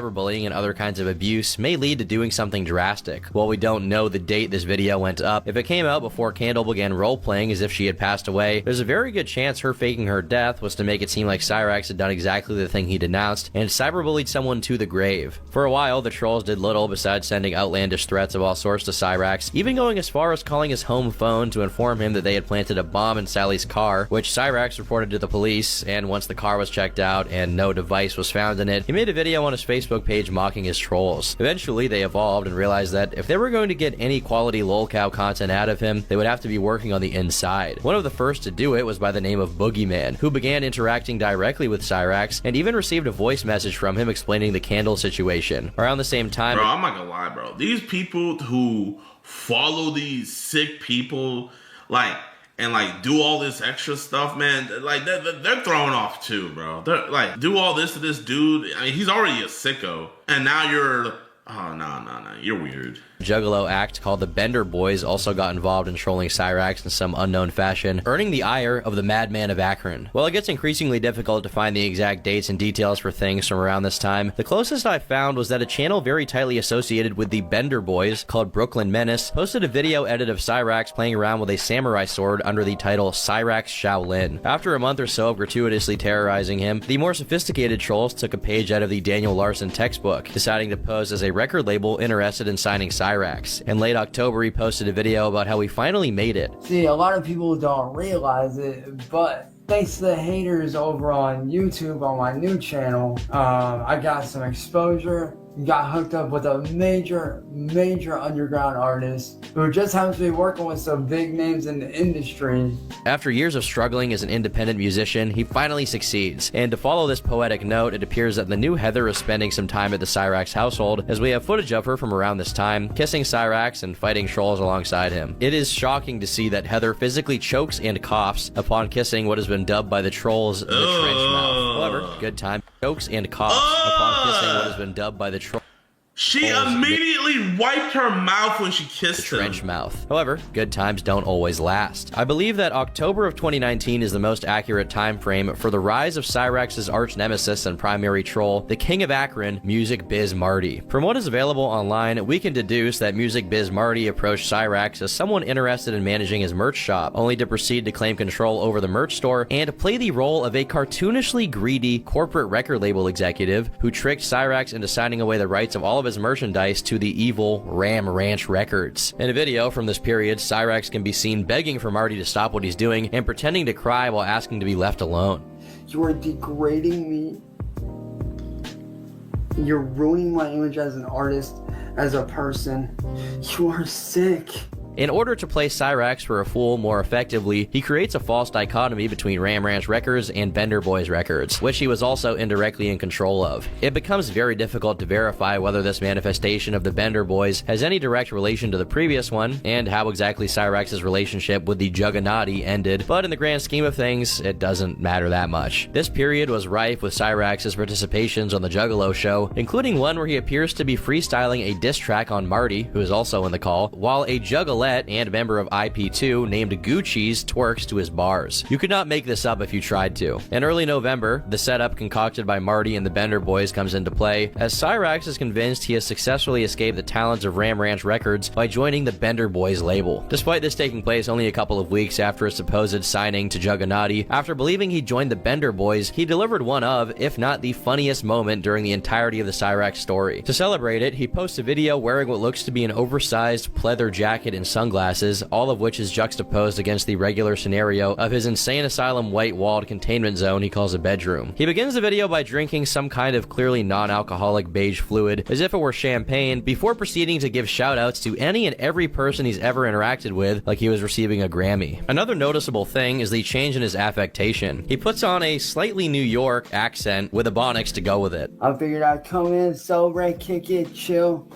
Got a brand new dope track dropping with some of the homies. Cyrax can also be seen visibly calculating the best moments for him to take off his sunglasses dramatically, and he does it when he decides to talk about how the deal with BBR will help him take care of his kids. He obviously does not have, and I'm not even sure he's physiologically capable of having, kids, and what he's referring to here are new Heather's kids, but we'll explain that part in a little bit. Eventually, he's joined on a stream by someone with whom he's planning to drop a song, and we later learn that dropping a song and music video was a part of his contract with BBR. The song comes out, and it sounds like you'd expect it to.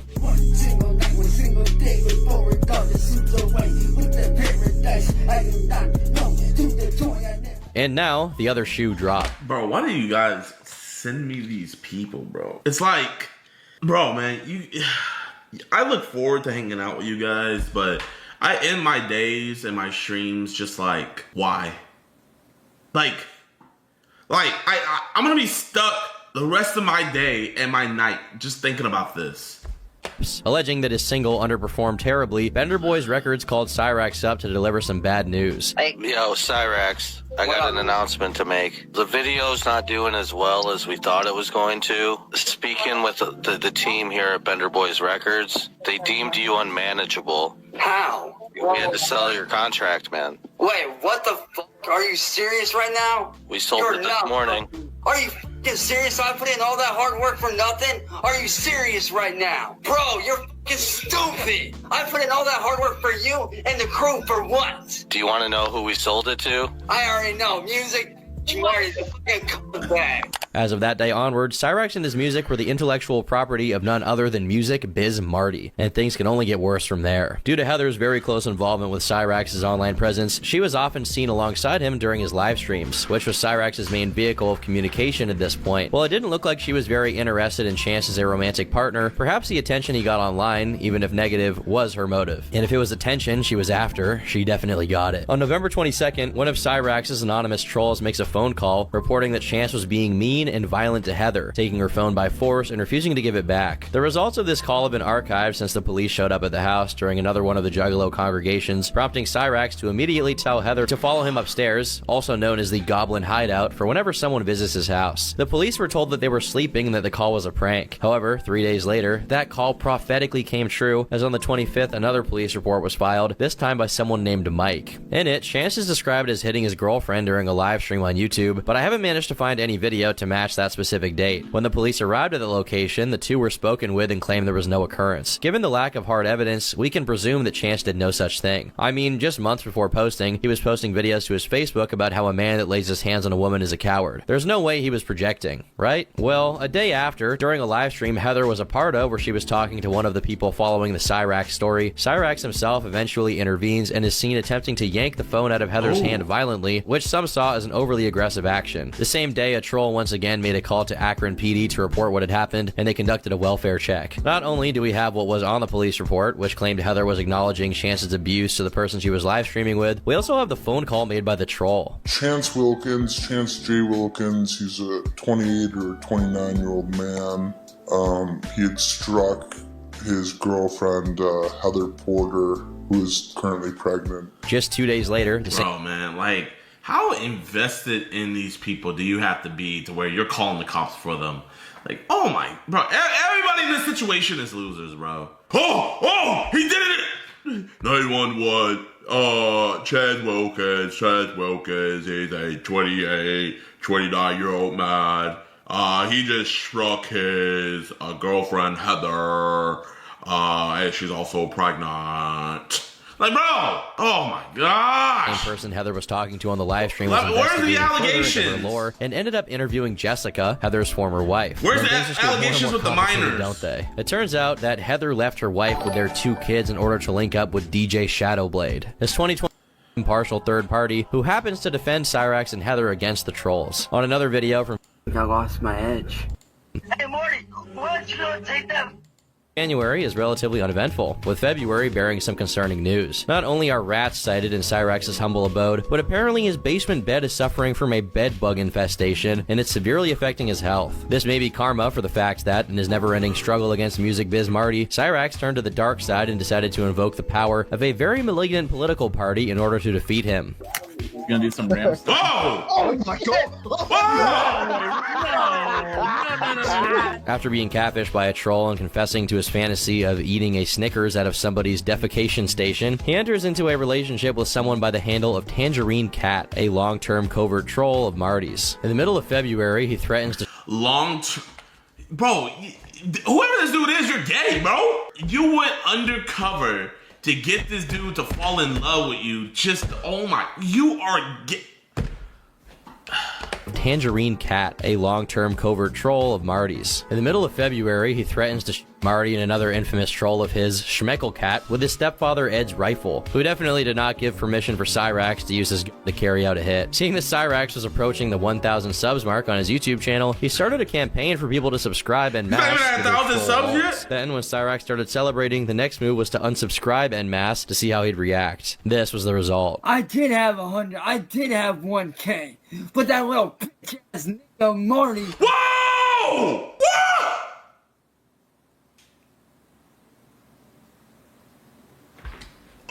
Bro, what did we do? Get up 1K, but that little bitch ass nigga Marty it up. Notwithstanding, also in February, Cyrax gets Sally to call the cops to tell them he's being cyberbullied online, as if the cops could do anything. They can't. It's at this point that even the police, being familiar with the situation from the plethora of times they've already gone to their house for no good reason, start to show signs of being sick of dealing with Cyrax. The report reads as follows. Cyberbullying on internet by Marty. Today they received a package with rope in it, and he has been telling caller's 30-year-old son to take his own life. There were no threats and nothing to report. He was advised that if he does not want comments on his internet live stream, to block or ignore them. Nothing I was told today was a crime, and he had no information about the other guy involved. On the 5th of March, during a live streamed call with Marty, Tangerine Cat, and a fellow troll, Lava, Cyrax is pushed to his breaking point and decides to destroy one of the gifts he received from Lava to upset her. You're trying to interfere in my life, you f***ing...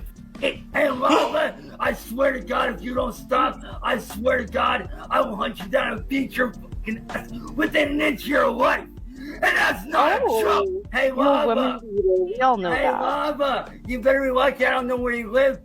Otherwise, you're have to be 6 feet under. And same with you, Marty. I know where you live. I know where you live, Marty. So don't test me. You need to f*** off. And now, I've had it.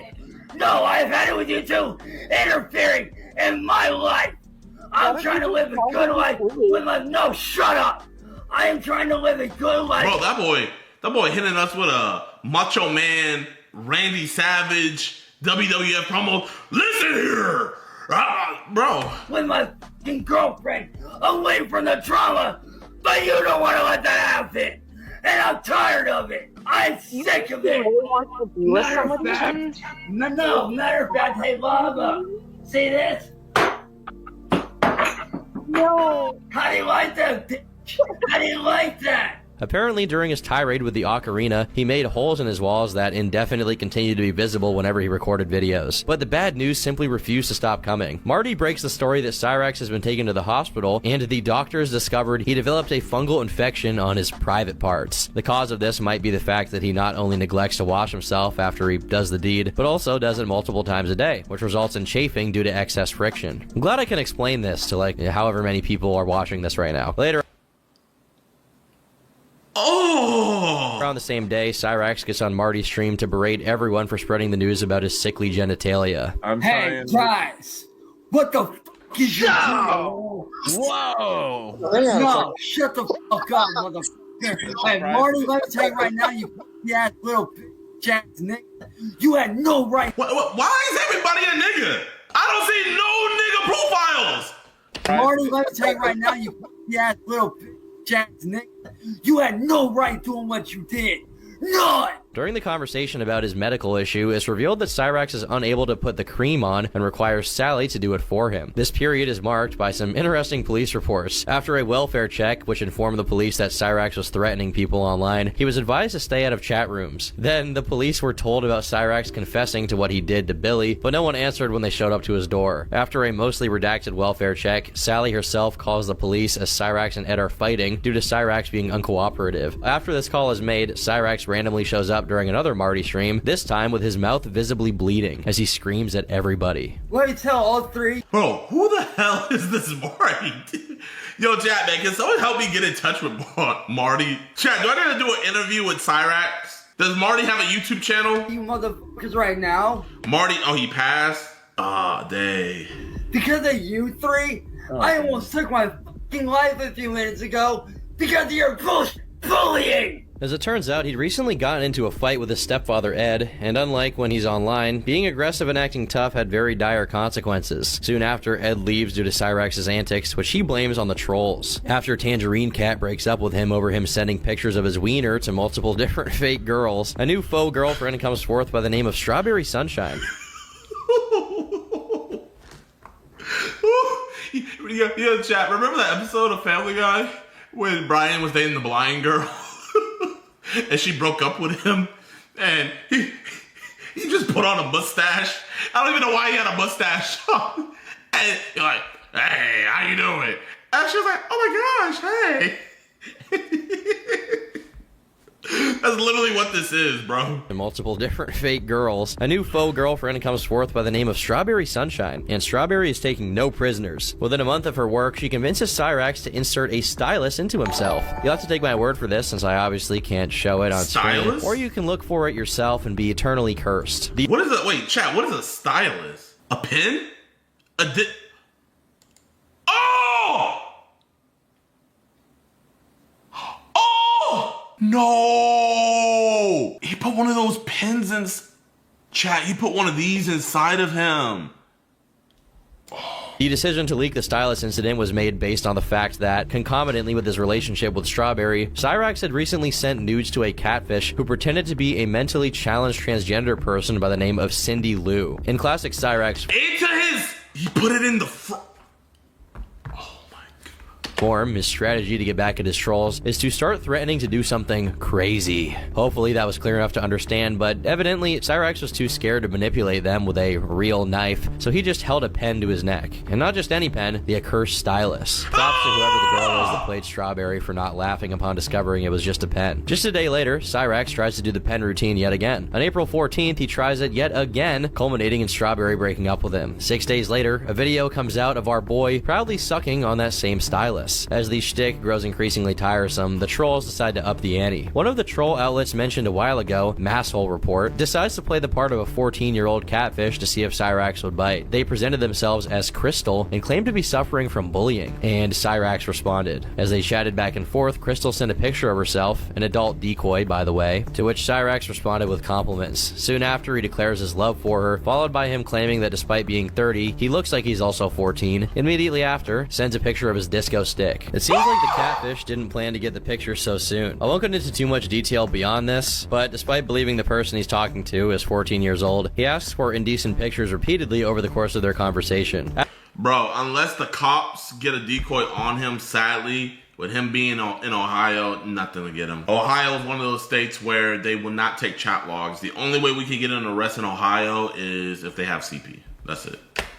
After some time, probably after he told Sally what he was up to and she told him how it could get him into trouble, he expresses regret and ghosts Crystal. It's likely that Cyrax sussed out that this was going to make its way into Marty's hands, so his tactics became much more frantic and desperate. This was no fluke either, as during her investigation, Kate, the person running this operation, discovered that Cyrax had done the same thing in 2014 when he would have been 24. In another instance, which was eventually revealed, he was briefly together with a 15-year-old named Chloe. In a cameo he made in one of Marty's streams soon after the Crystal incident, knowing that YouTube forbade any kind of nudity, he proceeded to flash the camera in an attempt to get Marty's account shut down. This is a tactic he came to employ multiple times after. After a few police reports about Cyrax's online dealings with fake 14-year-olds, Sally called the cops over a fake picture of someone holding a firearm outside their house. To make everything even more cursed, Cyrax's dad, now free from prison, discovers that his son is a horror cow and appears on one of Marty's streams. It seems going to jail didn't fix him, since by searching his new name, Oangus Ravenwood, a Pinterest shows up with categories like feminized soccer boys are easy to convince and boys in dresses, containing multiple images of young boys in drag. When asked about it by Marty and Schmeckel, he claimed it was for trans kid awareness. Meanwhile, after years of being in the dark side, Cyrax turns to Christianity to fix his situation, while posting a few spoken word poems playing the victim. I suppose, due to loyalty to people of his same proclivities, he goes back to being friends with Chuck Stiegel and defends him from the accusations. Around this time, we can see that Cyrax has begun to frequently scratch his head, which we eventually learn is due to the bed bugs biting him. In exchange for the return of his PayPal account, Marty strikes a deal with Cyrax that the two would meet up in real life in order to square their differences, and upon showing up to Cyrax's house, Cyrax once again hides in the attic. After revealing during a spat with the troll that over the course of his entire career, he's made a total of just under $6 from his music, we get this.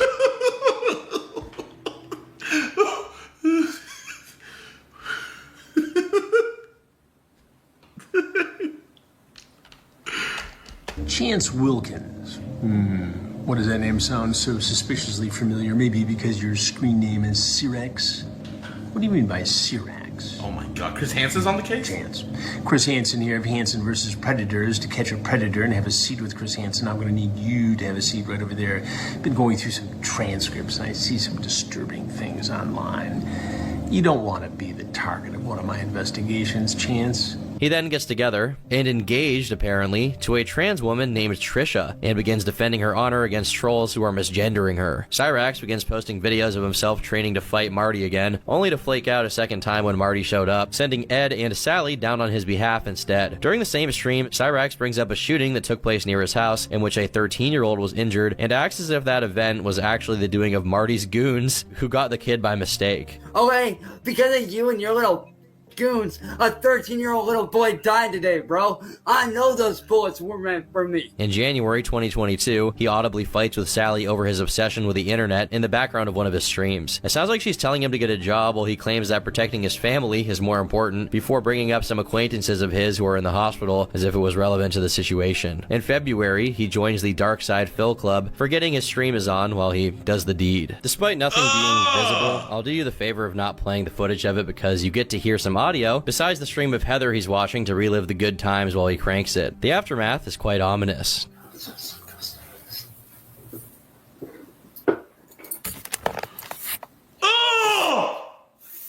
Due to another attempt from Cyrax to stay away from the internet, Marty successfully draws him back out by pretending that Cyrax has passed away and has been replaced by an AI, namely AI-Rax. Around the same time, another fake girlfriend by the name of Gothy becomes active, telling Cyrax that he's losing money because of Marty and saying PBS would do a documentary on him. During mid to late April, Cyrax's house is raided by police and he greatly embellished it to make it seem like he was in way more danger than he actually was. But little to our surprise did we know that there would be 10 cops outside with guns pointed at me. Hey, just go ahead and stand up. Keep your hands up where we can see them. In actuality, they just pointed a flashlight at him and asked him some questions. It wasn't a real raid. A month later, he audibly poops himself on stream.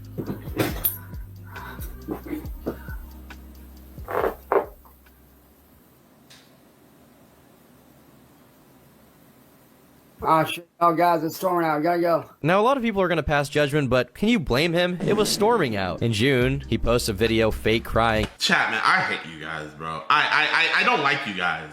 I don't like any of you, bro. Investigate Cyrax! Investigate! I'm having nightmares now. I'm having nightmares. This is... I don't know how anybody could top this. I gotta get him on an interview, chat. I gotta get him on a... Bro, I'm gonna have my hand quick on the draw. Since they're talking about he whacked, bro. Chat, man, let me know the people who know him so I can get him on an interview. In playing victim, and in the same breath he threatens to hurt people and potentially police officers as well. So help me God, if you cops don't do something about this, I will. And trust me when I say, the end result isn't gonna be pretty. People bro, and then every time Marty came outside, you hit. People going to his house are people he has time and time again invited over so that he could beat their ass. In October, Cyrax is love you, bro. Come back to Australia sometime. I appreciate you for the 100 Australian, my brother. He grew to a point where Danny Brown, a pretty popular rapper, expresses not only his awareness of Cyrax's story, but active interest in it as a follower. We just find like certain people on the internet to quit, and now we got this new guy. His name is Cyrax. He's like he's a little touched, little fucked up guy. And he's from Ohio. To say the least. With him all the time. Like he was like live streaming. We just all in his chat. He wants to be a rapper. He wants to be a. He always come up with something new. But I would say the funniest thing we did was that it got to the point like we'll put him so much he'll delete his accounts and be like, I'm not coming back. I'm not coming back. And you know, and he'd always come back in like a week or something and we'd be geek. But one time he like I'm not doing this no more. Y'all ruining my life. I'm not coming back to YouTube. I'm not coming back. So then he left and he was gone for like a month. Then we all bored. We all at a Discord like, how can we get him back? How can we get him back? So we came up with this plan to say he died. So we were just all making like tribute videos to him like Cyrax, gone but not forgotten. We miss you so much. We love you so much. Approaching LolCow critical mass, the one and only Chris Chan, Liquid Chris, decides to chime into Cyrax's story. The main purpose of this video is to call out a certain troll who is trying to impersonate me. His name is Cyrax, and I have gotten good word from my special gal pals that this imposter has been doing this for quite some time now. I even have screenshot of a video someone made on him. He's correct in defending his image and reputation because, indeed, Cyrax is copying Chris Chan. Eventually, Chance's Facebook gets hacked, for real this time, and a video is uncovered in which he's seen licking his, I think we know. In December, Cyrax seems to have gotten physical with Ed once again, and a little while later, claims he's developed stress-related eczema that caused his feet to swell up and eventually become a full-on leg infection. In early 2023, Cyrax gets tricked into breaking his Xbox by inserting a contaminated USB stick into it, and then Marty convinces him to do a little dance in order to get his Xbox working again. Things start to look grim for Cyrax, who is now under threat of lawsuit from Danny Brown after accusing Danny multiple times of being a pedo. Perhaps sensing he has very little to lose at this point, he goads Marty into coming to Akron to fight him, and lo and behold, the fight does take place. Whoa! Despite this, immediately after getting beat up, he starts streaming, bragging about having at least showed up, demonstrating he was still as adamant as ever. Eventually, the two stream again, and Cyrax tries to claim Marty almost murdered him while simultaneously trying to act unfazed. Afterwards, who the hell is this Marty dude? Oh my... Bro, chat, you know these stories that the Preds make up? It actually... all this stuff actually happens to Cyrax. he tries to compete against Marty in a more familiar territory, racing. Him and Marty go for 2 matches, with each winning one. However, it's discovered that Cyrax was using auto race during his victory, but as a 3rd match was being set up to finally settle the score, Cyrax goes missing in action. As 2023 progresses, Cyrax begins dating and breaks up with another girl, Jasmine. Upon their separation, she talks to Marty and reveals that Cyrax likes to pop bedbugs and sniff them, allows mice to live in his room, and lets roaches crawl on his plate as he eats. Months later, Cyrax reveals the Wilkinses are potentially faced with eviction and need money in order to keep their house. Then a troll visits Cyrax and proceeds to get assaulted by him with a bat. He gets arrested for it, but is soon bonded out, and that pretty much brings us to the present. How the tale of Cyrax will unfold next is truly unknowable, but it's hard to believe it'll get— Chat, this was 2 years ago. Chat, what is the new update? Contact William. I have to get in contact with William Gloryhole for information. Dear Mr. Gloryhole, I would like to do an interview with Cyrax. Could you please get me in touch with him? Thank you.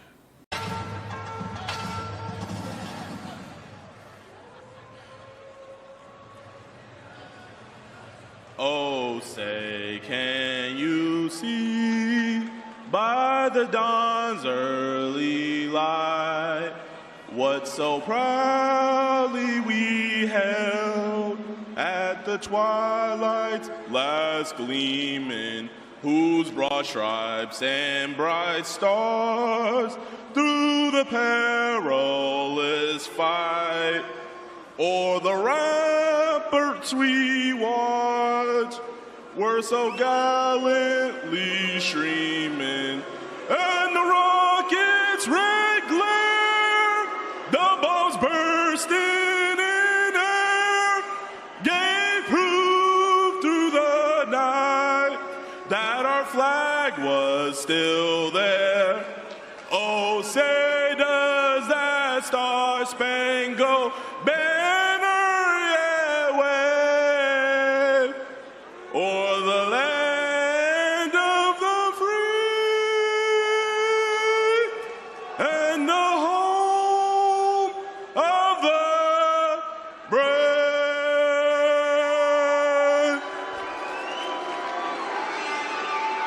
You know, just recently you said something along the lines of kissing her. Do you remember saying that? That's your husband? Oh. Oh!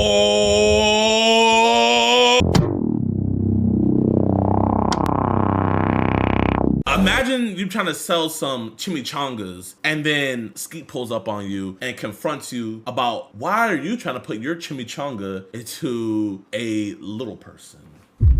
Let's get into the video, man. Let's get into the video, y'all, man. And we're right around the corner from this guy. We're right around the corner from his food truck. I guess he has like a taco stand going on. How you doing, my friend? At the Euro there? Okay, great. That's the Euro? Okay, great. I was gonna ask one more thing. Do you have the Predator pita? The Predator pita? Pita? Predator pita, though. Yeah, the red pita. You have Predator pita? I'll do a Predator pita. Yeah. Gotta have a good Predator pita to go with your Euro, you know.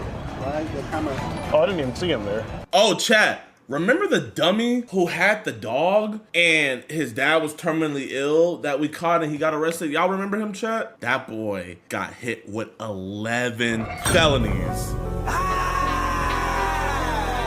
11 felonies. Oh my gosh, bro. But yeah, man, I just have to tell you guys about that. And you've just been skeeted in 4K.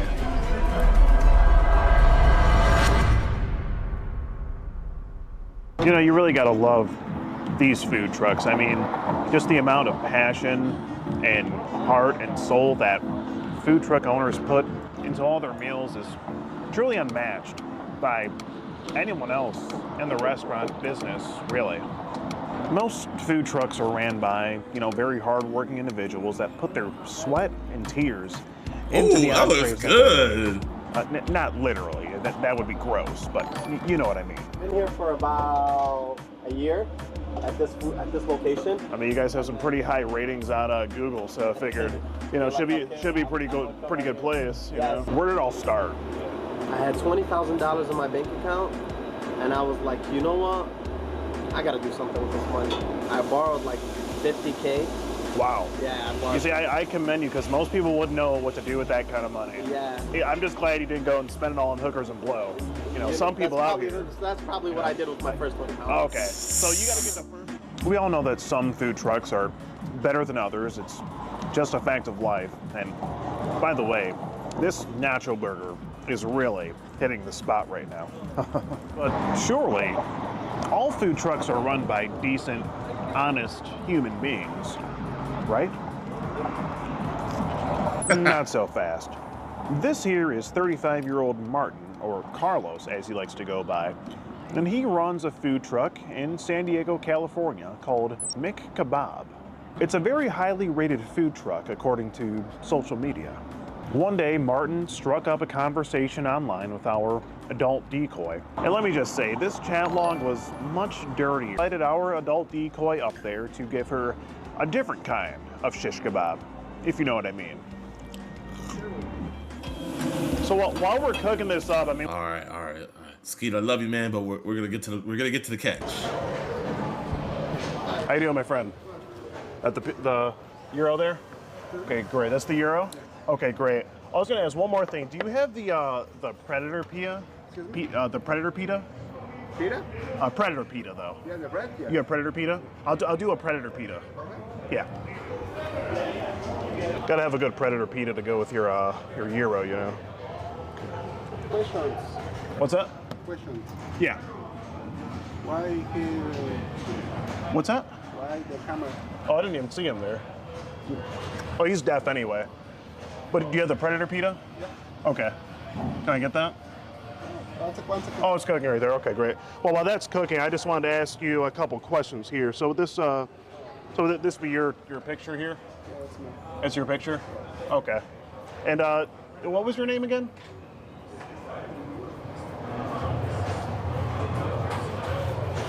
What was your name? My name's Martin. Martin? Not Carlos? I thought your name was Carlos. Yes, I know. Okay. He knows. Do you know why I'm here? I think, yeah. Well, why do you think I'm here? What was your name again? Martin. Martin. Yes. Okay, Martin. Why do you think I'm here? And why do you think I have your picture in this binder? I don't know. I can't really hear you. I don't say nothing. Just I need my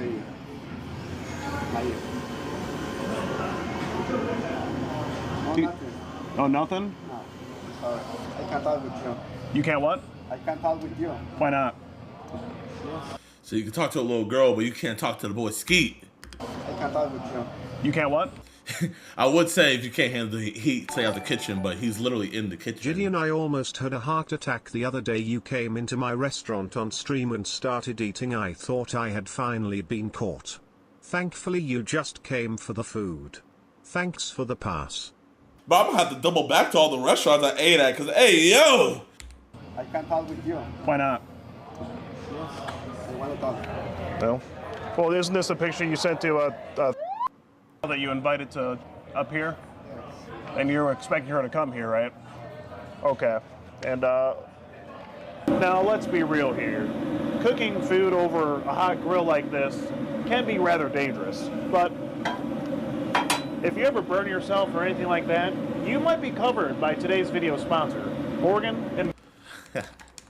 You're a mistake. It's a pretty grave mistake.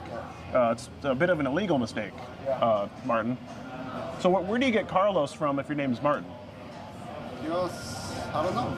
Just a made-up name? Yeah. Okay. Okay. And this would be a picture you sent right here. You sent this picture. And I understand the other day, recently, you showed up to a park to meet her. That would be Centennial Park, right? Okay. Okay. Now, how old are you, Martin? Well, get out the food truck, man. How old? 35. Get out the food truck. And now, I mean, when she told you she was, you even said, "What are you doing on this app for adults?"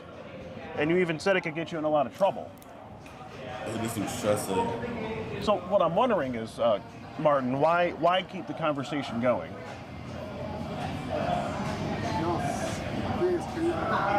This is it's just for our documentation. Yes, I know. So I don't want it. Oh, I understand you might not want it, but you've it looks like you invited a up here, so It's my mistake, sorry. it's your mistake. Okay, it's a pretty grave mistake. Do you want to come out of the truck and just have a conversation? Can't?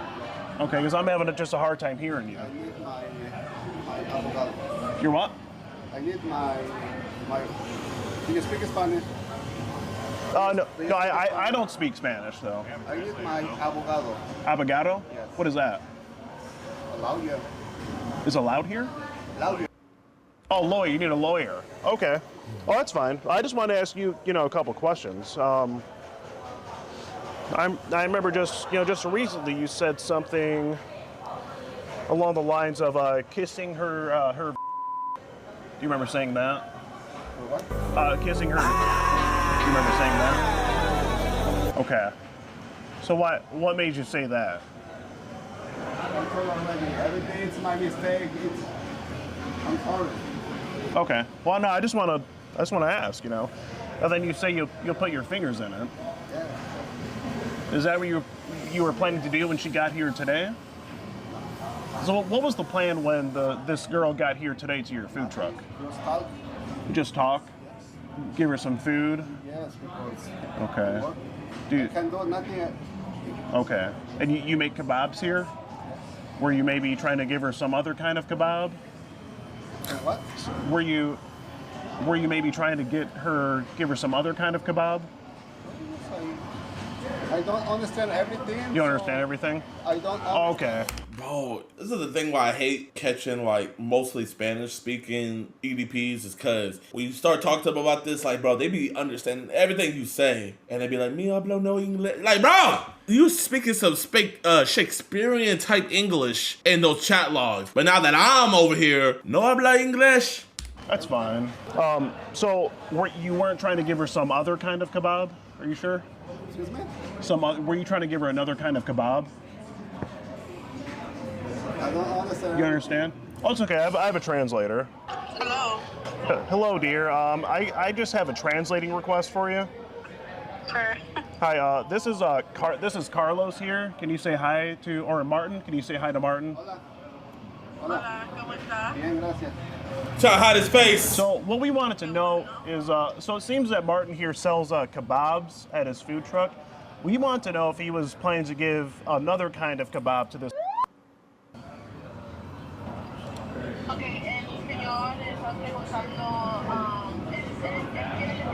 Okay, so he wasn't trying to give her another kind of kebab? No, That's that's a misunderstanding. a misunderstanding. Okay. Okay, now, Martin, was there a misunderstanding when you talked about putting your D inside of her? Put the what? You said something about you're going to putting your D inside of her? Put the what? Yo, Martin! Martin! Hey, yo! You said something about you're going to put your D inside of her? What'd you mean by that? Yeah. How you doing? Hi, good. How are you? You need somebody to speak Spanish? Oh, absolutely. Yeah, we have a couple people here, but it seems like Martin here is just having a bit of a hard time. Oh, you see, what happened was he invited a up to this food truck after he talked sexually to her online.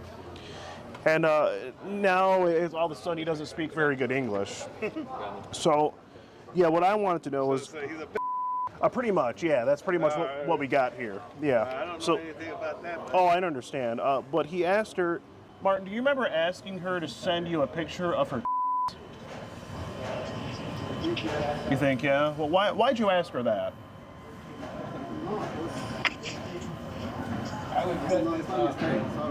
A misunderstanding. Now, Martin, is that PETA burning up over there? Is that still... Oh, you turned it off? Okay. Okay. You asked her if she can sneak out.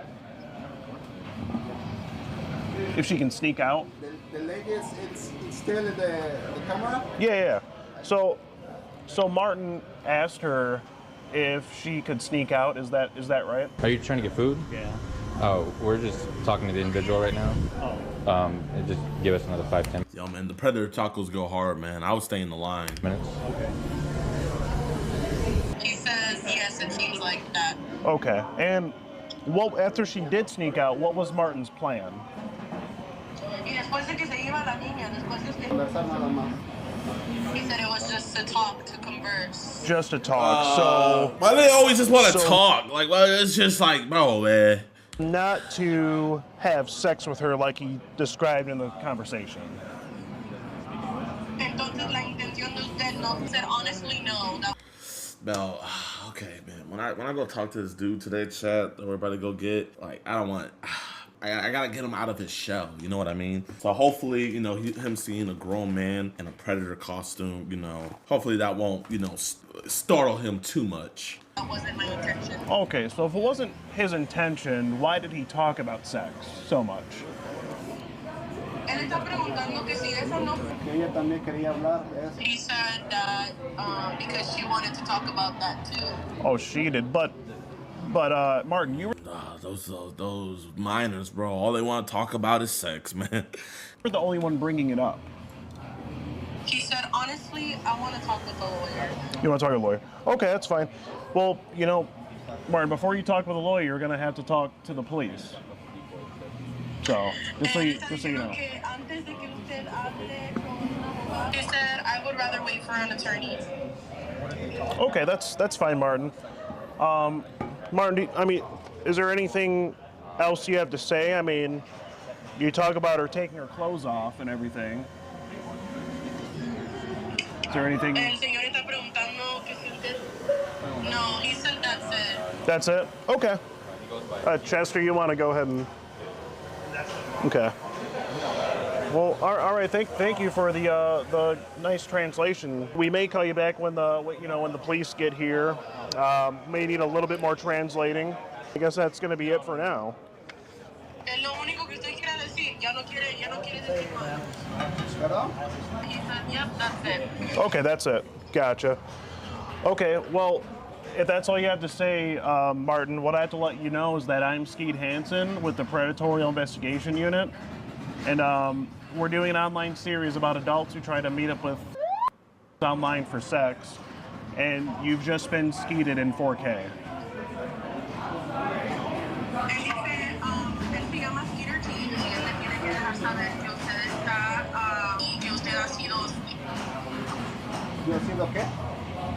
Skeeted, you've just been... Eso es algo... He's asking what he is. Hey, you've just been skeeted. It's just my catchphrase. It's just kind of what I say. Yeah. Okay, he got it. All right. Do they talk? And he's pretty much done talking to me now, and invite up here to give him other kinds of shish kebabs. It's just not a good look. It's just not a good look. No, it's not a stupid video. I know. So this is a professional grade camera. This is getting submitted to Netflix. You guys are doing your thing. I guess. Yeah, we have a whole chat log of everything he was saying here, and I get it. Yeah. No, I got a little daughter, so I know. Yeah. I mean, he invited her up here for some activity, so. Yeah. Yep. We'll be out of here shortly. Valid or what? Is the truck valid? Yeah. No, it just he invited her got to do with who's in the truck and running it. Yeah, pretty much, yeah. Do you know this guy? No, that's good. You probably don't want to.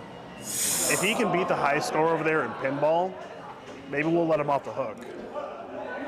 He might be down for it. After this, probably not. How you doing, Martin? How you doing? Nothing? Do you have any more customers today? No. Damn, business shut down early. What's the plan for the rest of the day? You don't know? Okay. I love catching them at their job, man. I feel like that's when they're the most receptive. Let's see what the police say. How we doing, officers? 283 clear for a plate. Understandable. Okay. Is it just inside the food truck? Correct. 5537. So, you know, because I have everything printed out, but this is where it started on an app called Scout. It was Hello Baby. You can swipe through those if you want. Those are just screenshots of the Scout app, by the way. Who's this? Is this the same guy? That's oh no, that's a different one. Disregard that. Okay. So then, can you see your husband? That's your husband? Yeah, I mean, oh.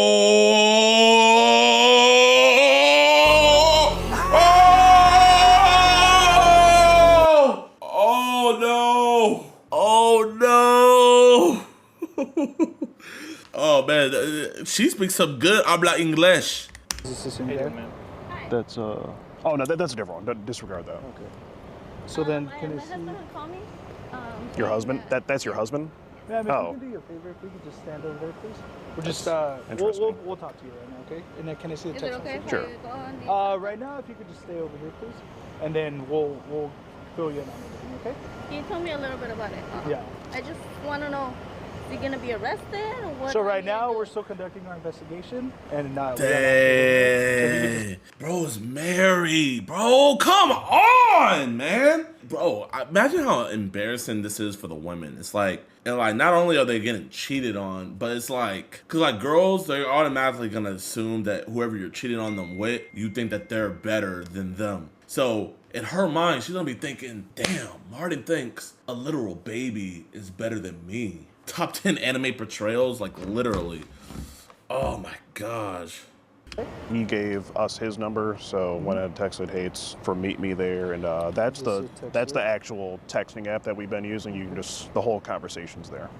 Is there anything sexual in anything? You're getting to it. Okay. You'll get it. He takes a minute to get around to it, but yeah.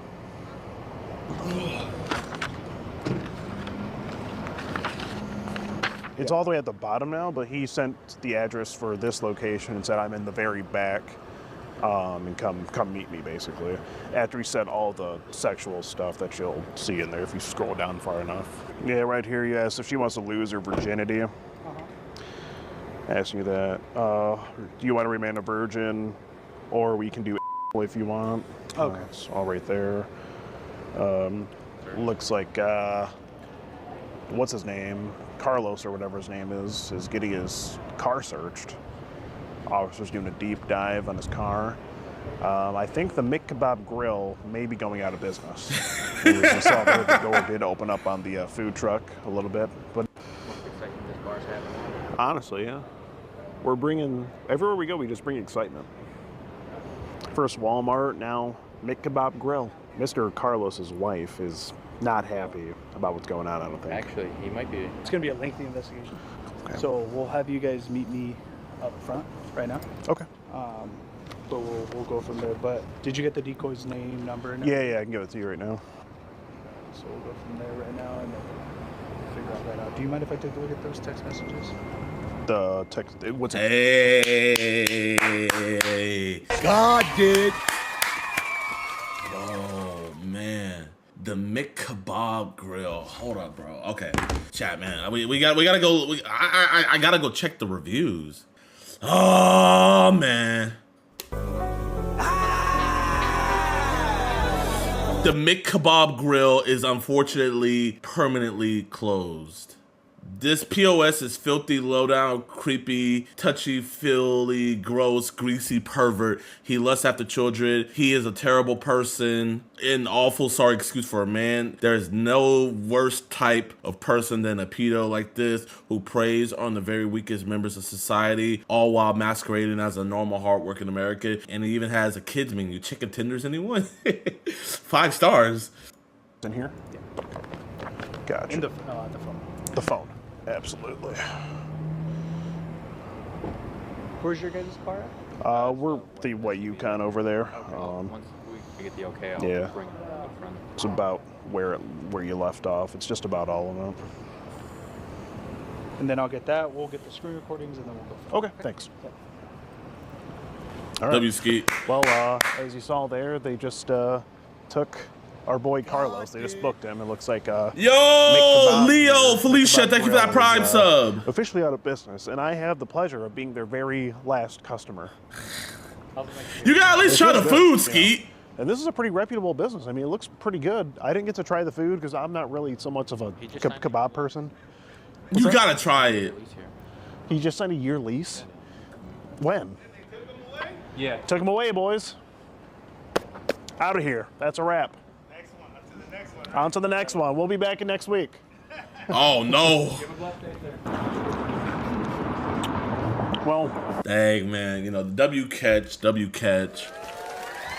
Man, can't help but feel bad for the wife, man. She probably had a part in the business, and now freaking she's gonna have to deal with all the legal fees and the freaking, I hope she could just divorce and just get away from all that, man. The Diddy Grill. Hey, I like that name. The Diddy Grill.